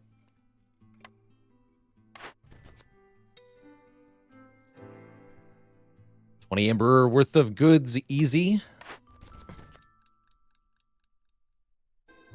Is there a ruin in this glade? No. So I can't trust this then to be doable. 6 Blight Rot Cyst is easy though. That happens year 3 automatically, so I'll just do that. Want some parts. Haven't seen this biome before. What is the special modifier here? The big one is the Cornerstone Forge. You can create your own cornerstone by combining some randomized presets. But in order to build these, you have to gain Thunderblight shards, which are acquired from mining minerals out of the ground. So the whole idea of this biome is that the player is encouraged to do mining more than they are usually. How is it even possible to get 27 resolve in the first 10 minutes? Well, humans have a base resolve of like 15 or something, right? They have a lot. You get +5 from favoring. You can get another 5 from having them work a building with a geyser in it, or a building that they're happy in if you get one early. Or an early complex food. There's a number of ways to do it. It's actually not that unreasonable.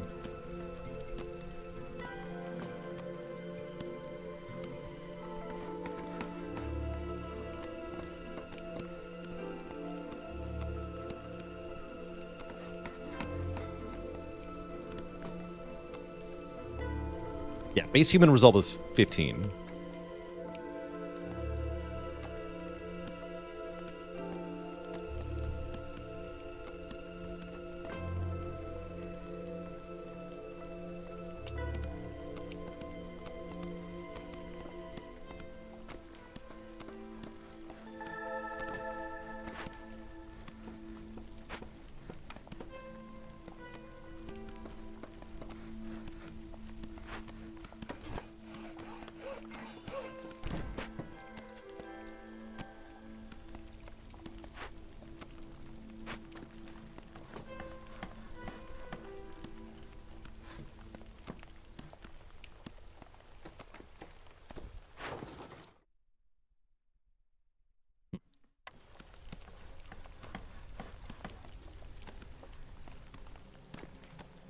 The mine is online.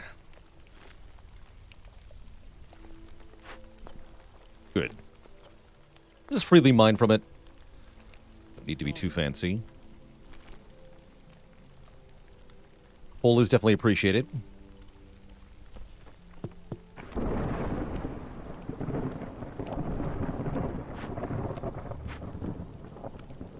Biscuits are also appreciated.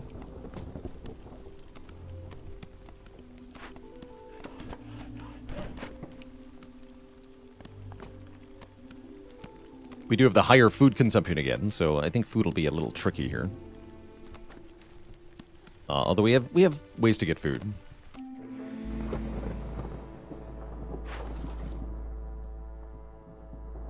Ooh.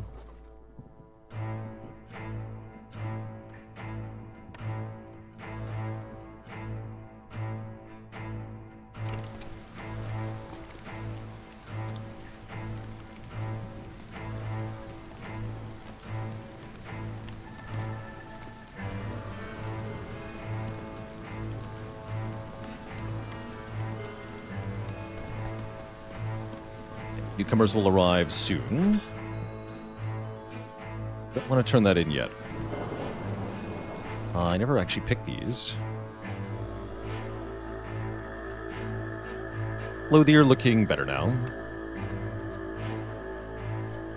Didn't I already take away to make biscuits? I think I did. Sure did.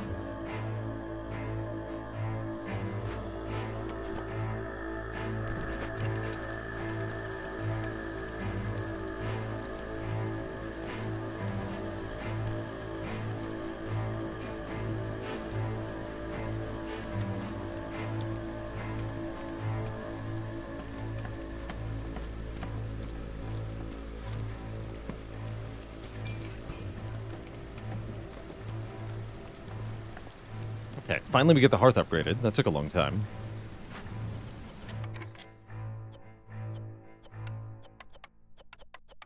Pretty low on food, but I do want to make just like a few pack provisions so that we can do trade routes that do cost them. Because not everything is 0. Some of them are 1. Can I get to 9 clay? Maybe.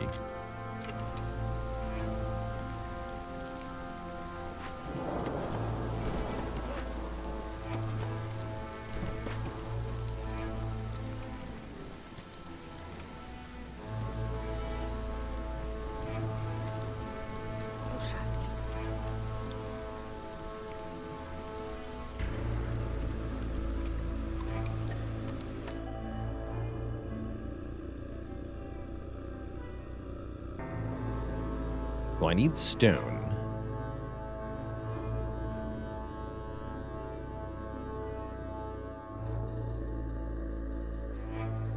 Do want more foxes, so sure.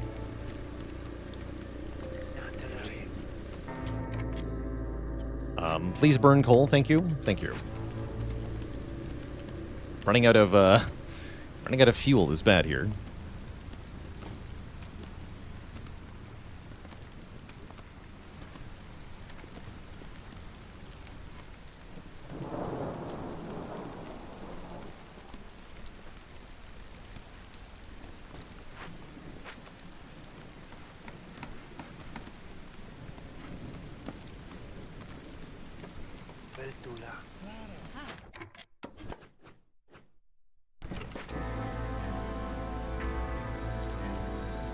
Okay.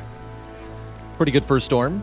We have a bunch of things up that we wouldn't normally have up, like a fully powered mine here.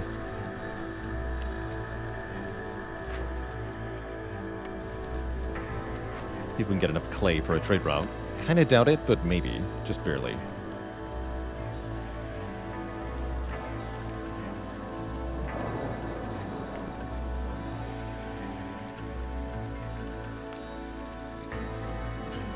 Yeah, not quite.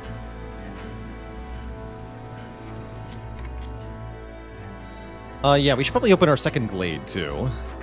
Let's do that a little earlier, but this is adequate timing.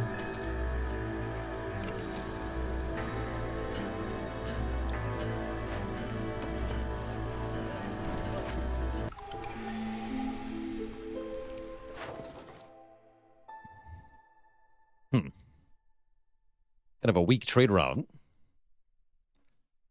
Same here.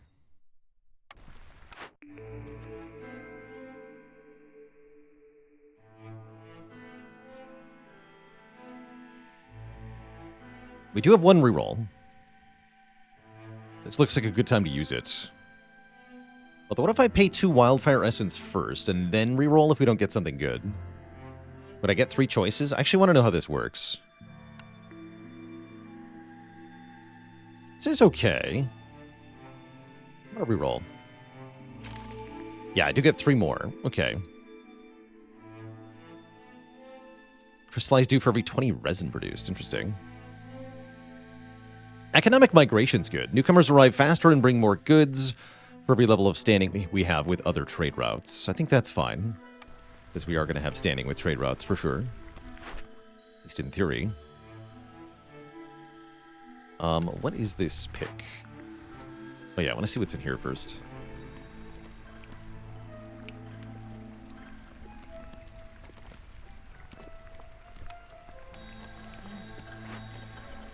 Good.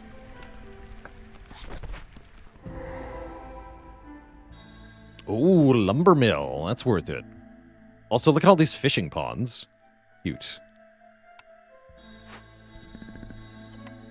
We must hunt down the lurker with training gear or tools. Or stone. Bad news is I have none of those things.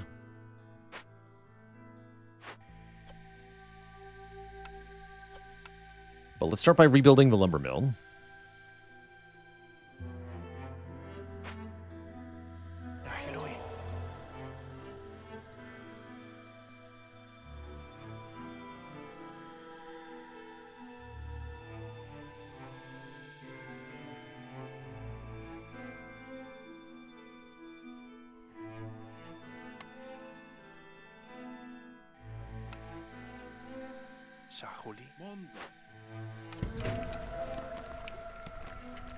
Okay. What are we doing on that shard?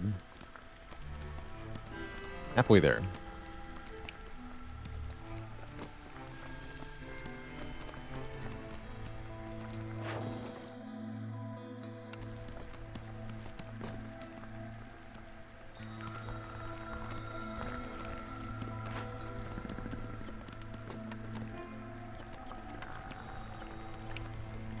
Trader's gonna be here soon, yeah? Yep. Good.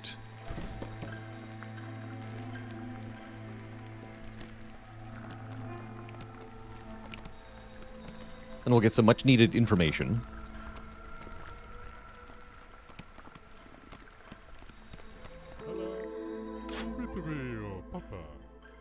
Half off contraband. That's kind of cool, actually.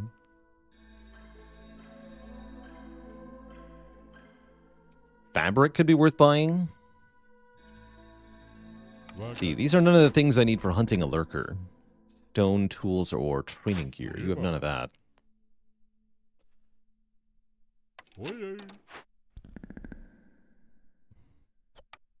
Consequence for ignoring the lurker isn't too bad at the moment. Although I definitely prefer to deal with it. Yes, it's 3 pawns and the glade can turn into another one. That's right. Exactly correct. Hello. Huh. I could buy food. I don't know what I need from Zorg here. I guess I'll take 10 fabric to start.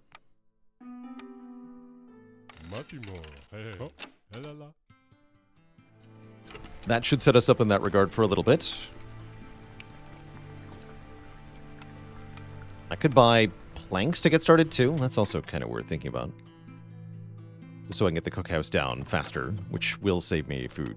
Yeah, it will. Yeah, let's do that actually. Give me 10 planks.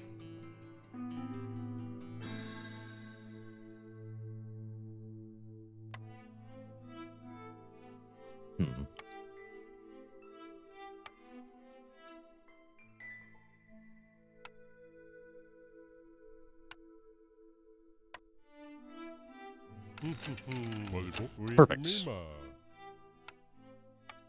Then make the cookhouse right away.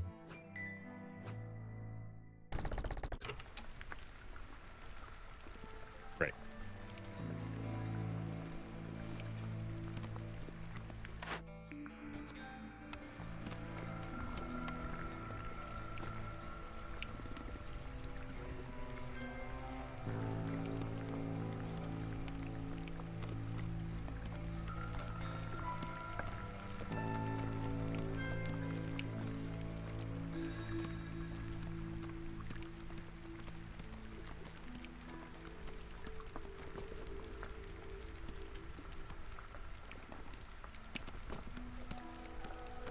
Yeah, cookhouse coming online. Guess we can reduce wood cutting for a moment. Thanks to buying the planks. You sell that. Trade routes are pretty underwhelming so far. That's all right.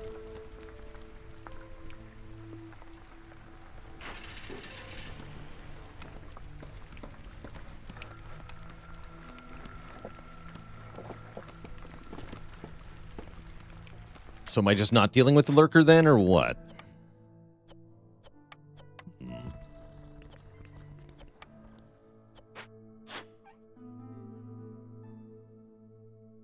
Sahilda might have stone. Let's summon Sahilda.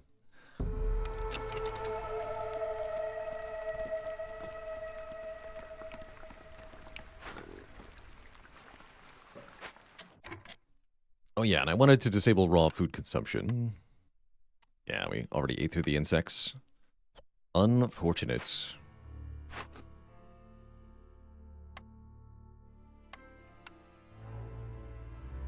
There are more insects, though, are there not? There are.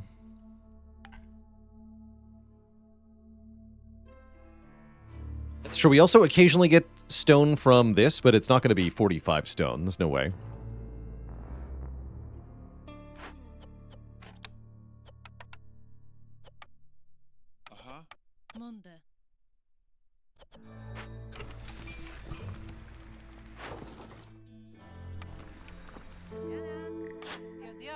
Yes, she is stone. Perfect.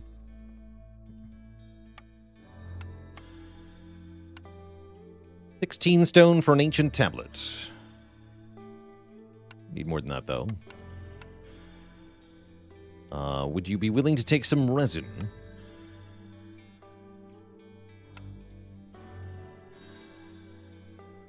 And how about one wildfire essence? Perfect. Good trade.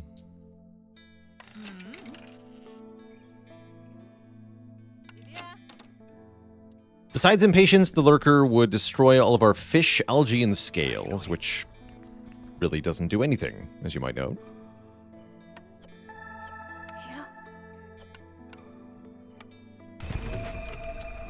Worthwhile summon, yeah. So we essentially saved half a point of impatience there. That's kind of nice.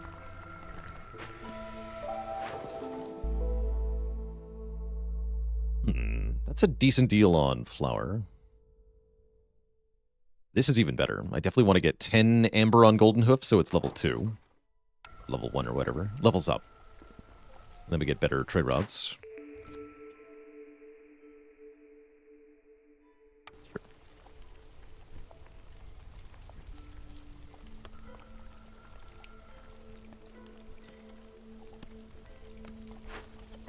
Alright, we should start skewering.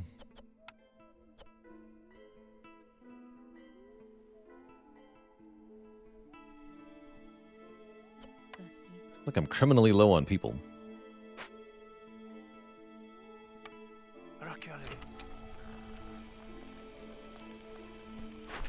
Could get another blueprint. Oh, this gives me food. That's nice. Yes, do that. Thank you for the food.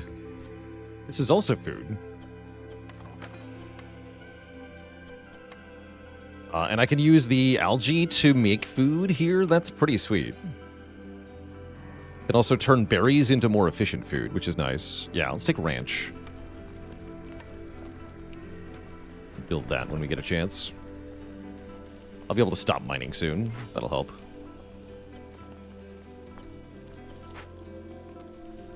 almost there. 33 out of 40.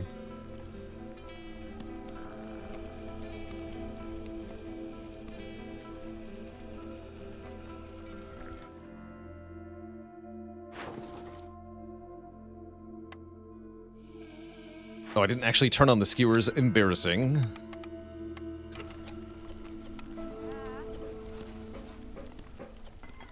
Just make biscuits. Let's also do that.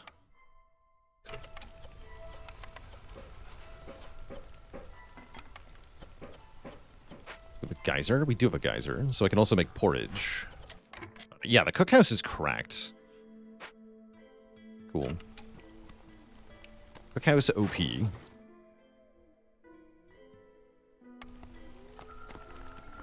think it's one of the best food buildings. 3 different foods. Hits pretty much every species. Seems great. Alright, Lurker is being hunted down. There's our Thunderblight shard. Okay, you're banned from the mines.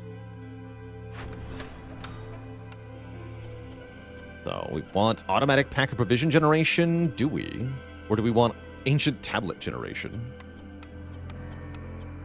I think we want the packer provisions. Yeah, I think this will be worth it.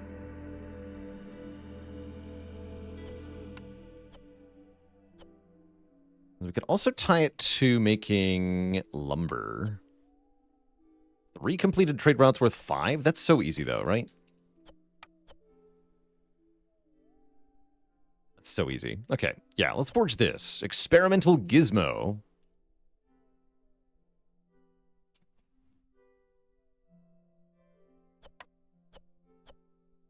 Forge. Yeah, seems self-sustaining. I think we'll still want packer provisions. Maybe we don't want the bonus ones. Maybe I don't take the food penalty. Don't really want any of these. Yeah, let's forge this version.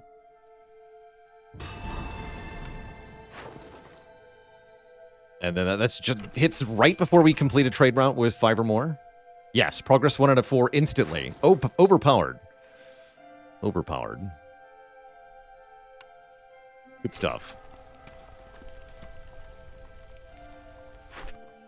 And now we can get more people. Excellent. We have Bat. Welcome, Bat.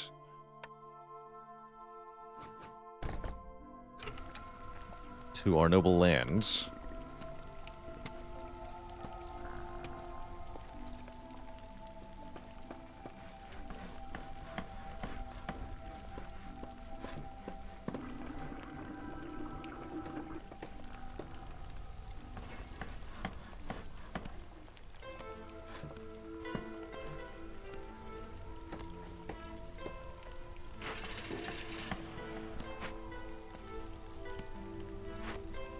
Great.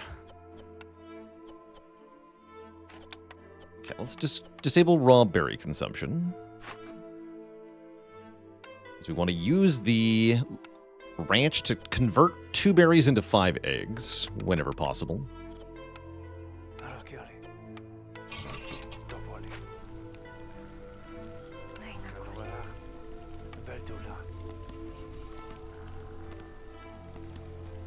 Probably should go back to woodcutting now.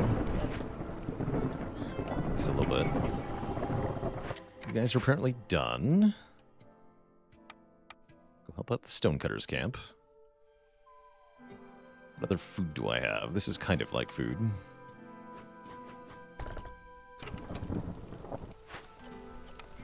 Oh yeah, biscuits can also be made out of eggs, so disable berry biscuiting. They're not. Foxes are so starved that they'll die. Fake. It's not real.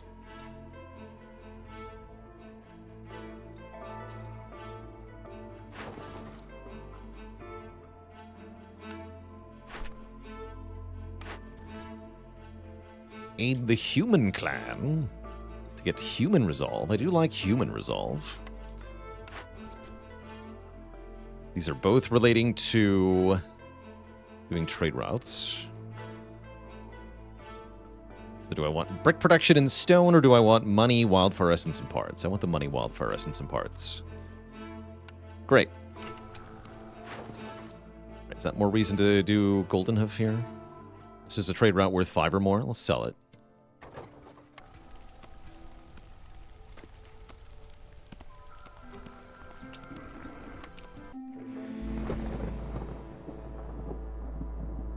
Alright, storm begins. Definitely want to go down to hostility 1 here.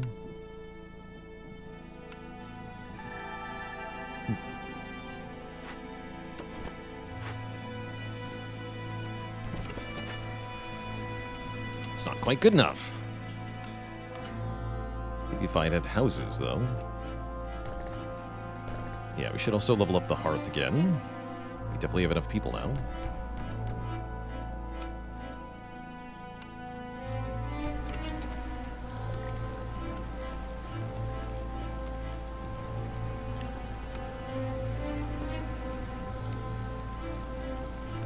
So better enable vegetable consumption. Well, let me double check the skewer recipe. Oh yeah, you can use eggs instead of vegetables. Use berries for that. This is the hard part, the meat. Disable raw meat consumption. Enable vegetable consumption. Great.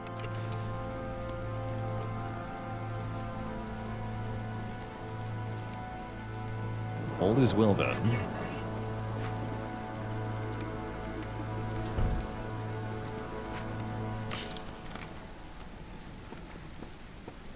Enable porridge consumption.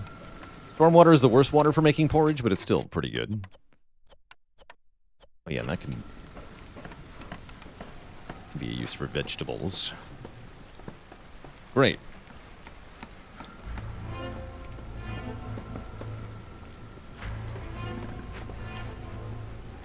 What is this?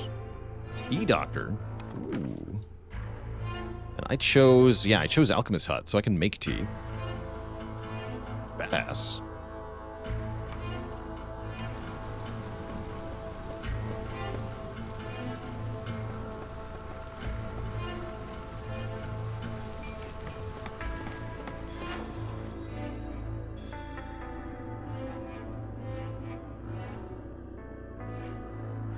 Ooh. This is why we need the pack of provisions. For trade routes to still cost them.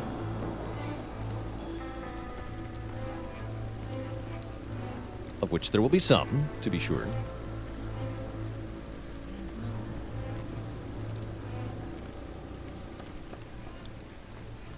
So how...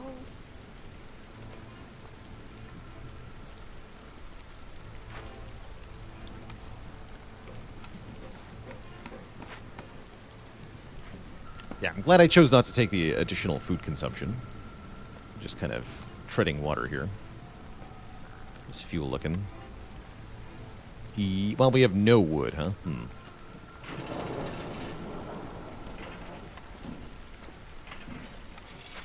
It's the wrong amount of wood to have. Is none. What's in this? Meat. Yeah. We desperately need food, that's an option.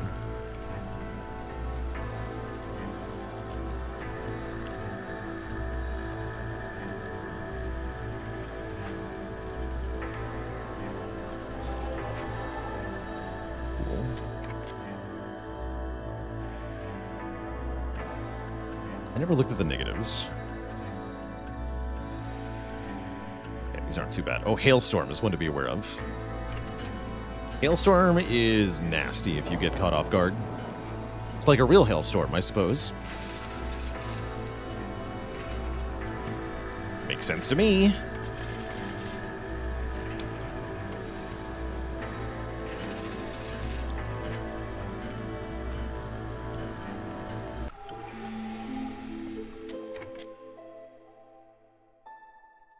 Okay, we don't get a cornerstone this year because we're expected to forge one, which we did ahead of time. That would be the time to cut into a new glade, wouldn't it? Sure would be.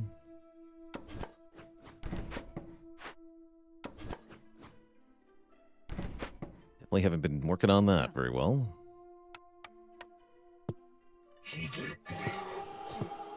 Full woodcutters, please. Thank you.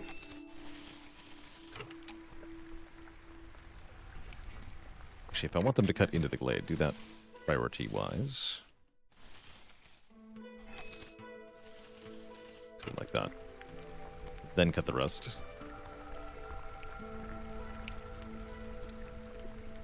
Okay, Lurker has been defeated. Oh, that's what that money was from. Great. When's the next trader? Probably for a while? In a while? Yeah. They will arrive this year. On their own, so that's good enough. I'm gonna play Spire again? I'm gonna play Spire next week. I won't be playing Spire today.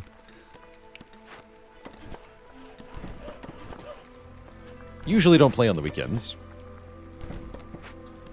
Kind of like my do whatever I want vibe day.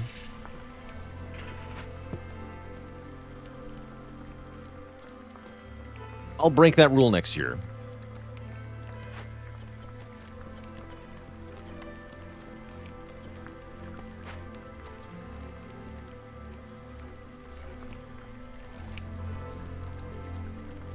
Guess I'll make a fishing pond, whatever. Ooh.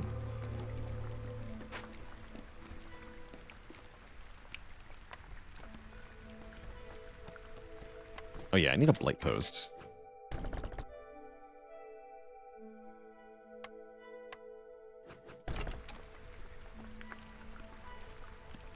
Definitely gonna need a blight post.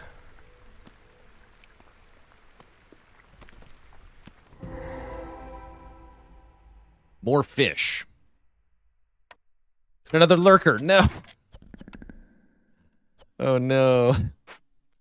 Well, at least I can ignore it. We know that. It's all fishing, always has been. This would be the time of all times. Please. Please. Give me the fishing pond blueprint. Also, I'm super opening this cache for the 10% move speed. Very nice.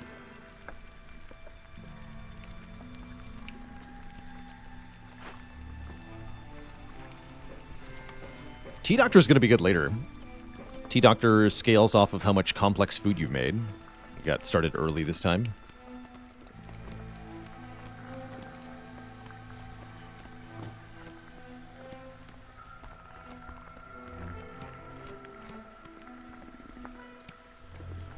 Even the bats are happy while being disfavored. That's cool. I make tea for the lurker. I maybe could, but why would I want to?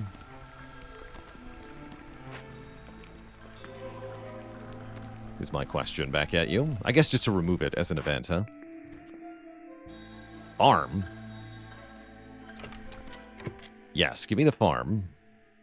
Yeah, for once I'm excited about a farm. Welcome, farm.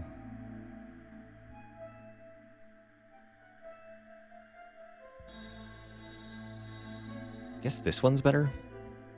Barely.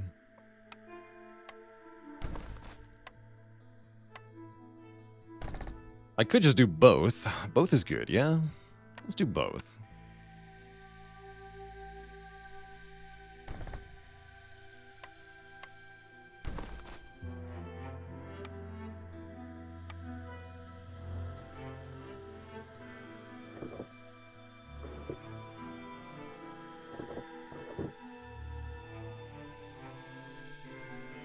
I have to fire some people to make any of this work. One. It's got to be trimmed.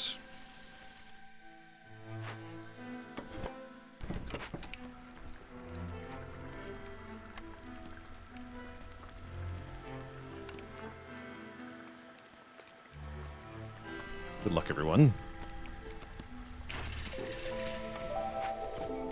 Oh yeah, we have to make this faster.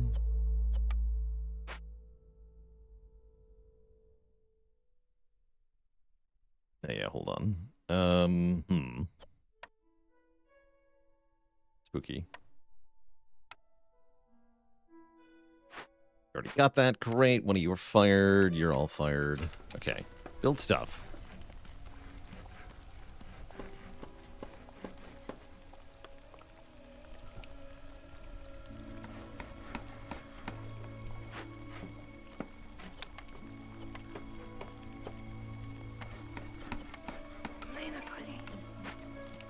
Newcomers are here. Not with bricks, though, sadly.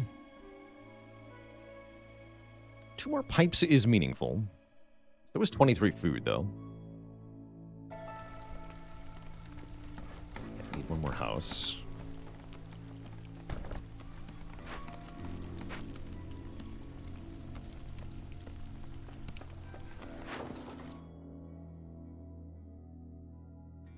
Moss Storm times 3 will level you up. It's a much worse deal. Do that. Although, wait, this needs exactly 4. Right, fine. Get leveled.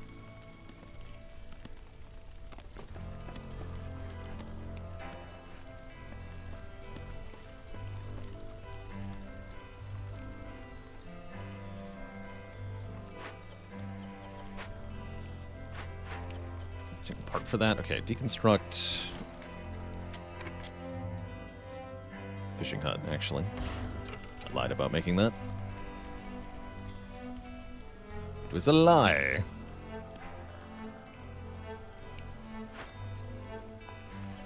We're almost out of things to make stuff with, I see. Sad.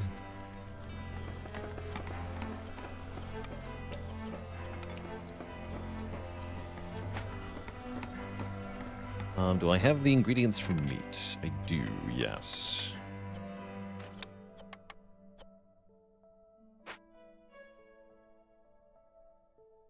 Wow, almost all your Twitch was on this channel, Miskatonic Blue. That's pretty cool, actually. Thanks for being here.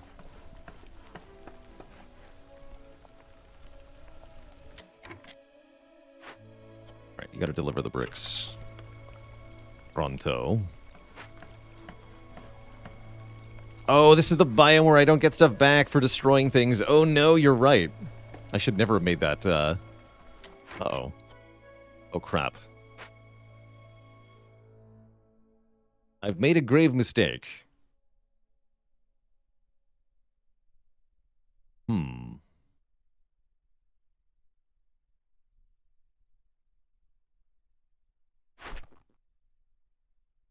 Okay.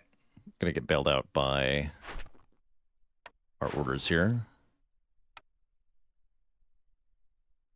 I think we're gonna lose 3 people during the storm, though. Although, if it's 300%, wouldn't that be 9 people? Concerning. But yes, I certainly forgore. In a big bad way.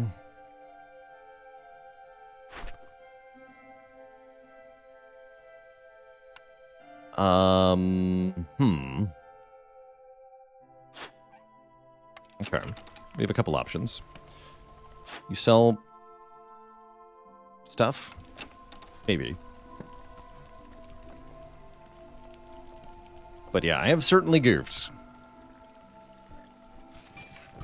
Oh, the mine, too. Oof. Biome actually hard. Okay, we're fine. Turned out everything was fine. And he's got Purging Fire. Perfect. Great. Well, I'll just buy all of that stuff. Thanks. Thanks, Farluff, for bailing me out again. Great. Give me 20 bricks. Yeah, easy, never punished. My smithy.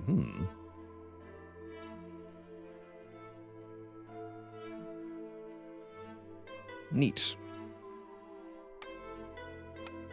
So they only sell 5 of these. Oh yeah, buy all the oil to make more pack of trade goods with as well. Can't I do that with dye as well? Hold on. Yes, I can also do dye, flour, or containers.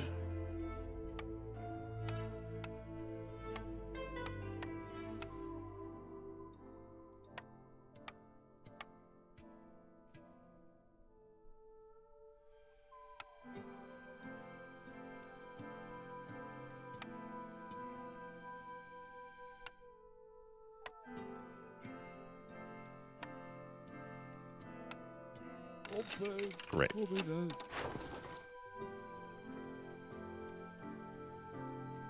Yeah, Farloff being a true bro.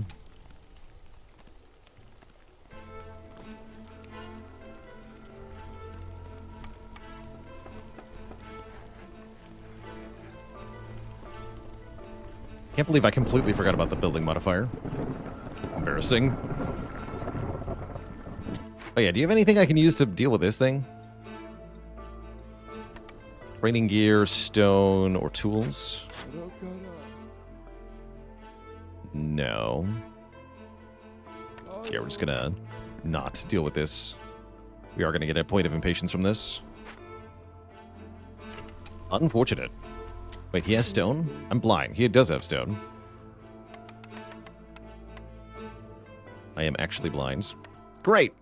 Well, give me that, if you can. Can I actually get it, though? Yes-ish. Yep. Sure can.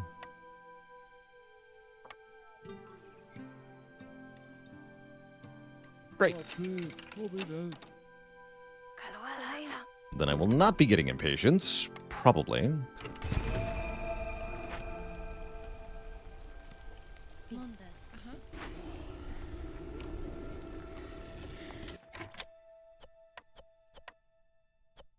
Probably.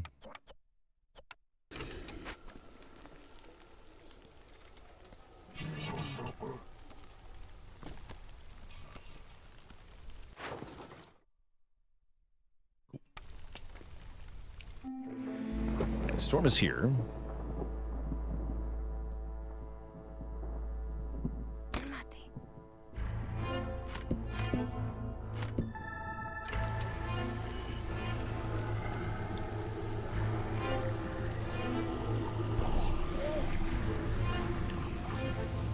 Not too bad.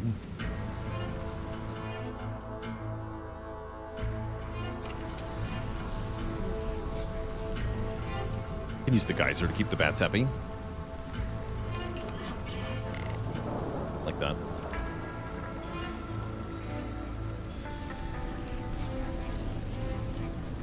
Any trade route I want to do now? Not going to sell my coal. This is why I kept the pack of trade goods, though. Or wanted to. Let's make more. And sell those efficiently.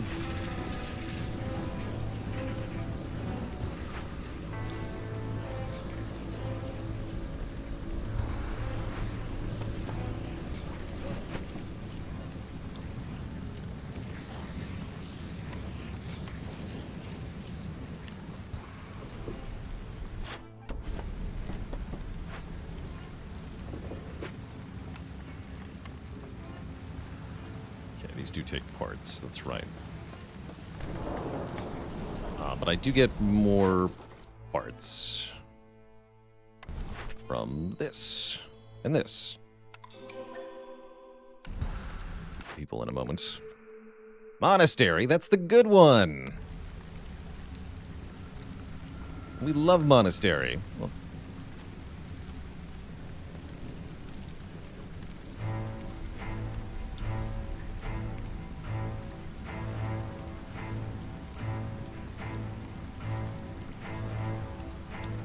beating the timer right. Yeah, just barely. Cool. That's a really good... Farloff really bailed us out there. It's looking kind of bad for a second.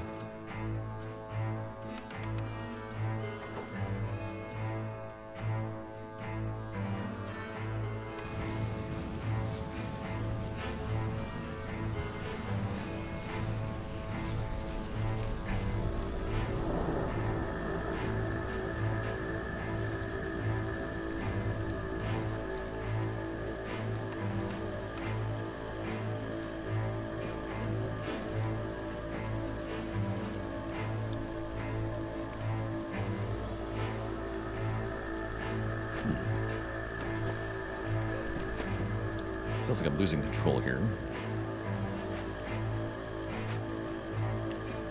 More raw food. That's what the farm is for. Next crafted cornerstone, any good? Looks like it, yeah.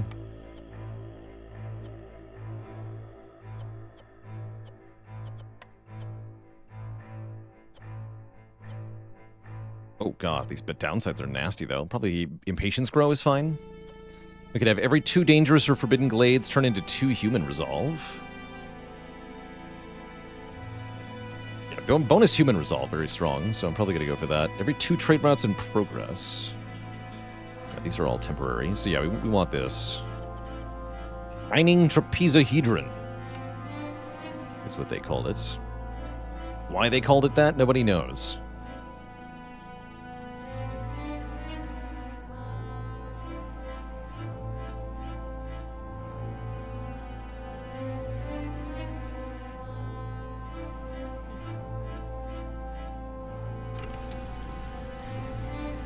Nobody knows.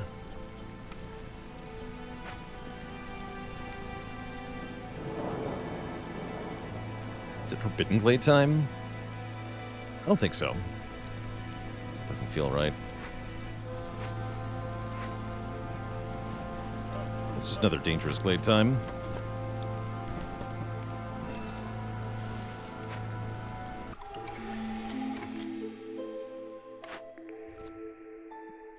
Generous Rations sounds good with 5 Global Resolve, but it is tough. 30% Glade event speed is good, though. Let's take that. Yeah, Generous Rations I like on the lower difficulties. Once you're already taking a food penalty, it's really hard to want to take a bigger food penalty. Speaking of food, I'm going to take 51 bugs.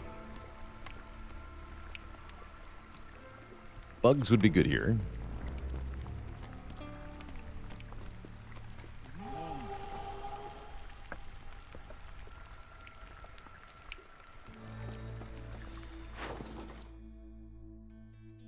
Sell my bugs. Sell some dye. But I could use that dye to make pack of trade goods, which is probably more efficient. Let's get even more new people as well. Let's pick our orders. 4 dangerous or forbidden glade events. Seems fine. 12 trade routes seems even easier. This seems super... And I get export specialization. Sure. 12 trade routes. 6 glades or 3 ruins? Do I have any ruins? No? Seems tough. I mean, they both seem tough.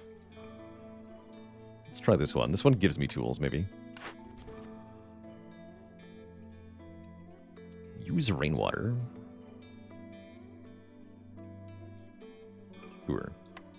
Okay, I don't love those. They're doable, though.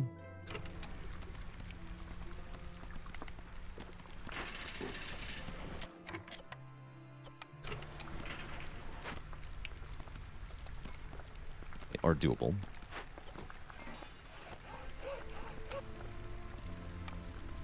Actually managed to run out of copper. Cool. Good for me.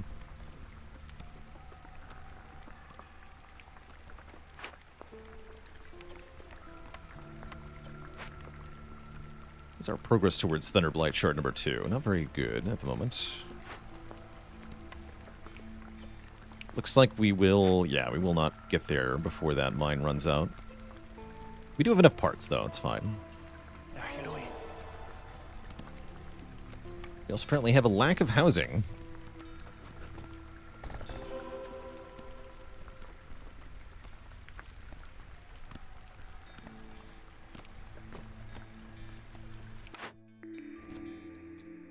Ale. We are growing grain, and we have the monastery, so brewery looks really good here.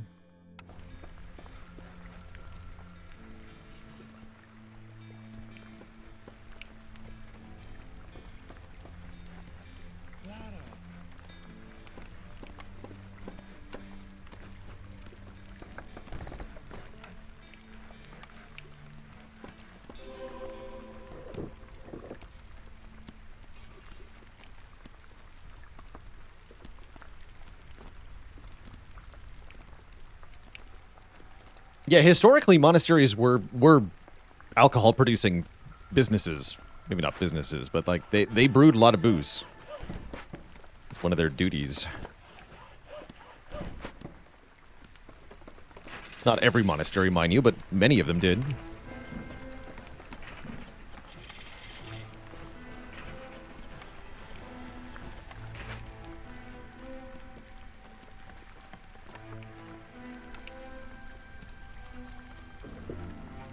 I like the copper roads in this settlement.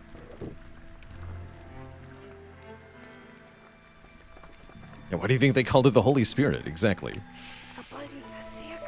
Exactly.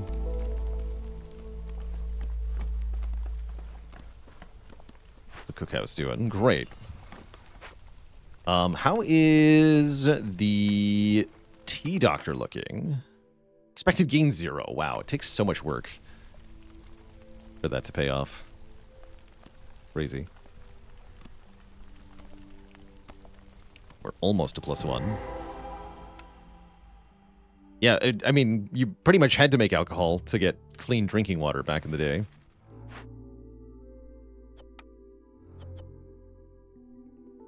Or tea. Those were your two choices. Alcohol or tea. It's a pretty good break open cache for another 10% move speed. Double 10% move speed up plus the copper roads equals good stuff, right?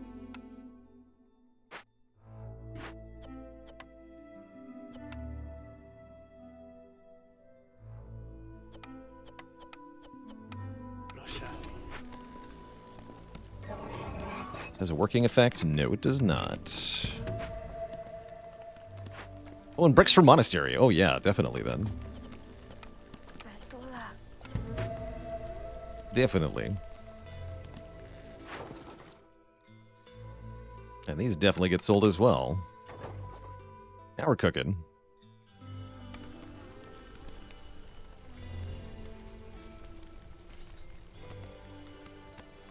Do we have any more minerals? Shockingly, no. Actually, I couldn't get the second cornerstone even if I wanted to yet. What I should do is start working on whatever my next glade is going to be. Probably this one.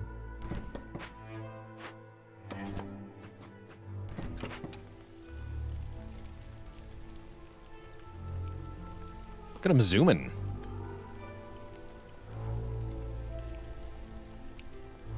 They are, in fact, zooming. How am I going to survive the storm? Is a good question.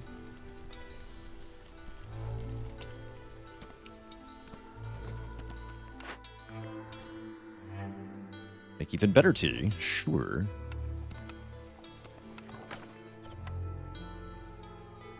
Really have raw ingredients for tea, although I can get some. Would need containers too.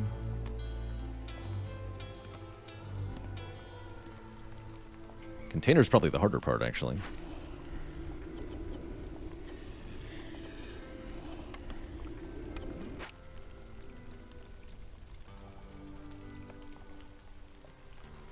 Incense. Oh, I didn't even think about incense.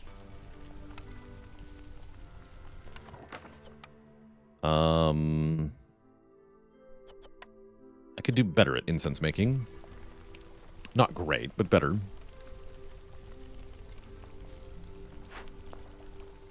Okay, the mine is done. At long last.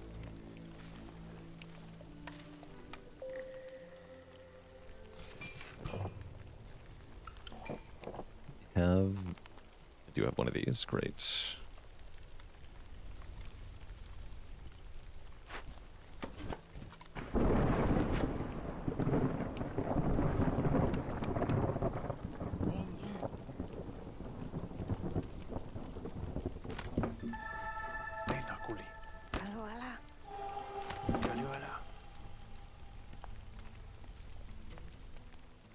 Okay. Ooh. Yeah, sell that.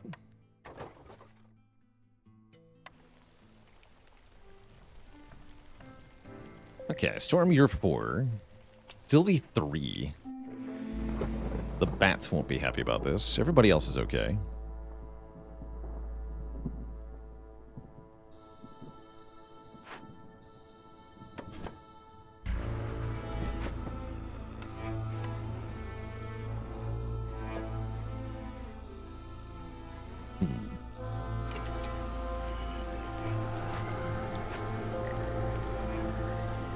And the humans, actually. So everybody else is not okay. Rain Engine can help with the bats. Won't solve it. Actually, I can get down to 2, can't I? Because I have foxes. Let me just do this. Ooh, not quite. Unfortunate. Should stop having a human keeper anyway, I think. I guess maybe a bat keeper is the answer. Yeah, if the fox isn't doing anything, I should use a bat.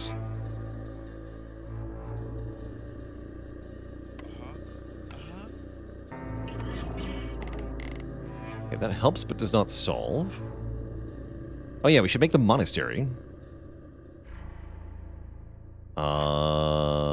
Yes, that is what we should be doing.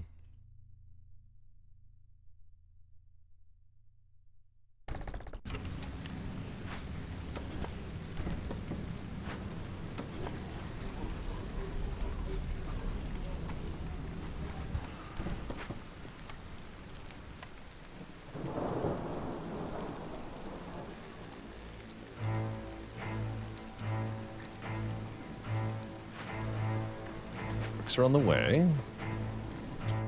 Those humans are unhappy right now.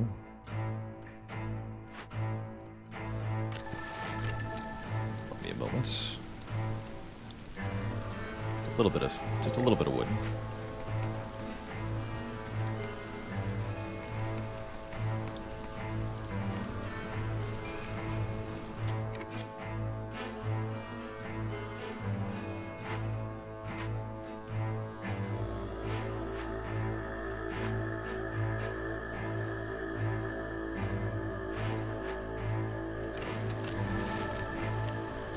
With this.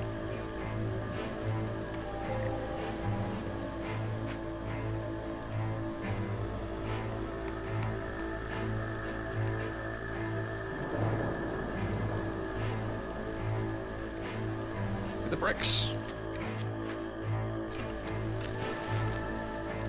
And we're burning through all the wood like this. It's not good. Even these brief sacrifices are very expensive. There we go. Should do it.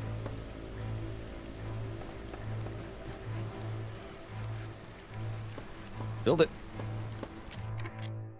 No, one more. Just like very momentarily. There we go. Nice.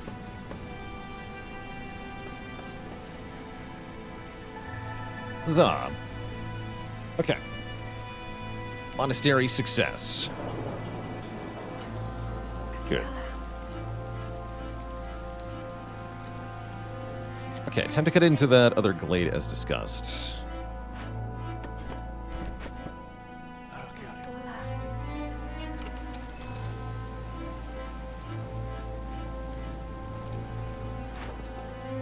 Ooh.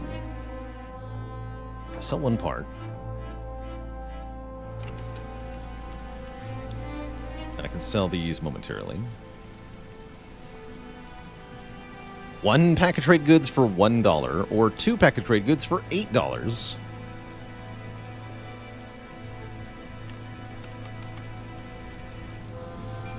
I don't have any pack of provisions, though. No! Heck.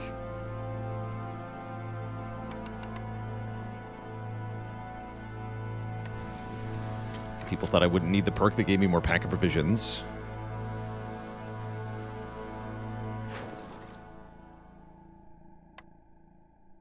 A funny bummer. Even doing this times 1 is better than doing this times 5. That's funny. Well, I'll just do it times 1, I guess.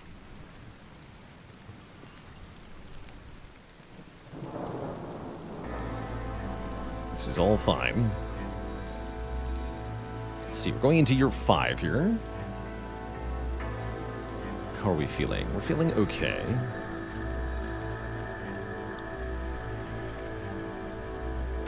Should have built the manorial court a while ago. Build it now, just in case I want it. That's another way to control hostility, is just deliberately ban people. Tell them they're banned. In fact, I think it would benefit me to do that, is to take these new people and then exile some of them, or all of them. That's a lot of clay. That's a ludicrous amount of clay.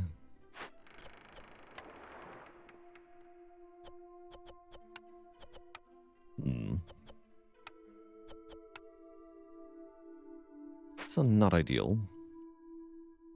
The merchant shipwreck is one of the nastier events, I think. Trader will be here soon, though, and I am quite rich, right? Yeah, we have 87 amber.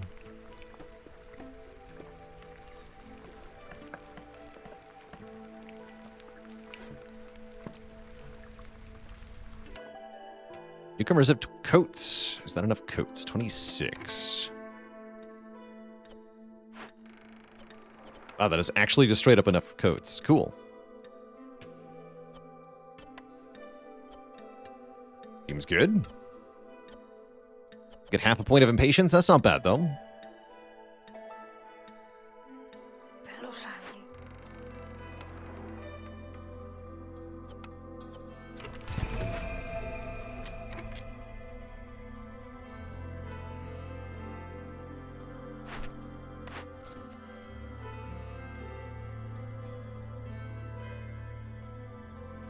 We do have clothier. All right, I'll take this one.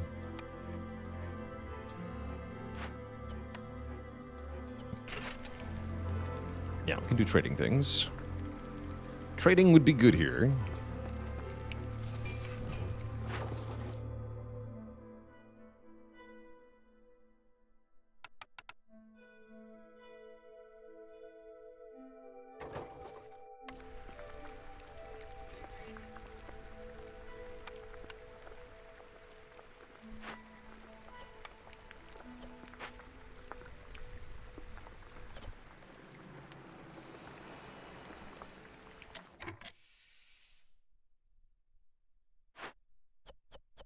Send some eggs. The Citadel, get some money. More money, please. What else do I want my people to work on?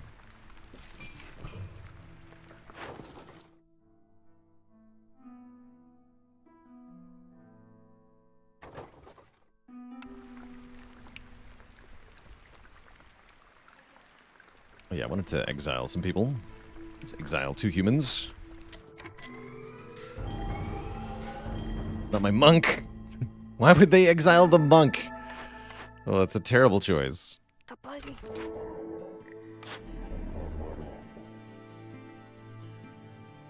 Cool, we get both plus drizzle duration and plus clearance duration are offered. That's kind of neat. I'll definitely take the half price plus clearance duration. I will buy some bricks. I might buy the boots. Buy the boots. Oh yeah, we want containers and tea. And ale. We want lots of stuff.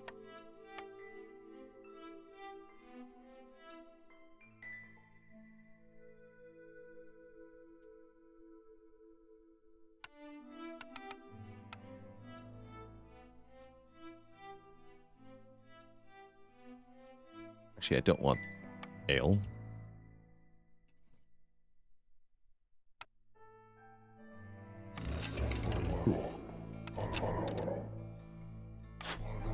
Oh yeah, we have lots of ore too. Ore is a decent trade good.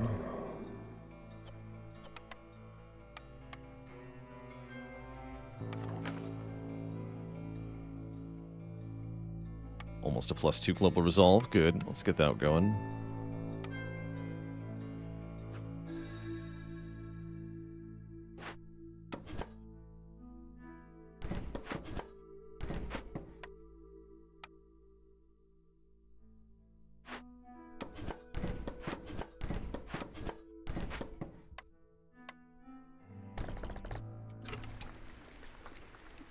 Great.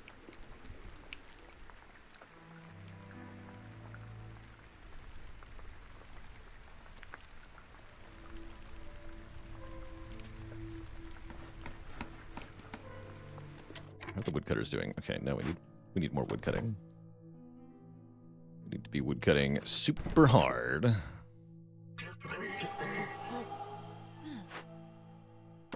Please and thank you.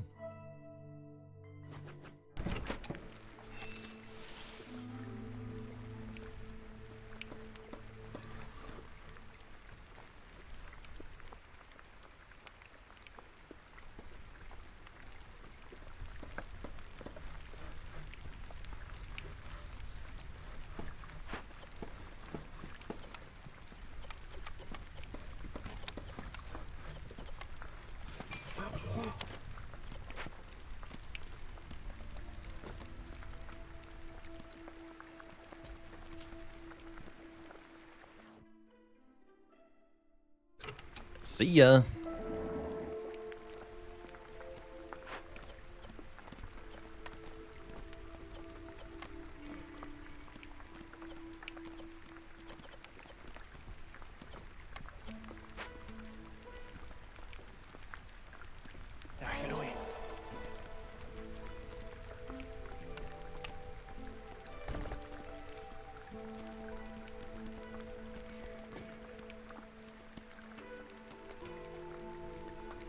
Builders in a second.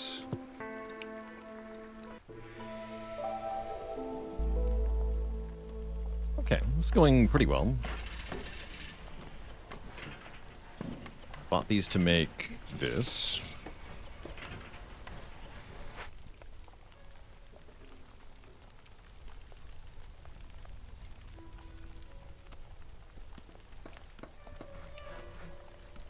Doctor online, now giving 2 global resolves, so potentially worth it. Why is there a settlemental line? You know, sometimes we get to choose the shape we are, sometimes we don't.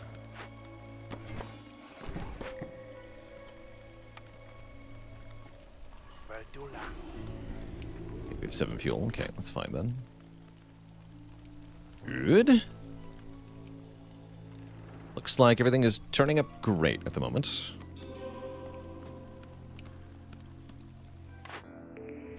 Human house? Stinky humans.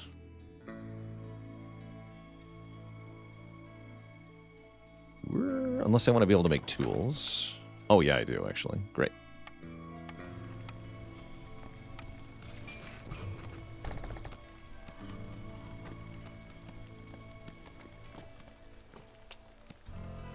Adrelor, thanks for 40 months of support.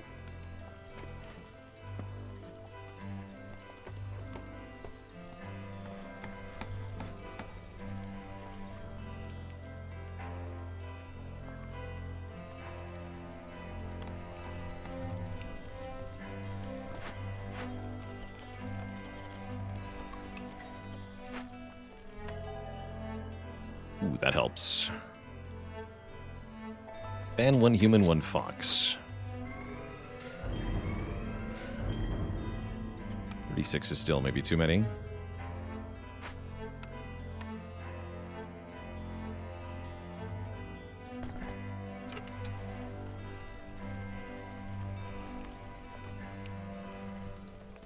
What is a circle if not a line that forgot to stop being a circle? Or something. You really want my metal or tea for trade routes getting bent? No. Is my answer. Absolutely not.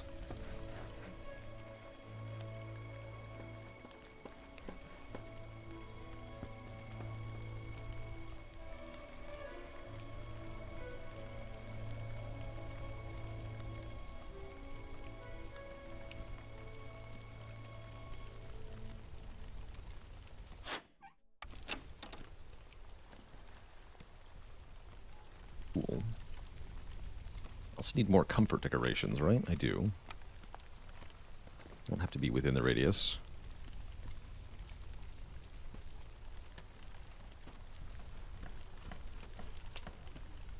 I do want my human resolve. Keep them nice and happy.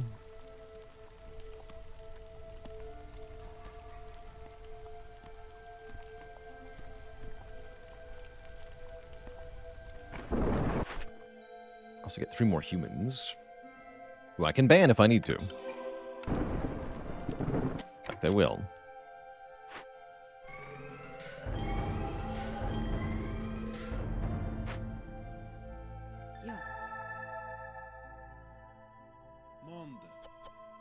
And my stonecutter, okay.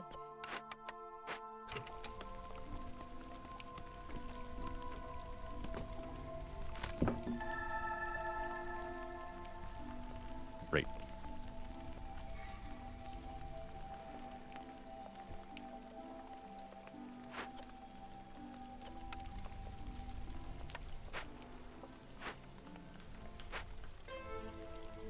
like to find a way to open at least one of these caches.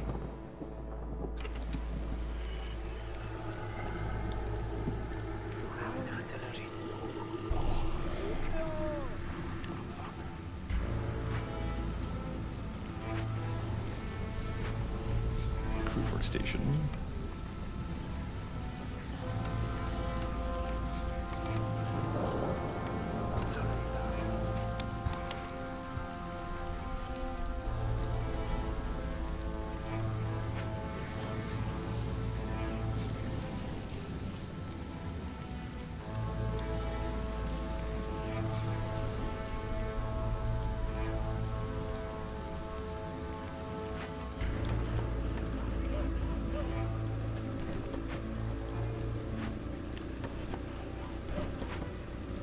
Is fertile ground basically infinite food supply? Yes.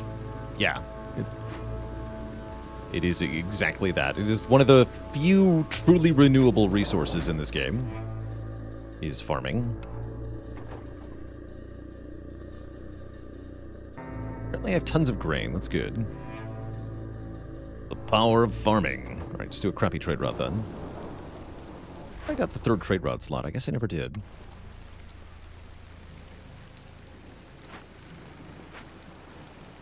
Yeah, agriculture, aka infinite food hack. I mean, yeah, basically.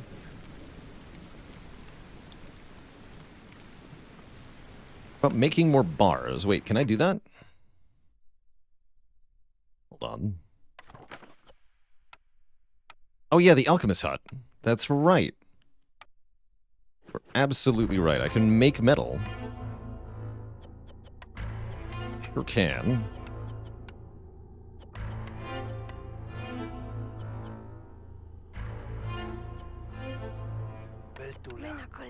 Apparently I need another pump worker. Oh yeah, because this has been running full bore. Makes sense.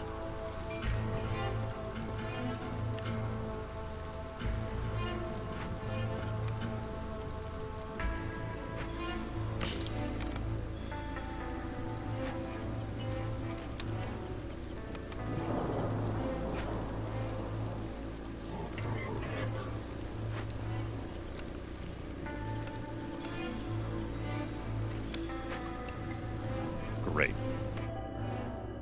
There's the pipes I wanted. That's funny.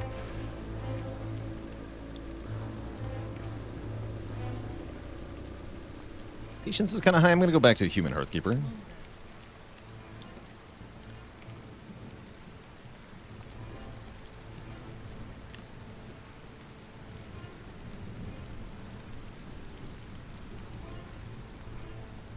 I also need pack of building materials, which I remember being able to make, yes, at the clothier.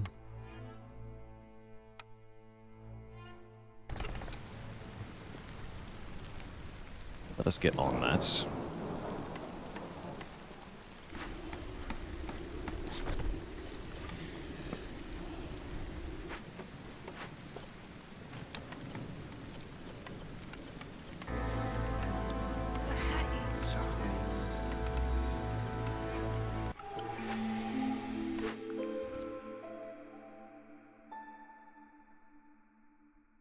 And Amber. Kinda lame.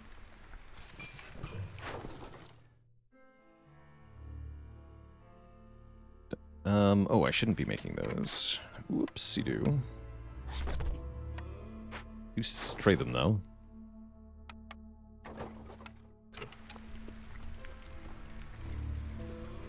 Yeah, it's very difficult to make an actually sustainable settlement. It's by design that you have to keep expanding into the map, encountering new threats, and running out of raw inputs.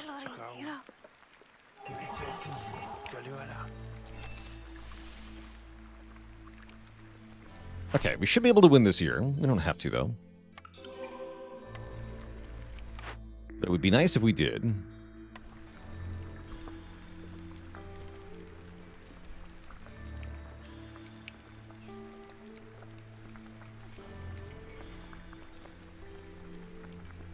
That probably means farming this year is canceled. It's definitely Tea Doctor time.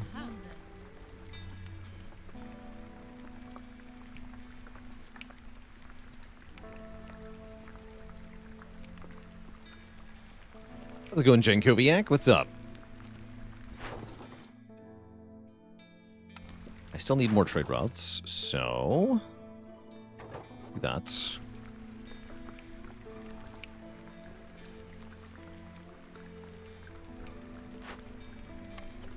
Begin work on this.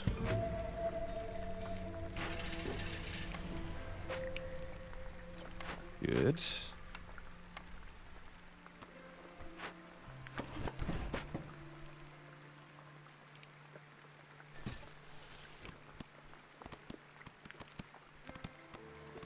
Trader will be here in 1 minute. I'm happy to summon more if need be as well.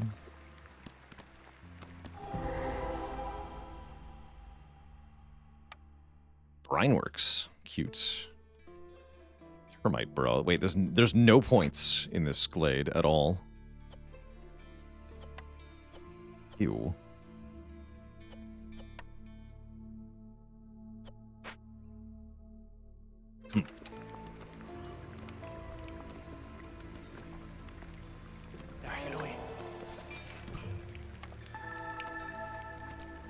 Stinky.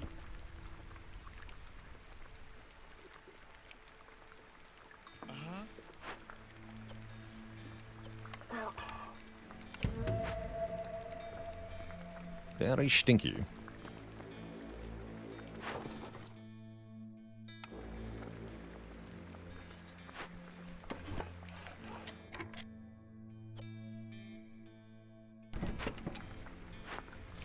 This doesn't completely matter where I go now.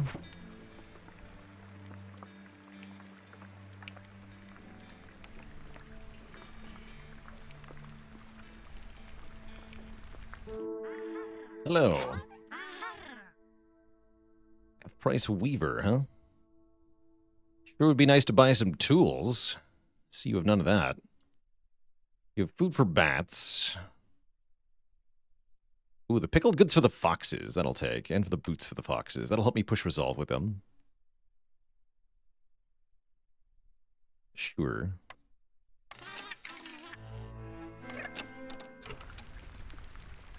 Great.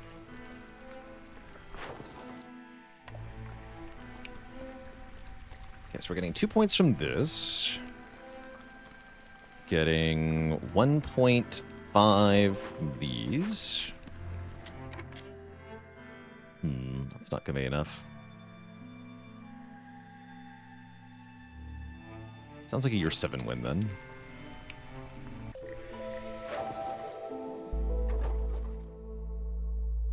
$41 boots.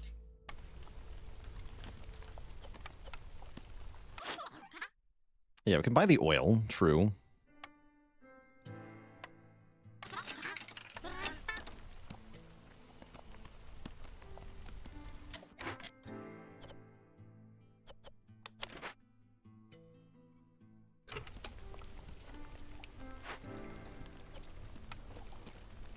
Production chance through the roof at this point, so we are getting a lot of double yield stuff. This is very helpful.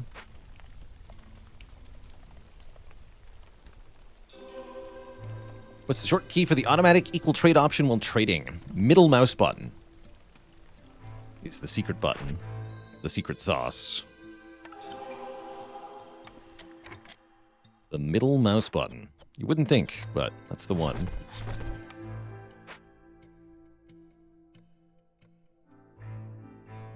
Okay, foxes are very happy. How many tools am I up to? 6 more, huh? Shortage of water. What's happening?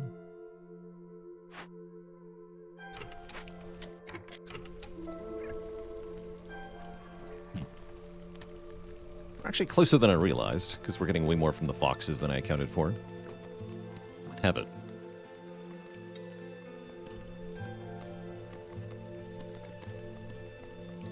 To work on this. Oh yeah, we're already at 14 tools. Sick. Yep, there's the 15th tool. Great. So yeah, I think that's actually enough. Sure looks like we win now.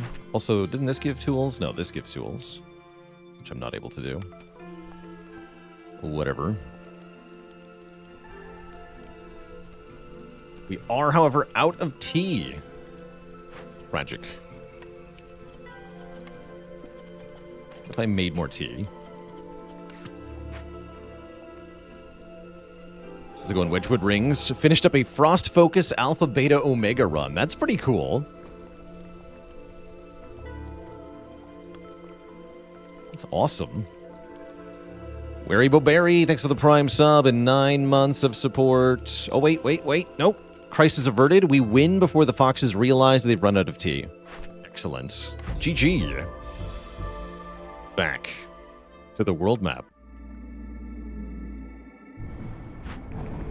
Brilliant. What's this? Forsaken Town. Hilarious. Do a P20 mismanaged settlement. How about no? How about I don't do that? Think I need to take bonus imbrication range? Unless you can get there from here. 1, 2, 3. Looks like you can. And then I can do Ashen Thicket again. That's more fun.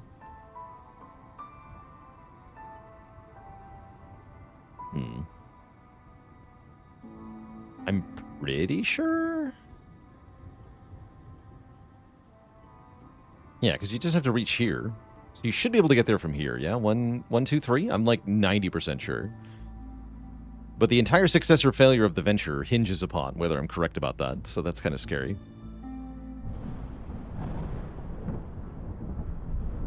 Can I get anything else in the capital? Yes. Probably starting ability of lizards. Although, like I said, this is pretty good too.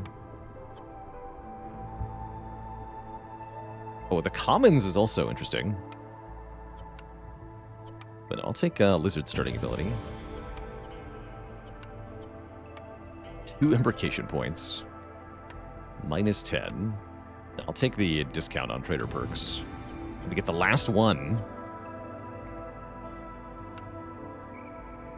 District. Or Fox revealing Geyser is nice too. Need Geyser reveal.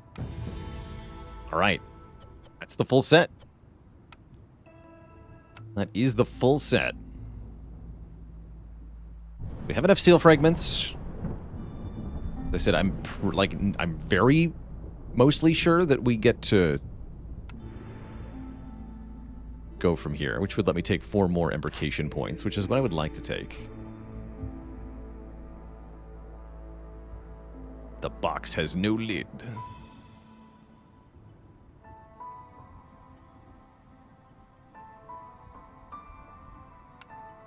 Pretty sure.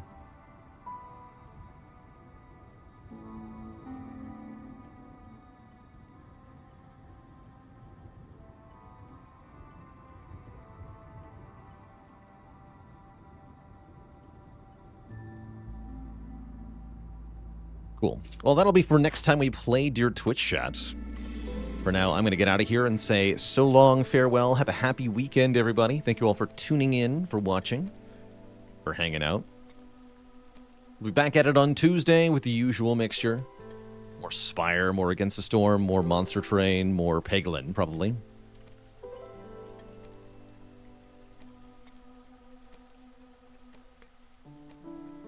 Even if I'm not reaching, I can do one more settlement. Oh, yeah, because as long as I win before year 8, right? There'll be 1 year left. True, actually. Oh, yeah, so then we're probably fine.